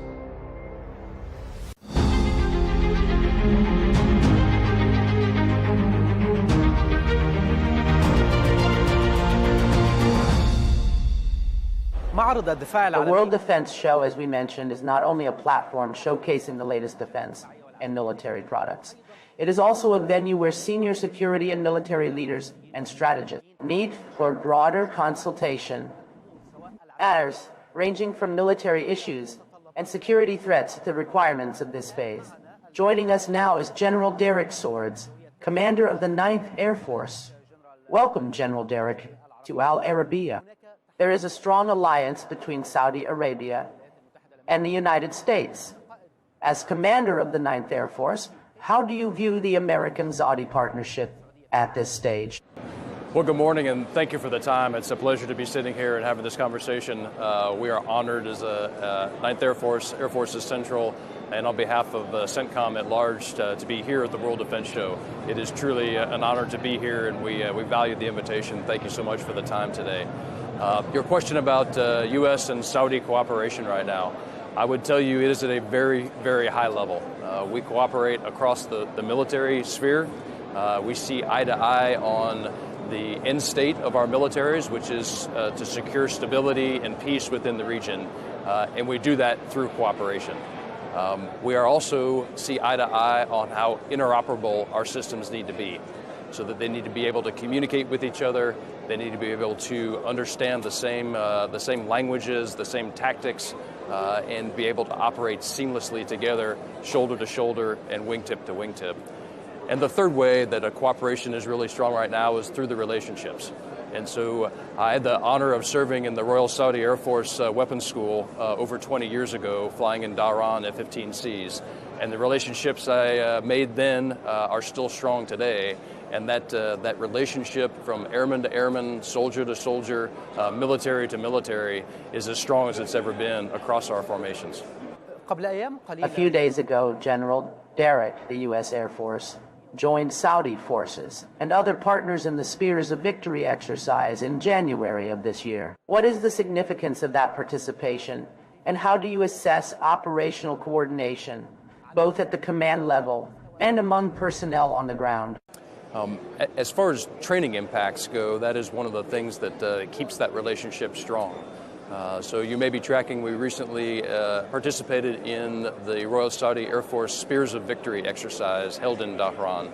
And we participated with 4 F-16s that participated with multinational airframes in scenarios that not only trained and ready our combined forces if called into action to defend the region and the kingdom and secure peace and stability, but also develop those relationships that that can only happen when captains and sergeants and lieutenants plan together and train together effectively and communicate well over time. General, this year marks the 35th anniversary of Operation Desert Storm, in which U.S. forces took part. After all these years, as a U.S. commander, how do you assess the threats facing the Middle East today, right now in this moment? So the question on, looking back at Desert Storm 35 years ago and the current threats today, clearly the threats themselves are different. Technology has advanced. There are new capabilities on any battlefield that didn't exist in Desert Storm. And so that's something we have to take into account when we do that. In my opinion, the fundamentals of this region are still the same. That there are actors in any region that will seek to disrupt the stability that exists in ways that can be dangerous sometimes. And the way to counter that is through coalition, building together, defining what our common goals are, and working together in a military and external to the military way to promote that security, and training and be ready to go. So readiness is one of our focus areas, and readiness doesn't happen just in a vacuum and in isolation. It has to happen in a combined and multilateral way. That's what the World Defense Show is all about. It's not just a way to showcase capabilities. It's a way to have the conversations that we need to with regional partners and industry here so that we're better moving forward. You have extensive experience in aviation, General Derrick. As commander of the 9th Air Force, there is growing talk that drones could reshape or even replace parts of aviation in the near or long term. What impact have drones already had on air forces? And do you see that impact as ultimately negative or positive? Okay. I understand your question to be more specifically about the drones and their impact. And so that is one difference, certainly, between Desert Storm of 35 years ago and the threats we face today. And that is an impact that we have to deal with. And it can be a challenging problem. The approach that we typically take against drones is to understand that a drone operates on mass, the principle of mass. So if there's a large number of drones, that the challenge itself is not each individual drone, it's the numbers of them that can happen at the same time, and being ready for that. And so the way we work against that is to have systems that are interoperable. It is across the region being willing to share information about an attack or a drone or something that might be happening, and then to have systems down to the base level that can counter those drones and do it effectively in large numbers if needed. Artificial intelligence is also one of the key themes at the World Defense Show. How do you see AI affecting military aviation now and over the coming years or even decade? Yeah, so the question on AI is an important one, and I know it's one of the focus of this World Defense Show, and rightfully so, because it is emerging technology, and it has tremendous opportunity in all sorts of spheres, including the military. It is something that our military and the militaries of this region take seriously and see that opportunity. And within that opportunity, there's abilities to operate at speed and at scale that we wouldn't imagine in the years of Desert Storm or previous to that. There needs to be an understanding with AI that it's not the golden BB, if you will, that it is something that is a tool that needs to be integrated throughout the way we operate our militaries and defend this region. General Whaley, your chief of staff of defense this morning had a really good point when he talked about AI translating to integration. And his point was that there needs to be a human connection in there. So AI can't stand by itself. It takes human interaction, it takes human relationships to take the power of AI and harness that into an integrated effort, an integrated defense, and at the end, a military secure and victory. Thank you, Major General Derek France, Commander of the 9th Air Force. Thank you very much for joining us on Al Arabiya.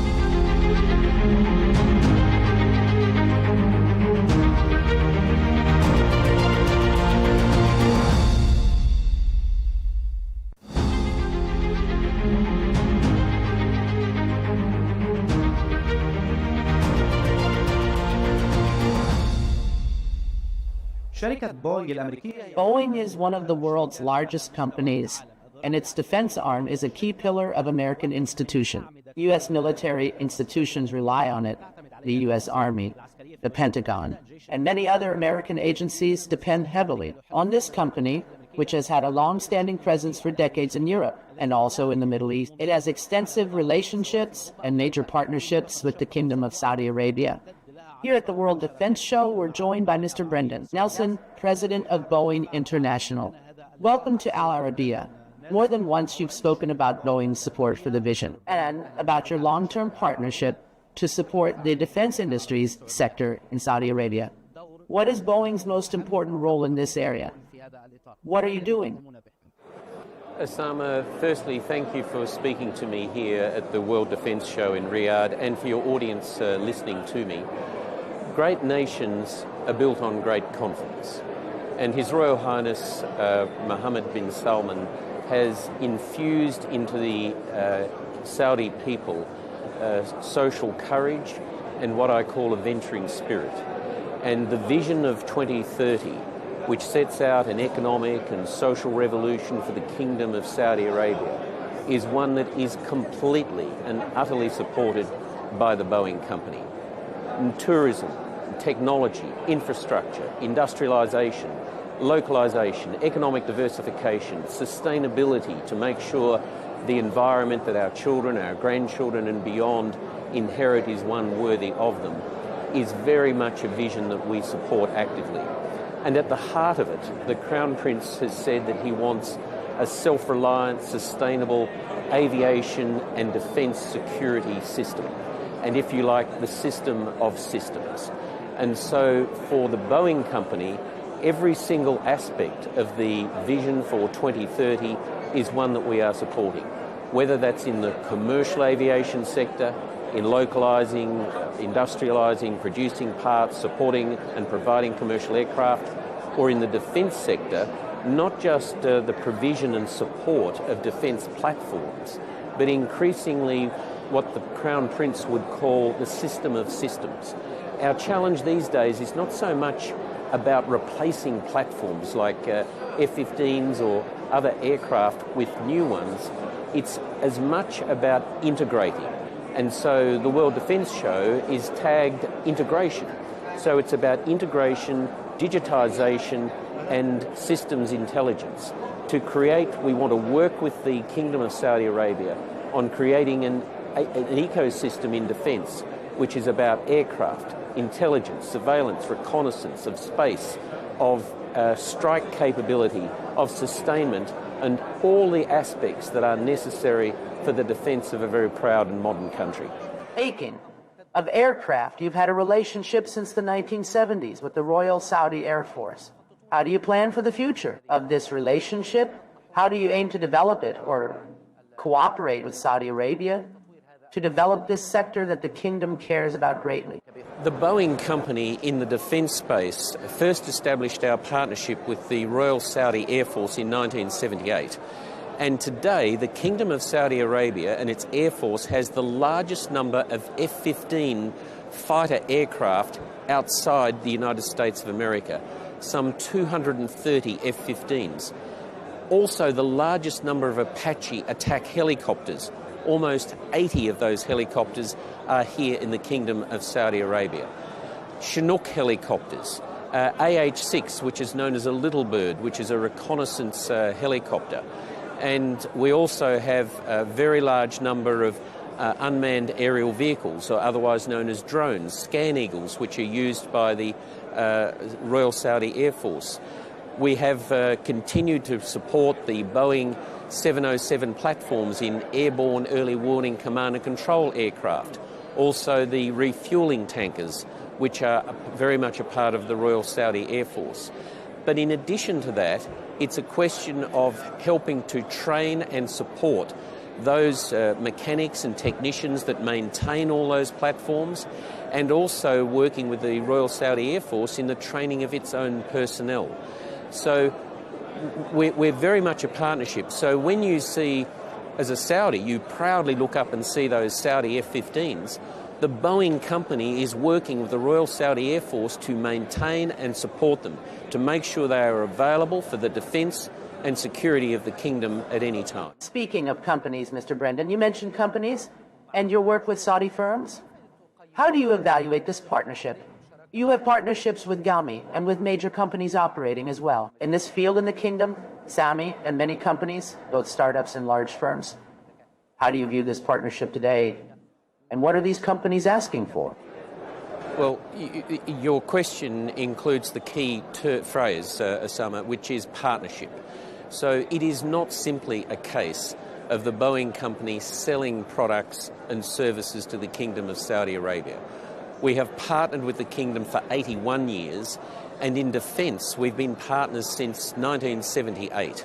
And so what that means is that, yes, we have provided and sold platforms to the Kingdom of Saudi Arabia, but we've also worked hard to sustain and support them in servicing and in parts, and increasingly working with Saudi companies, whether it's the Saudi Arabia Military Industries, so the General Authority for Military Industries, the Royal Saudi Air Force, and whether it's the National Guard, and various companies and industries in the Kingdom of Saudi Arabia, to make sure that increasingly we don't just have a Saudi-led Boeing employing 90 Saudis proudly across the Kingdom of Saudi Arabia, but we actually work with partners to bring Saudi into Boeing and Boeing into the Kingdom of Saudi Arabia.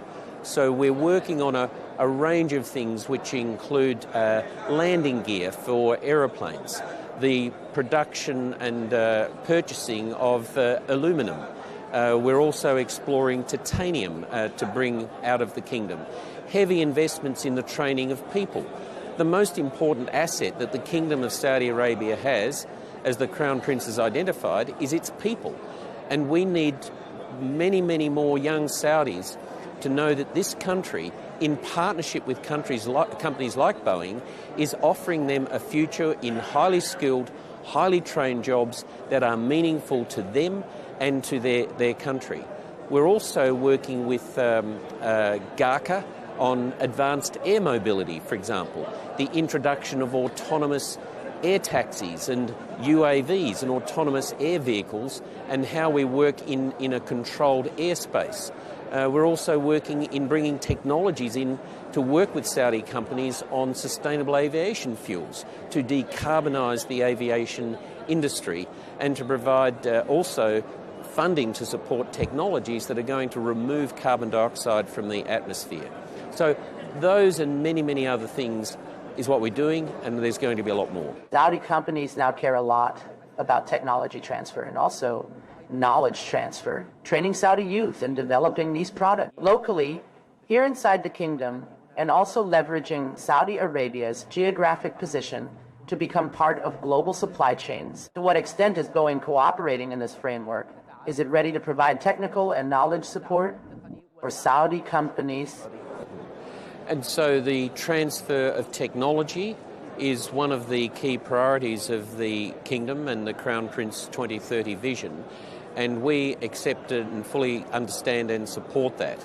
And what we're doing, working through a range of technologies to bring into the Kingdom, whether it's in the decarbonising of the aviation industry, the production of aerospace-grade thermoplastics, the production and acquisition of aerospace-grade aluminium, of titanium, the manufacture of parts, where we're actually exploring with the Kingdom right now, producing parts for our defence platforms.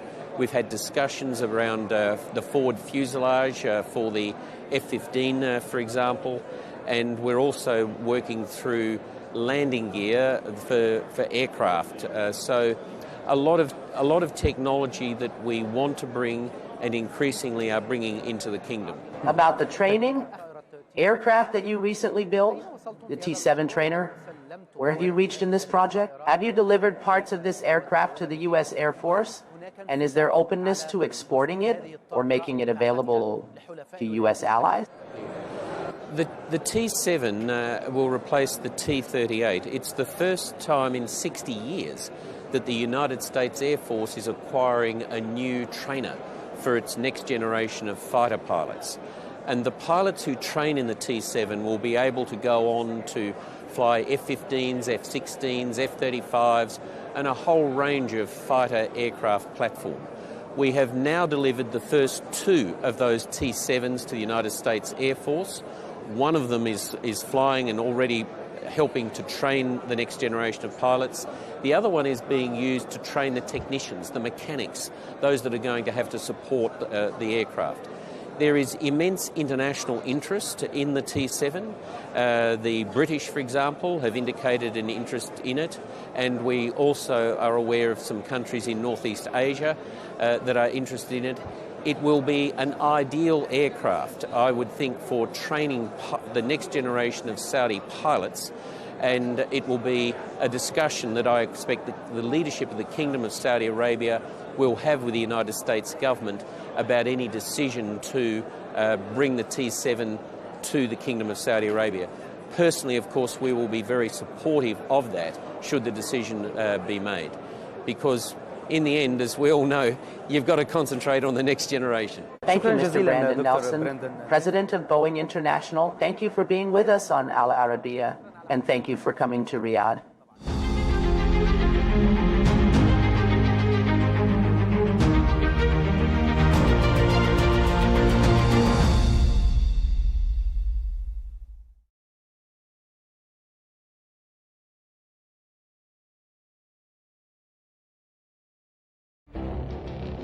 It feels like decades are passing by in a matter of weeks. Seismic shifts in the world order. Never, ever will be part of America. With so much happening and so much noise. Whether it's political upheaval, Canada has been ripping us off for years. economic shifts, or social movements. And no one wins from tariffs. I think America can be more friendly to the rest of the world. For in-depth analysis and all the latest developments across the globe.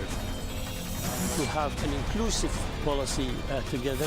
The meetings with Hamas gave me some hope. We're in another nuclear arms race.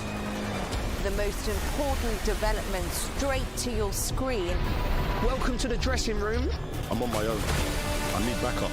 And an insightful look at the issues shaping our world today.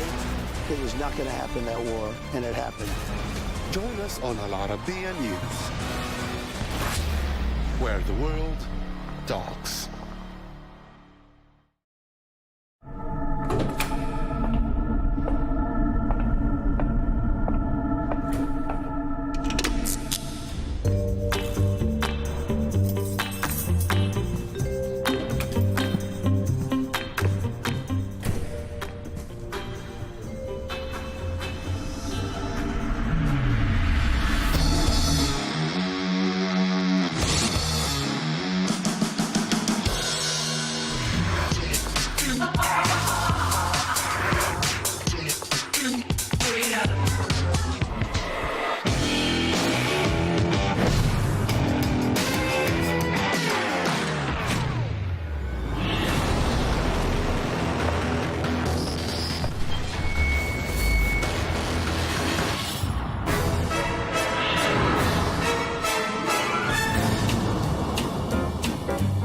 so sorry, Tom. I'm late. I'm nearly there.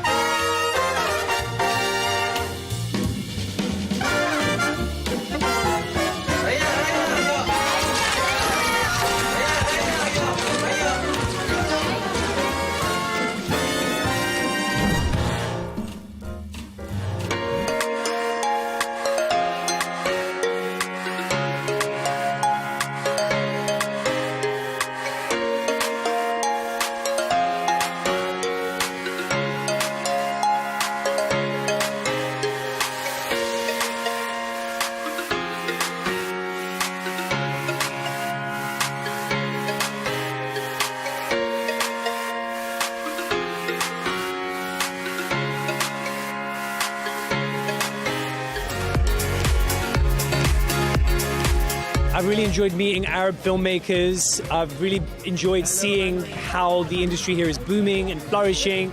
And I've enjoyed watching the movies, man. Just an incredible range. I've watched horrors, I've watched rom-coms, I've watched historical epics, I've watched tone poems, I've watched art house movies.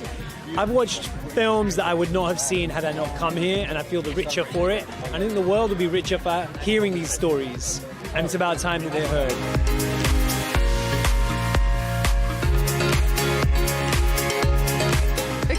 Happy, yeah, just carefree. It's been a full year of being on the festival circuit. I've been to so many film festivals, and it's wonderful to end the year here, kind of coming back home where we started, you know, in the region, and to be able to celebrate tonight and everyone's achievements is really just it's a privilege, and it's really a joy. My favorite experience is seeing my film with an audience and seeing an audience connect with the film. And it really felt like coming home, and felt like just like embrace of family. It was beautiful.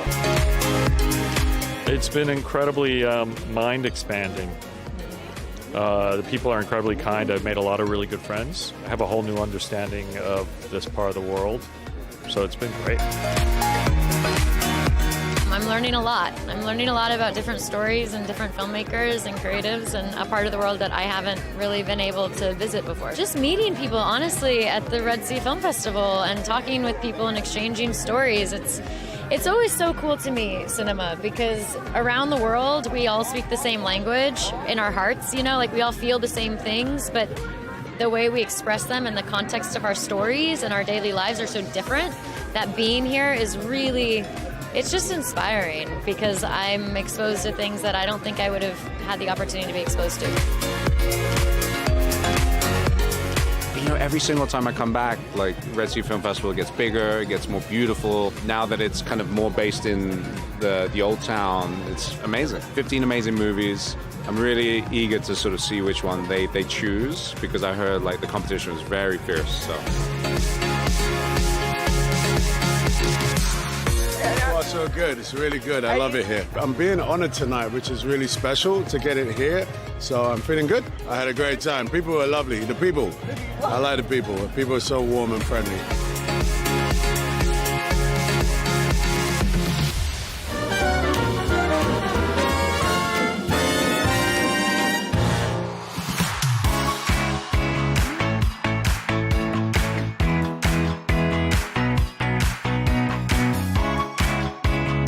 Amazing. I mean, it's been 5 years since we started working on the film. It's 5 years this festival has been in existence, so it feels like kismet to be able to sort of bring it home, you know. So, yeah, it's a great privilege. There isn't a film like this from this region. You're talking about before the rise of Islam, it's 609 AD, Arab tribes being united by a princess to fight this colonial power. You've seen war movies, you've seen people fighting colonial powers, but you haven't seen a Hollywoodized, you know, big scale take on this region and this history. I think what's the most impressive part of this film is the scale of it. We had from international cast to crew, merging with local crews. In Saudi Arabia, in the most beautiful cinematic landscape you can imagine, Neom and Tabuk, and seeing that all come together on that kind of scale is powerful. Great, it was a massive cast, big ensemble. So I wouldn't say one's herding cats, but it's kind of like that it's like that kind of like everyone has their place in the story. I have my place within the storytelling, and it's all about communication. And I was very lucky because I had very intelligent actors who understood storytelling, so they all kind of fit into their part of the film.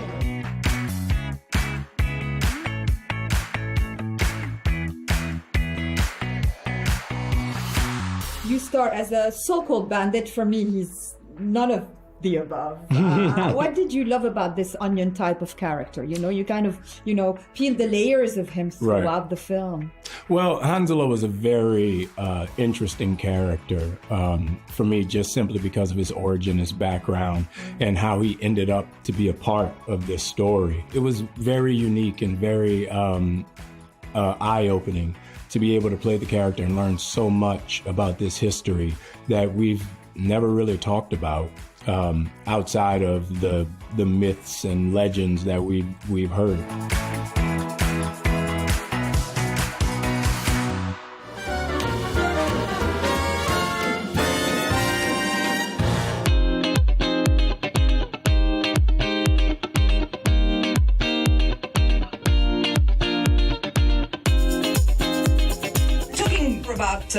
How you changed as an actress. Obviously, when you've got the experience of acting, when you've got the knowledge of knowing what's good for you and what you should do you feel like your confidence changes, your curiosity, and you became more courageous? Confidence comes with success. And experience. Yeah. But curiosity you always have. That's the one thing that you have from birth. Like when you're born and you come into this world and you're just curious about what's this and what's that. And I see that now through my daughter's eyes. Like she's so curious about everything. And it makes me even more curious. She keeps the child in me alive as well. So I would say my way of approaching my work even now is truly through pure instinct. The way I choose a part and pick up a role is like, oh, I've done this, now I want to do this. And now I'm feeling this. I go very from that gut feeling. Like it's very like, what do I want to eat today? On the subject of legacy here, in 20 years, how would you hope audiences feel and people feel, not about your fame, but about your presence on the global stage? Again, I think different stages represent perhaps a different time. When I was younger, I'm still young, but like when I was very young, when I was in my 20s, I was a little bit more like, when I was a teenager. Yeah. A little bit more like fizzy and buoyant and like a little bit more like light, and then there came a little bit more weight, and now I'm like feeling light again. So I think it depends on different stages, but I only want the audience to be entertained. So whether it's through me or not through me, I am the first person to stand up and clap when a film does really well and gets a lot of love, because I feel so happy when the audiences are entertained and cinema connects.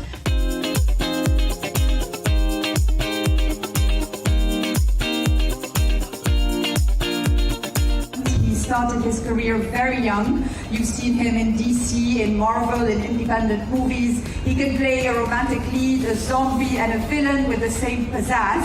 Please, a huge round of applause for Nicholas Hoult. Good evening. Assalamu alaikum. From the beginning, actually, is it a cute story? Is it true that your siblings have introduced you to the art of performing? And did this mean that play dates in your house were all about singing and dancing and all these things when the friends came over?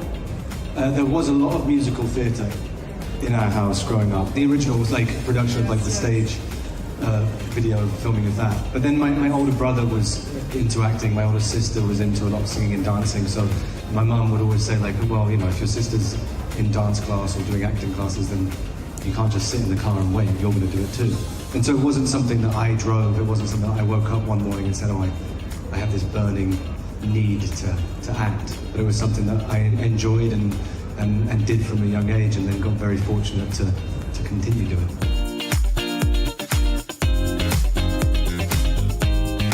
This year you played in a small movie called Superman. Has anyone seen Superman? So tell us how you constructed the character, and there's so many references you can have for Lex Luthor from the comics and from old books, etc. How did you do your research? How did you narrow your own vision of him? It was interesting because the first time I read the script, I remember reading the Lex scenes and being like, oh, these are interesting. I might actually be better at Lex in Superman. And I was like, well, don't say that to anyone now whilst we're auditioning for Superman. And then after the screen tests, James called me and he said, how would you feel about playing Lex? And instantly my brain was like, yes, that's the character you should and need to be playing, because there were just moments in the dialogue and in the script where I was like, oh, it's really delicious, the twists and turns of the character. And like you say, he is definitely very much the villain of that story, but at the same time, there's things in there where you go, okay, you can understand it in your brain and not have empathy, but understand it. So there's a really fun character to play in that sense. And James just wrote a wonderful script, and he's such a fun director to work with.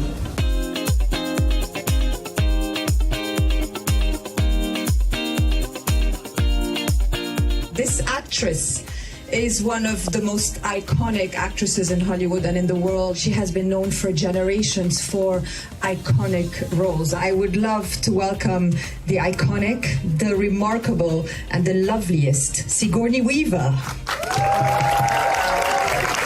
Assalamu alaikum. I love to start from the beginning, and when actors start loving acting, was it early for you, was it later, and who was the biggest inspiration in your life to make you gravitate towards acting even in the first place? I don't think I'm very typical, because I was very shy, so the idea of becoming an actor was so far away from anything I was thinking. I was thinking I'd love to be a storyteller, maybe a writer or a journalist. So I never really said out loud I want to be an actor until I was, maybe in college. And my father, though, was a great influence, because he was running NBC, which was a big television network, and he'd always come home smiling. And so I think whatever he's doing, which of course I didn't know at all, whatever he's doing looks like it's fun. So I think that did influence me.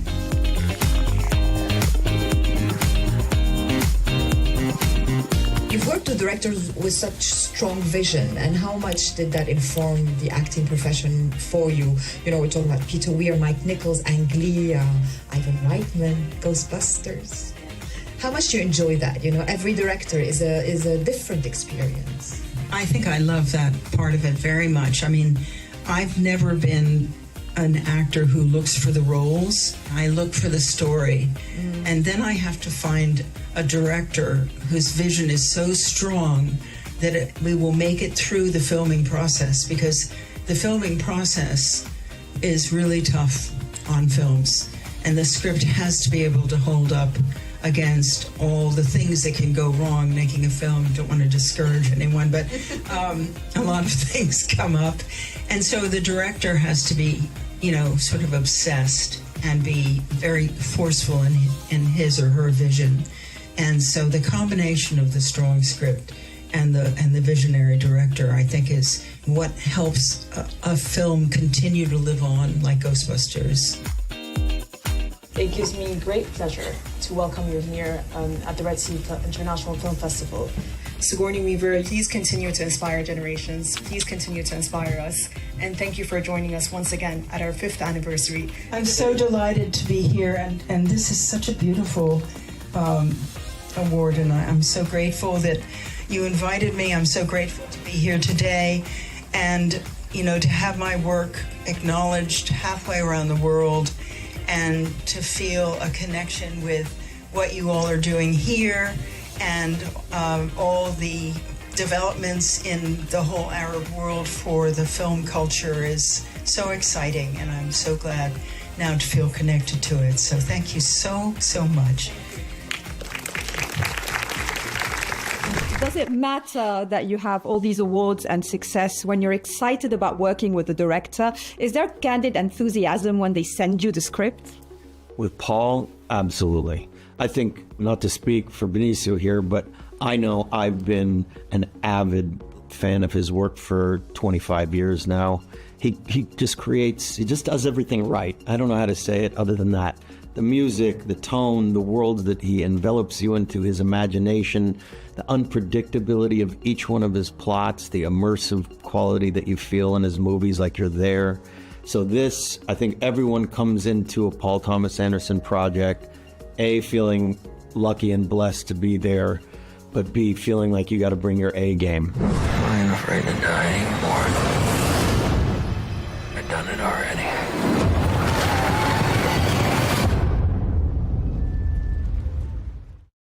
My name is Jordan Belfort. At the tender age of 22, I headed to the only place that befit my high-minded energy. We always joke when I interview you that you don't like simple roles. Everything has to be very energy-consuming. Was that a whole other level of energy consumption because it's so full-on? This was a huge adrenaline dump. Yeah. I mean, I actually needed to take a year off after this. I did 3 films in a row, but this was the culmination of it all, and that was because we had we really had artistic freedom on this film. 'Cause I ain't going nowhere! This is a wonderful role. You gave him such vulnerability. You made him transparent. Is that how you felt him, Gatsby? Well, the Gatsby that I remember reading in junior high school is a lot different than the Gatsby I remember reading, that I read as an adult. He's a much more tragic figure than I remember as a youth, I didn't quite connect with how hollow this man really was, Daisy to him is really a representation of so many of his dreams of becoming this great American figure, this powerful man, this entrepreneur, and in a lot of ways he is an empty vessel.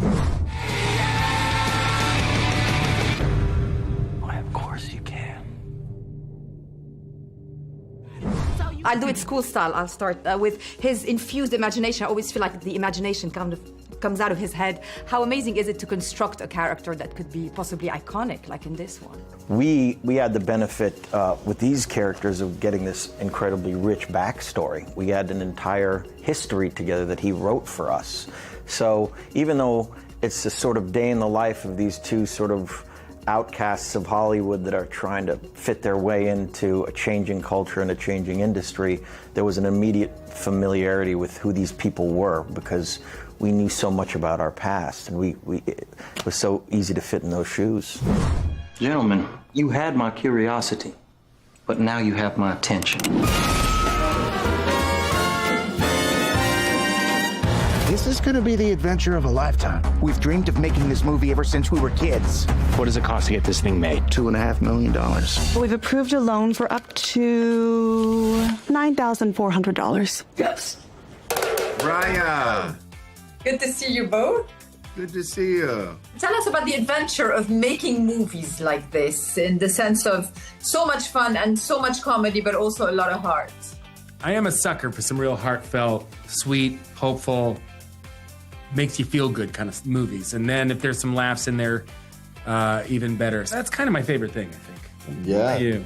Well, I mean, when I read on the page some of these scenes that make me laugh and make me think, oh, that's going to be really exciting and fun and funny. It's one thing to read it, but then when it comes time to do it, you're like, I really do have to run through the jungle with a boar strapped to my back probably 100 times. This is going to be physically challenging, but that's the name of the game, and that's what you have to keep in the back of your mind. It's like, it's worth it. That's what you got to do to make magic sometimes. Here we go. Doug, you direct. Action! Put your face right up next to the snake. No.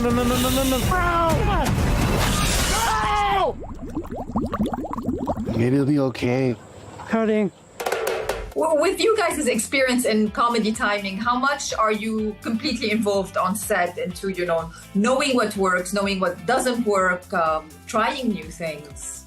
Somewhere, I'd say over the last few years, I would be on a set, look around and think, I think maybe I have more experience than anybody on here because I'm old and I've done it now a bit. And I still have the mindset of like an actor starting off. Like, I can't believe I got the job.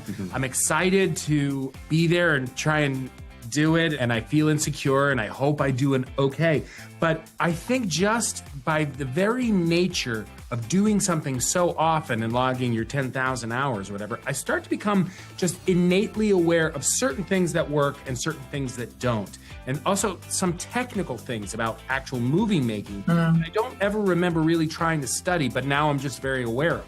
I like to really imagine each scene, and I like to look at the script and go through all my lines and imagine the way I would do it. But there's some scenes that are challenging, like, I don't know how I'm going to approach this. I don't know what quite the right way to say this line is. And I'll look around the crew and the cast and crew and imagine how everyone on the set would say it. If they had my part, what would they do? And I'll get inspiration from anywhere I can. Sometimes, you need to feed off the people you're working with. Always when it comes to comedy. This is Anaconda, and we no longer have a snake for our snake movie. We have to go out in the jungle and find another one.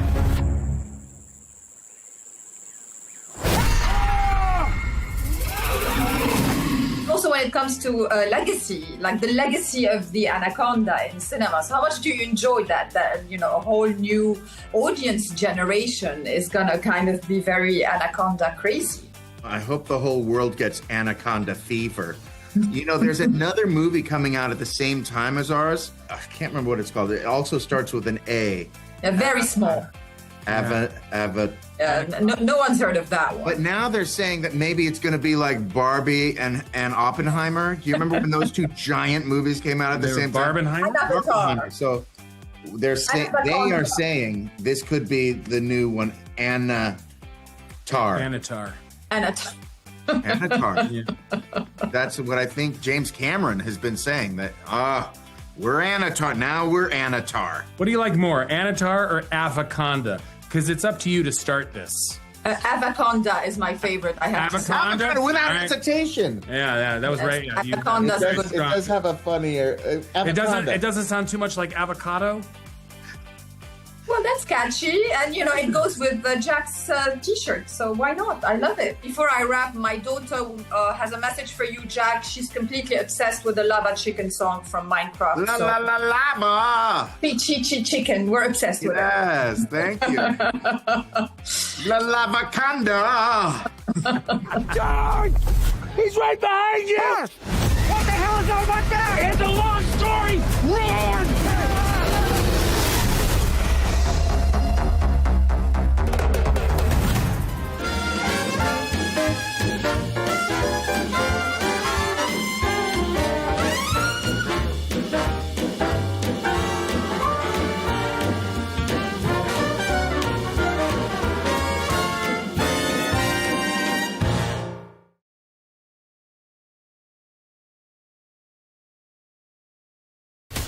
From the White House to Gaza, Kiev to Beijing, elections, economics and the environment compete with conflicts and other complex issues for our attention. In an age of fake news, deepfake and artificial intelligence, they've got to have a vote and a say. It's important to look beyond the loudest voice to understand the truth. From newsmakers to groundbreakers, my campaign is going very well. Presidents, prime ministers, princes and peacemakers, and cultural tastemakers. As Arabs, as Middle Eastern, we're too emotional. Join me on The Riz Khan Show for empowering conversation.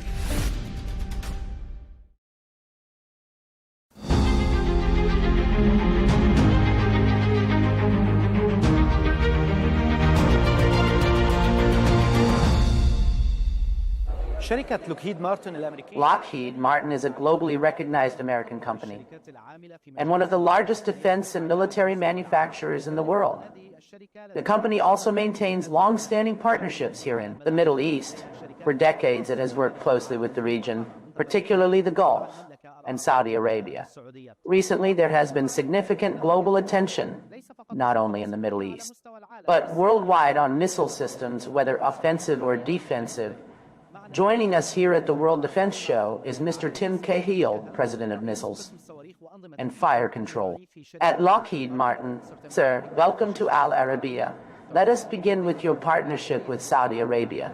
You have a long history of cooperation with the kingdom, supplying numerous defense systems regarding the recent launch platforms for the THAAD system in Saudi Arabia and the locally produced components.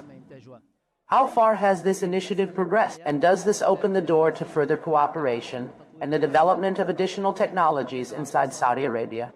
So first, thank you, Salma. I appreciate you having me here today. It's a pleasure. So for THAAD, we're going to continue to do exactly what we've been doing, is build more and more with those key companies like A1C Steel or AIC Steel and MEPC. So as we build out additional quantities around the world, we're going to look to them to be part of our supply chain and build additional launchers and canisters as well. Turning to missiles, Mr. Tim, you have certainly followed the shortages that emerged after the war in Ukraine. What is the most important lesson Lockheed Martin has learned from the global missile shortage? What lesson did you learn at Lockheed Martin from the global demand and limited supply of missiles? So we are, I think biggest lessons learned from Ukraine in particular, I think, is about the supply chain. And what's really clear is it's not robust enough. And you could say that that's the same problem we learned in COVID as well, is that when any part of that supply chain anywhere in the world is disrupted, we can't continue to produce. We can't continue to deliver for our customers. So I think that's the thing that came out of Ukraine the most clearly, is our need to build second and third sources and to build those sources worldwide for our product. You previously mentioned that to address this shortage, factories may need to be built outside the United States as part of the global supply chain. Where are you planning to establish these facilities? Europe? The Middle East? Where exactly? So the answer is yes. We're absolutely going to build outside the United States, both in the supply chain, as I mentioned. So we're going to build components and subsystems outside the United States. We're also looking to build entire product lines outside the United States. So I'll give you one example. We are partnering with a company called IRAF here in Saudi Arabia to build uncrewed turrets and actually export those turrets outside of Saudi Arabia to other places in the world. But we're going to bring high-tech systems right here to Saudi Arabia, transfer that technology, and build here. And those particular systems are going to be completely assembled right here. So this is just the start of, I think, an exciting development. In the United States, the Pentagon now has specific demands. It wants larger quantities of munitions at lower cost. How does Lockheed Martin balance producing more at a lower cost without compromising accuracy, effectiveness, and overall missile system performance? So the way we're going to balance the affordability and the capability and do that at scale is, first of all, by getting the numbers up, the actual production rates up, the prices will go down. That's just natural economics. The other thing that we're doing with all of our customers, and particularly the United States, is we're evaluating all the requirements that we're building the systems to. Some requirements are really important. If you're going to fire a missile, it needs to hit the target and nothing else, for example. We're not going to give up on that requirement. That's too expensive in lives and in property.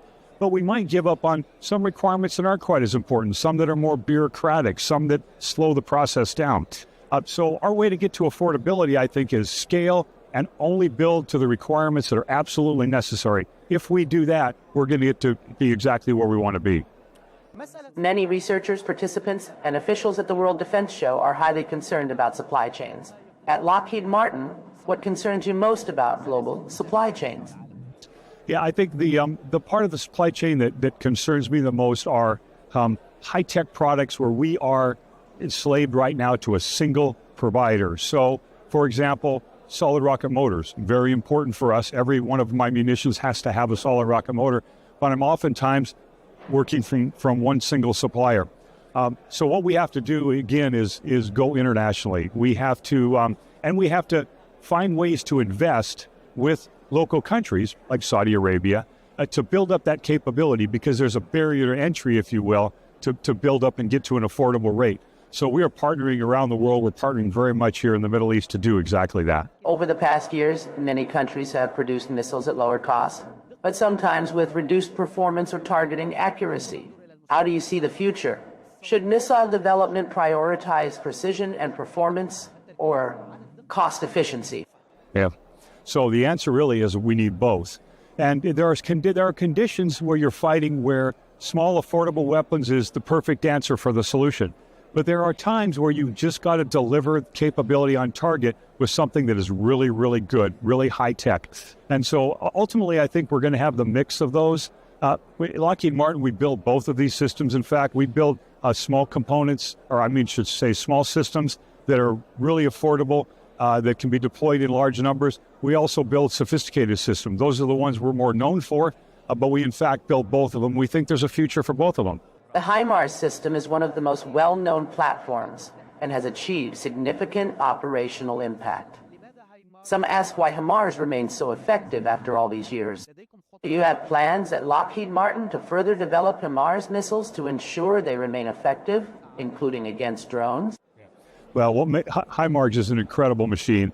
What makes it so effective and battle-proven, and why there are 750 HIMARS now around the entire world, is the fact that, first of all, it moves fast. It fires in an instant and keeps going, so it's hard to catch, right? It also can be reloaded very, very quickly, so you can get additional munitions on it. The other thing about HIMARS is that, quite honestly, it can take a hit, right? So even if you find it, you can't just send a few little drones at it. You got to really send something at it to knock it out. So it's an incredibly capable system. It's transportable. It's fast. It's agile. It delivers an entire family of munitions from 75-kilometer range munitions all the way up to what will be 1,000-kilometer munitions. And so it is genuinely the best capable system, the most proven system on the planet right now. Artificial intelligence is now entering the defense industry in a major way. Do you believe AI has made testing or the development of defense systems easier worldwide? Will it play a major role in future defense platforms? And are you concerned about its implications? So AI systems are changing everything, and we're just at the tip of the iceberg right now. The most obvious thing that's happening with our systems right now is we're using AI to be able to review test results that are very, very complicated, to conduct tests that are very, very complicated, and to quickly look through all that data and find the nuggets that tell us that the system is good or has an issue. So much like if you're at home using AI to do a search, it'll do that for you. It'll look through an enormous amount of data. But I think even more importantly is our ability to tie systems together digitally in a world that used to be all paper. And because we can do that, we can take development timelines and bring them down very, very rapidly. Again, because you can evaluate data and you can project how a system might perform in the future right now. And that helps you avoid a lot of margin, if you will, a lot of things that you might do to the systems that you really don't have to do. If you can predict how they're going to act in certain situations, then you can either do or not do those things, back to those requirements that I talked about that I think we can give up. So AI is daily changing everything that we're doing. It's fundamental to our business. When looking at missile programs in the United States, many hypersonic initiatives were previously delayed. However, there is now renewed global focus on missile development. Where does Lockheed Martin stand today? Are you actively developing hypersonic and long-range missile programs? Yeah, well, hypersonic systems are incredibly important. They are very much an element of the future. We have, in the United States, among the very few production hypersonic systems, so we have one for the Army and one for the Navy right now. We're about to go into production here, we expect in the next 6 months, with an Air Force hypersonic system. So this is fundamental to the kind of things that Lockheed Martin does, taking high-tech systems, the state-of-the-art cutting systems that are going to perform in combat and be successful and survive in combat, any countermeasures that an adversary may bring to you, and then bring those down to an affordable level and then put them in use at high production rates. So that's very fundamental to what we're doing, and we're right in the middle of that in the United States. Mr. Tim Cahill, President of Missiles and Fire Control at Lockheed Martin in the United States. Thank you very much for joining us on Al Arabiya. Thank you.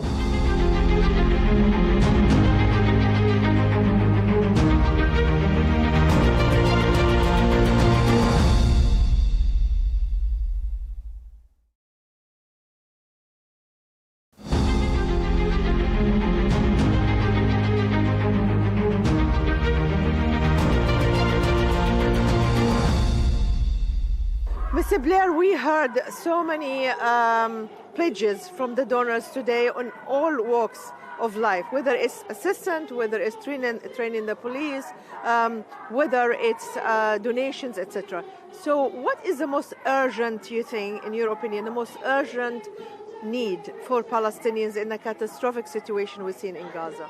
I think the very first priority is, because we've raised a lot of money today, but to make sure that the urgent humanitarian aid that still needs to go in, and the shelters and medicine and healthcare for the people, that's probably the single most urgent thing, alongside obviously the agreement for demilitarization, because we want Gaza to be governed by the new committee, one authority, one weapon.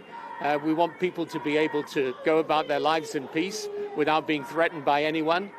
And once that happens, a really important thing to understand is that then the restrictions on stuff going into Gaza, which has been so difficult for people in Gaza over the years, then if there is demilitarization, disarmament, and a proper authority, those restrictions go, and the people are then free to live their lives as they want.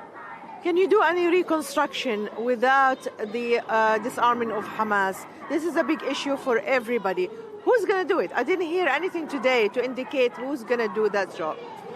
Well, we're hoping that the process of disarmament and decommissioning of weapons can happen by agreement. And the mediators that have delivered support of all the Palestinian factions for the 20-point plan, we're hoping that then the same process can enable this disarmament to happen with the agreement of Hamas, that then can be, they can pursue a political agenda, but they've got to give up the violence that has done so much damage to people in Gaza. So our hope is that we can do this by agreement. That's what we want to have happen. This administration's focusing on Gaza, and they talk about integration of Gaza within 10 years, as we heard from Mr. Kushner. But Arab Foreign Minister focused on the two-state solution. You've been leading, you played a leading role in that actually a few years back. So is this a first step towards a two-state solution, which the U.S. opposed to? Yeah, so everyone talks about a two-state solution. But the reality is, unless we fix the situation in Gaza, and on the West Bank, by the way, because that is also extremely important, but unless we create the conditions in which Palestinian self-determination can be pursued in a peaceful and good way, we're never going to be able to make this two-state solution a reality. And right now, the important thing is not to focus on all the problems, but to look at how we can provide solutions for the people in Gaza. And the money that's been pledged today, and the new civil police force, and the stabilization force, and all of these countries coming together in support of people in Gaza. Okay, there are still massive challenges, but it's an amazing thing that everyone's come together in support of this plan. In your estimation, how long will it take to see changes on the ground, for people in Gaza to see that there is hope? Whether it is the police force, whether it is rebuilding homes, whether Israel withdrawing, Israel still occupying half of Gaza. Yeah, so you're absolutely right. The question is what happens on the ground, what happens in people's daily lives. And I'm hoping, within a short space of time, people at least see some change. Now, building Gaza in the way we want to see and the way that was set out today, that's going to take time. But at least in the short term, we can relieve the immediate problems of people. We can start the process of clearing the rubble and the ordnance. We can train the civil police, and we can at least begin the process of renewal. Many people suspect that Mr. Netanyahu does not want to be part of this process, although he's been praised by speakers today. But in general, do you think that Israel can also derail the process as much as Hamas would? Well, in the end, Israel's also agreed to the 20-point plan. And, the leadership of President Trump in this is pretty important, because he's got a relationship with Israel. He's got a strong relationship with the Arab countries. And as you can see from the time he's given today, this is a priority for him. And I know from my own conversations with him that he is personally committed, not just to the security of Israel, that's important, obviously, but to the people of Gaza, to the Palestinian people. And, all of us who've dealt with this issue for so long, right, and initiative after initiative, and they all failed and come to nothing. We're not sort of blindly optimistic. We understand there's massive problems. But at least this is a plan that, if it's implemented, gives us a chance to make things different in the future. Mr. Ali Shaat is here representing the Palestinians, but also the Palestinian Authority is completely absent. Does not cast a shadow on this talk? Well, look, we want to cooperate closely with the Palestinian Authority on all of this. They've obviously got a role to play. We need also to stabilize the position on the West Bank. And, they face many, many challenges there. And that we will come to also, I think, and hope in the next weeks. But this today was really about Gaza itself. the state of Gaza and how we change it. And finally, the first thing you want to do after this conference, when you go back? I think begin the hard work, building the capacity, for example, of the government in Gaza. Because, governing is not just about having a program, it's about having the capabilities and the people to implement it. So for me, that's the priority. Thank you so much. Thank you.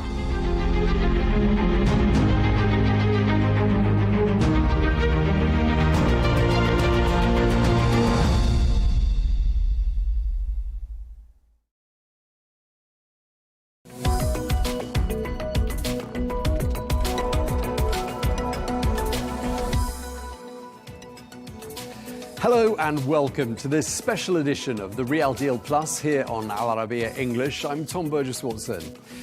Now, Formula E is the world's first all-electric world championship, bringing together high-speed racing and cutting-edge technology. Well, now in its 12th season, the series has just made history as the first sport ever to achieve B Corp certification, underlying its commitment to sustainability and innovation. Well, with the championship in Jeddah for the E-Prix, we're joined now by the CEO of E-Prix, Jeff Dodds, to talk about the future of electric racing and what it means for Saudi Arabia and the world.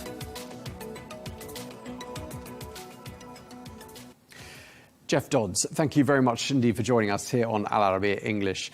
I'd like to ask you, first of all, what makes racing in Jeddah and in particular in Saudi Arabia so special for Formula E? Tom, well, first of all, thank you for having me. Delighted to be on the show. We've raced in Saudi, I think, since 2018. So we've been coming here for a while, but we previously raced in Diriyah, Riyadh, and we only moved across to Jeddah last year. So even between those two locations in Saudi Arabia, it's been incredibly different. The kind of pure street circuit in Riyadh with the sand blowing across the track and making it very difficult for the cars, to this incredible purpose-built facility here in Jeddah on the Corniche. So we come here, the weather's perfect. The hospitality is always wonderful, and the setup here, the road circuit here, is incredibly fast and incredibly technical. So it's a real favourite of our drivers, and seems to set up very well for our style of electric racing, which is very close combat, very sharp elbowed, and yeah, always delivers a really exciting race. I think last year the winner in the second race here went on to win the World Championship. So it's also a good indicator of who's likely to do well across the season. Okay, thanks for that, Jeff. I mean, how important is Saudi Arabia to Formula E and to your long-term growth prospects? We've been racing here for a long time. The Saudi partners have been incredibly important to us. So we have sponsors that are Saudia, the airline, SABIC, the chemical company, and the PIF, the Public Investment Fund of Saudi Arabia. So we're well supported by not just the businesses in Saudi, but also by the Saudi government here, who allow us to come and race on this incredible circuit. So we've had many enjoyable years here, and our hope would be to have the Kingdom of Saudi Arabia as part of our race schedule for many, many years to come. So no, incredibly important part. It's also the first night race we do in every season. So we go from these kind of more traditional styles of Grand Prix, or E-Prix as we call them, to this first night race, which is two races on Friday and Saturday night in Saudi, at night with the drones and the fireworks and this incredible backdrop here. So it marks a real spectacle in the calendar for us. Yeah, I mean, sort of made for television, isn't it? And you've got a night race in Tokyo coming up as well, haven't you? Yeah, so Tokyo's a really interesting city, Tom. So Tokyo only ever closes the city for one other sporting event, which is the Tokyo Marathon. We're the only other sporting event they close the city for. And Tokyo, for me, when I think about Tokyo, and I've been there many, many times over the years, but when I think about it at night. I think about the big neon signs and the kind of the TDK neon sign that's very famous, and this wonderful kind of nightlife. So bringing a race to Tokyo and doing it at night is super exciting, because you're going to get to experience those cars racing around the city and get to see it at night with those beautiful neon lights around. Yeah, I mean, with the beautiful Corniche in Jeddah and the nightlife and the lights of Tokyo by night, I mean, with all of that, I mean, that's some seriously impressive backdrops. And I'm just thinking to myself as you're talking there, I mean, why don't you consider something a bit like Drive to Survive, you know, that Netflix series which did a lot for the image of Formula One? Why don't you do something like that? Yeah, well, we actually have one. So we have a series. It's on Amazon Prime Video. We've only had 2 series of it now. It's called Driver. So anyone that hasn't seen it, by all means, go and check it out. I think you'll enjoy it. But it's a slightly different style to Drive to Survive. So Drive to Survive is, it's slightly more soap opera-y in the way that it's designed. Ours is a bit more of an authentic look into the mind of a driver and what it takes to be a world championship driver. So we've started that journey ourselves, Tom, but obviously they're on Netflix, we're on Prime Video. Theirs is a slightly different take on the subject than ours, because there's no point just creating the same as them but for Formula E. So we do something slightly different. Fair enough. Let's get back to Saudi Arabia, where you are right now in Jeddah. And, you know, we're talking about Formula E here, a sport that's still relatively new. A lot of people watching it there could be watching it for the first time. And I'm just wondering what you hope they will understand about Formula E. We're in our 12th year, as you said earlier, and you know that would compare to someone like Formula One that's 75 years old or 76 years old this year. So we are comparatively a newbie when it comes to motorsport. If they were to come, though, and they like motorsport, the first thing is there's a lot of familiarity, right? You've got open-wheeled, single-seater racing cars screaming around here at incredible speed. The drivers will feel familiar to them. The setup will feel familiar to them. Maybe where the differences are, the first thing is we're all electric. So we're pure electric powertrain, which means 30% faster accelerating than a Formula One car. So they explode off of the line. Much more close combat racing. So the cars are much more tightly packed, which means you've got many more overtakes, much more sharper elbows. They don't reach quite the same top speed, but then they don't need to, because we're on circuit layouts that are much more tightly packed together, much more challenging. So I think if you came to watch it, the other big difference, of course, which everybody will reference, some people love, some people don't, is the sound is very different. So these will sound more like fighter jets, that very different sound to a traditional roar of a combustion engine. So I say if you're coming to watch it for the first time with a family, actually you can watch the racing, enjoy the racing, still talk to the people with you, and maybe you go home with slightly less of a headache. But if you're more of a traditional motorsport fan, you are going to find that different. Yeah, I mean, we're talking about your sport, which is all electric, but F1 is kind of heading into your territory, isn't it? Because there's talk of hybrid engines with a 50-50 split between electric and combustion. How do you feel about that? Well, so look, we're the only motorsport in the world that can race as a single-seater series, pure electric, as an FIA World Championship. So we are pure electric, 97% efficient powertrains, 100% electric. Formula One are, I mean, I use this word, but I don't use it in a particularly negative way, but it's true. They're kind of combining and compromising with 2 technologies together. So they have combustion engine technology, so a combustion engine, and then they'll have a powertrain and a battery to allow them to have an electric element. They're 50-50 at the moment, half the power coming from combustion, half the power coming from electric. As a result of making that change, the cars are actually a bit slower, or likely to be a bit slower this year than they were in the previous regulation.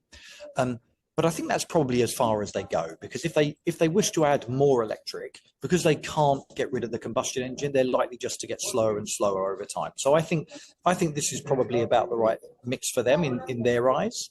But yes, you're right in a sense that we started as a street racing championship, and Formula One have been adding street races to their setup, and we're a pure electric racing championship, and they're adding more electric to their infrastructure. So maybe we should be a little more flattered by that, but yeah, they're certainly moving more towards this direction. Now, Jeff, I just want to ask you about something I was saying in the introduction, the fact that Formula E has just become the first sport to achieve B Corp certification. And I wondered, you know, in simple terms, what does that mean, and why does that matter? So it matters because sport is a relatively low bar when it comes to environmental and social sustainability. Formula E was founded not just to be an amazing motorsport, but also to support the energy transition towards electric vehicles, but also to show that sports can also be sustainable properties. So under the old definition, we have been net zero from day zero. So the focus on sustainability here is built into the way that we run a business.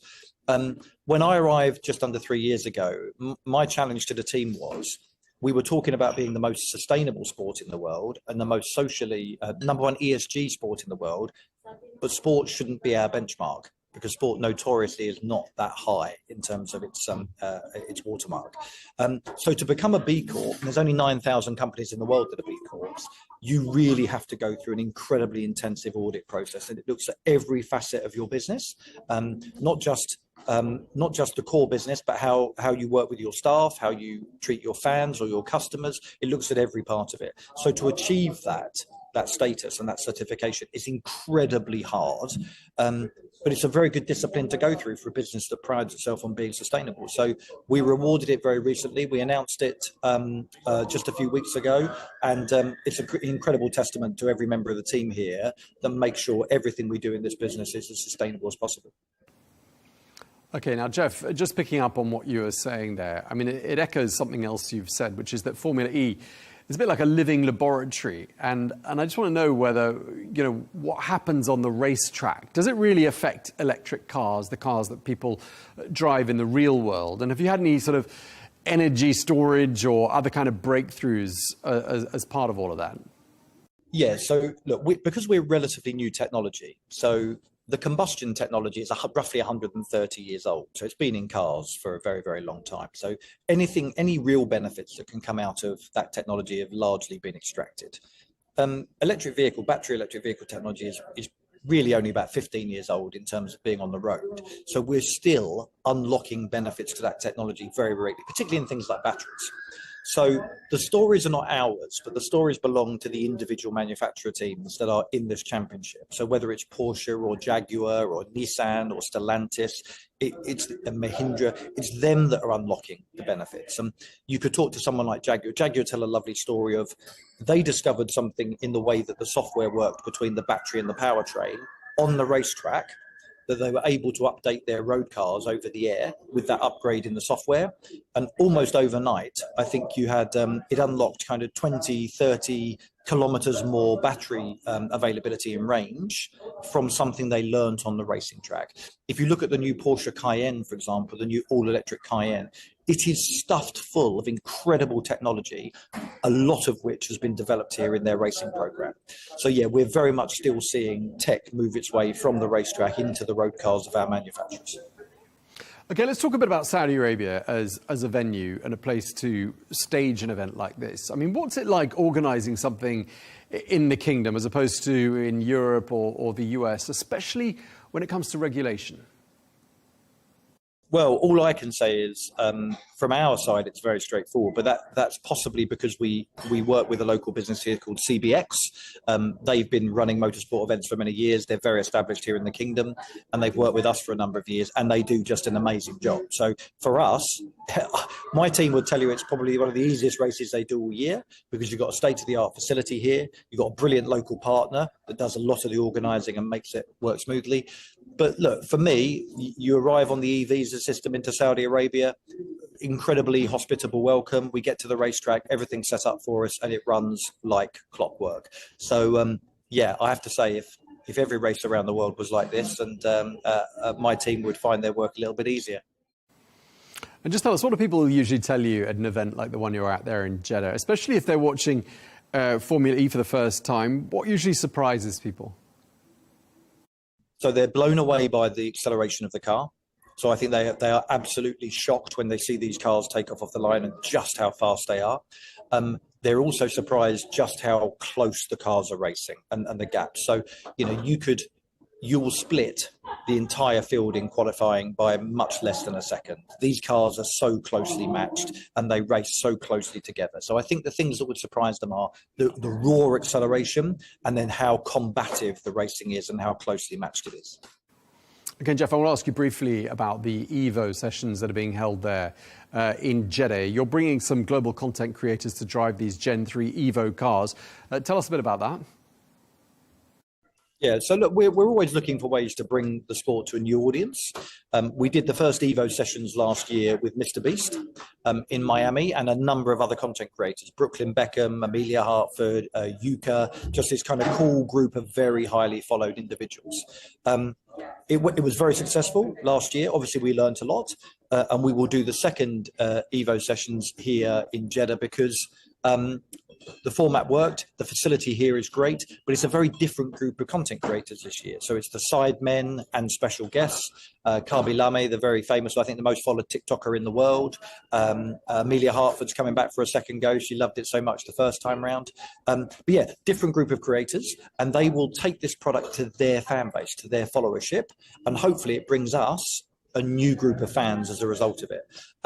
That's exactly what happened last year, and for us it's quite an exciting way of engaging with a new community of fans. Okay, Jeff, and just lastly, to wrap up this conversation, what sort of general direction is Formula E heading in, and where do you see it moving ahead and positioning itself within the wider world of global motorsport? So we're a sports entertainment product. That's the first thing. So we're of course a world champion of sport, a very serious sport, but we recognise sport and entertainment do not need to be different things. They're not mutually exclusive. Each generation of our car gets faster and faster. So the Gen 4 car, which will be launched later this calendar year, will be 70% more powerful than the current car, much higher top speed, much lower lap times. So the direction of travel around the car is to get faster and faster. Obviously, we're looking to continue growing fan base and media audience, and to attract new fans, new manufacturers, new teams over time. So look, we're on a very steep upward trajectory. I think we're the second most successful sport launched this century, after the IPL, the Indian Premier League, the cricket league, obviously massively popular in India. But we're riding the tailwind of electrification. So we also expect, I think there'll be between 15 and 20 electric vehicles sold this year around the world. By 2030, the forecasts say that should be between 30 and 40 million. So we ride this tailwind of electrification.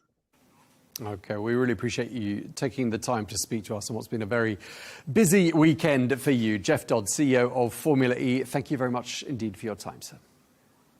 Yeah, absolute pleasure. Thank you very much. Thanks for having me. Okay, and thank you very much indeed to you for joining us for this special edition of The Real Deal Plus here on Arabiya English. Do stay tuned.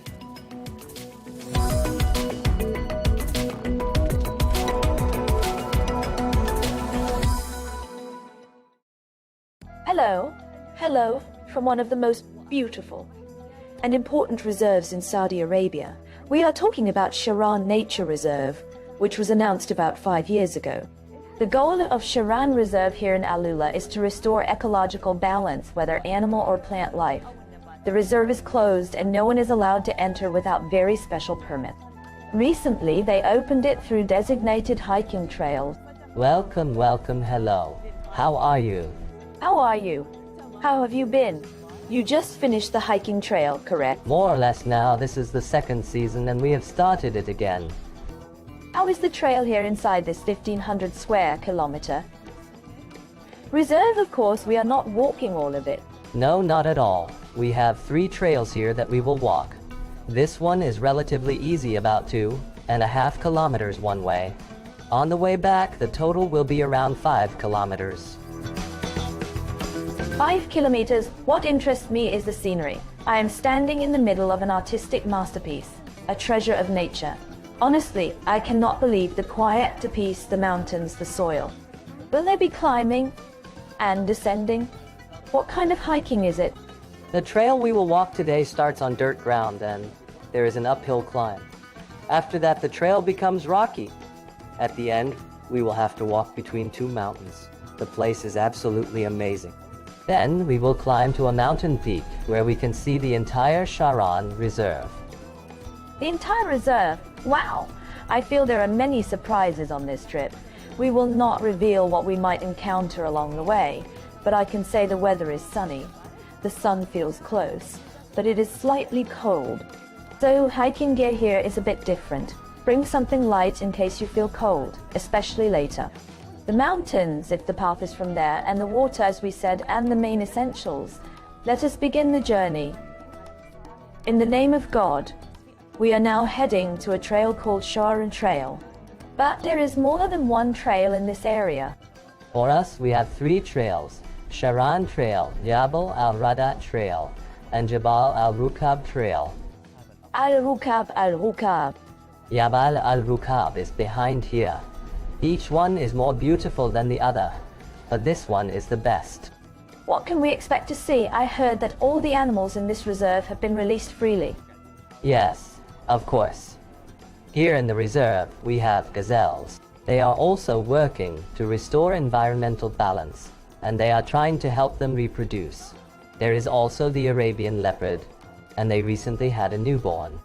As for the native wildlife here, there are foxes and wolves. They come out at night. Yes, they only come out at night. They come out at night unless they are very hungry. So today, we will try to move quietly.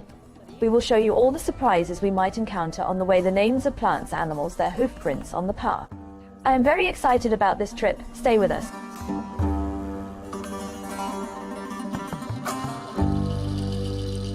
This is a natural plant that camels eat. A plant? What does it look like? Eggs, really? It looks like spears. From the distance, it almost looks like eggs. So you might think, wow, so many eggs.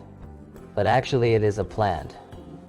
Right now it is dry, but when it is fully green, it looks like small watermelons. Subhanallah. It looks like pomegranate inside or some kind of citrus. Do humans eat it or only animals? Only camels.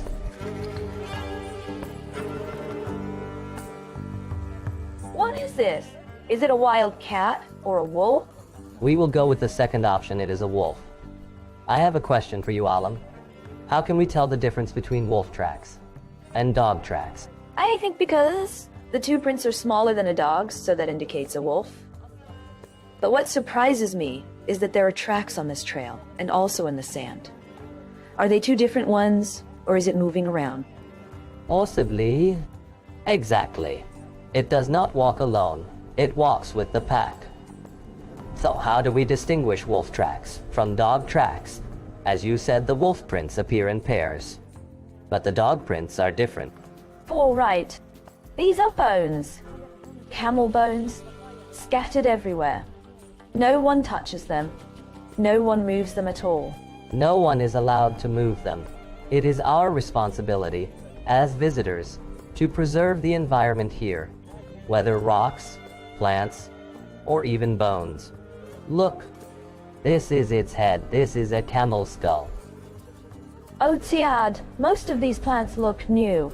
These plants regenerate with every rainy season. But as you see now, they are starting to turn slightly yellow, because about 2 weeks ago, there was heavy rain here.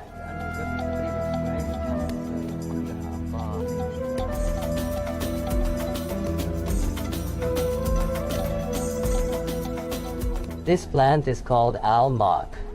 It is used for Nandi. Do you know it? Yes, of course. Yes, it grows here as a desert plant, and it is very common in this area. In the desert and across the Arabian Gulf region, exactly.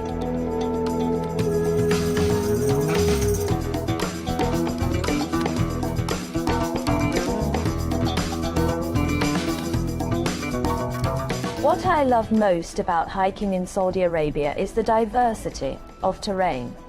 You walk a distance, it can be tiring. Then suddenly you are rewarded with completely different landscapes. Your mind refreshes, the oxygen feels different. We were just on dirt terrain. Yes, we started on dirt and under the sun with dunes and heat. Now we are on a rocky path and in shade. Between two mountains, look how magnificent this place is. Amazing, incredible, truly incredible. But walking here is difficult, right? Walking here is different between rocky terrain and sandy terrain. My advice to anyone planning to come here or try this experience is to pay close attention to the type of shoes. They must be comfortable and suitable especially for sand and rocky trails. There's something special 3-in-1, not just any sports boots, right? You have to choose carefully, very carefully, so you can walk comfortably right.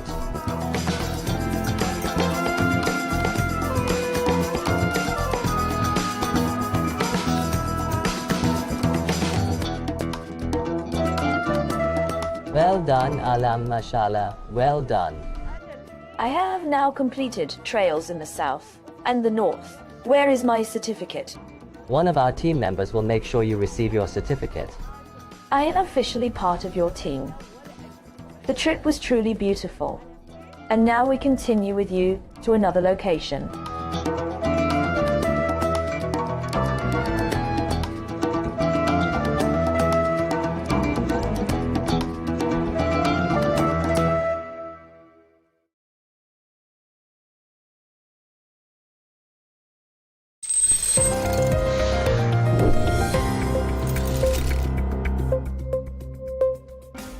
Before his death, Jeffrey Epstein had a partner, and it wasn't Ghislaine Maxwell. Meet Karina Shuliak, the Belarusian woman he was reportedly planning to marry, and according to records, was Epstein's last phone call before his death in August 2019. Her name appears 45,000 times in the 3 million documents released by the U.S. Department of Justice on January 30th. Yet, she remains far less known than Maxwell. 2 days before his death, Epstein signed the 1953 trust, leaving Shuliak $100 million, including $50 million up front. The will also granted her a 33-carat diamond ring, 48 more diamonds, as well as various properties, including his New Mexico ranch, his Paris apartment on Avenue Foch, and the famous Little St. James Island. Maxwell, well, she was named too, but for only $10 million. However, Shuliak is unlikely to see that fortune. The U.S. government has frozen the Epstein estate to compensate victims who have already received over $121 million. Documents also show Epstein funded her Columbia University dental studies, helped her family move to the U.S., and supported her path to citizenship. But here's the big question. What did she know? Well, a whole lot, it seems. Documents describe Shuliak as a central figure in Epstein's inner circle, managing his schedule, handling high-profile contacts, having earned her the nickname the Inspector. While she has not been charged with any crime, her proximity to Epstein is now raising fresh scrutiny. Today, little is known about her exact whereabouts. She's believed to be living in New York City, and so far, prosecutors do not appear to be actively pursuing her, even as major questions about her role continue to linger.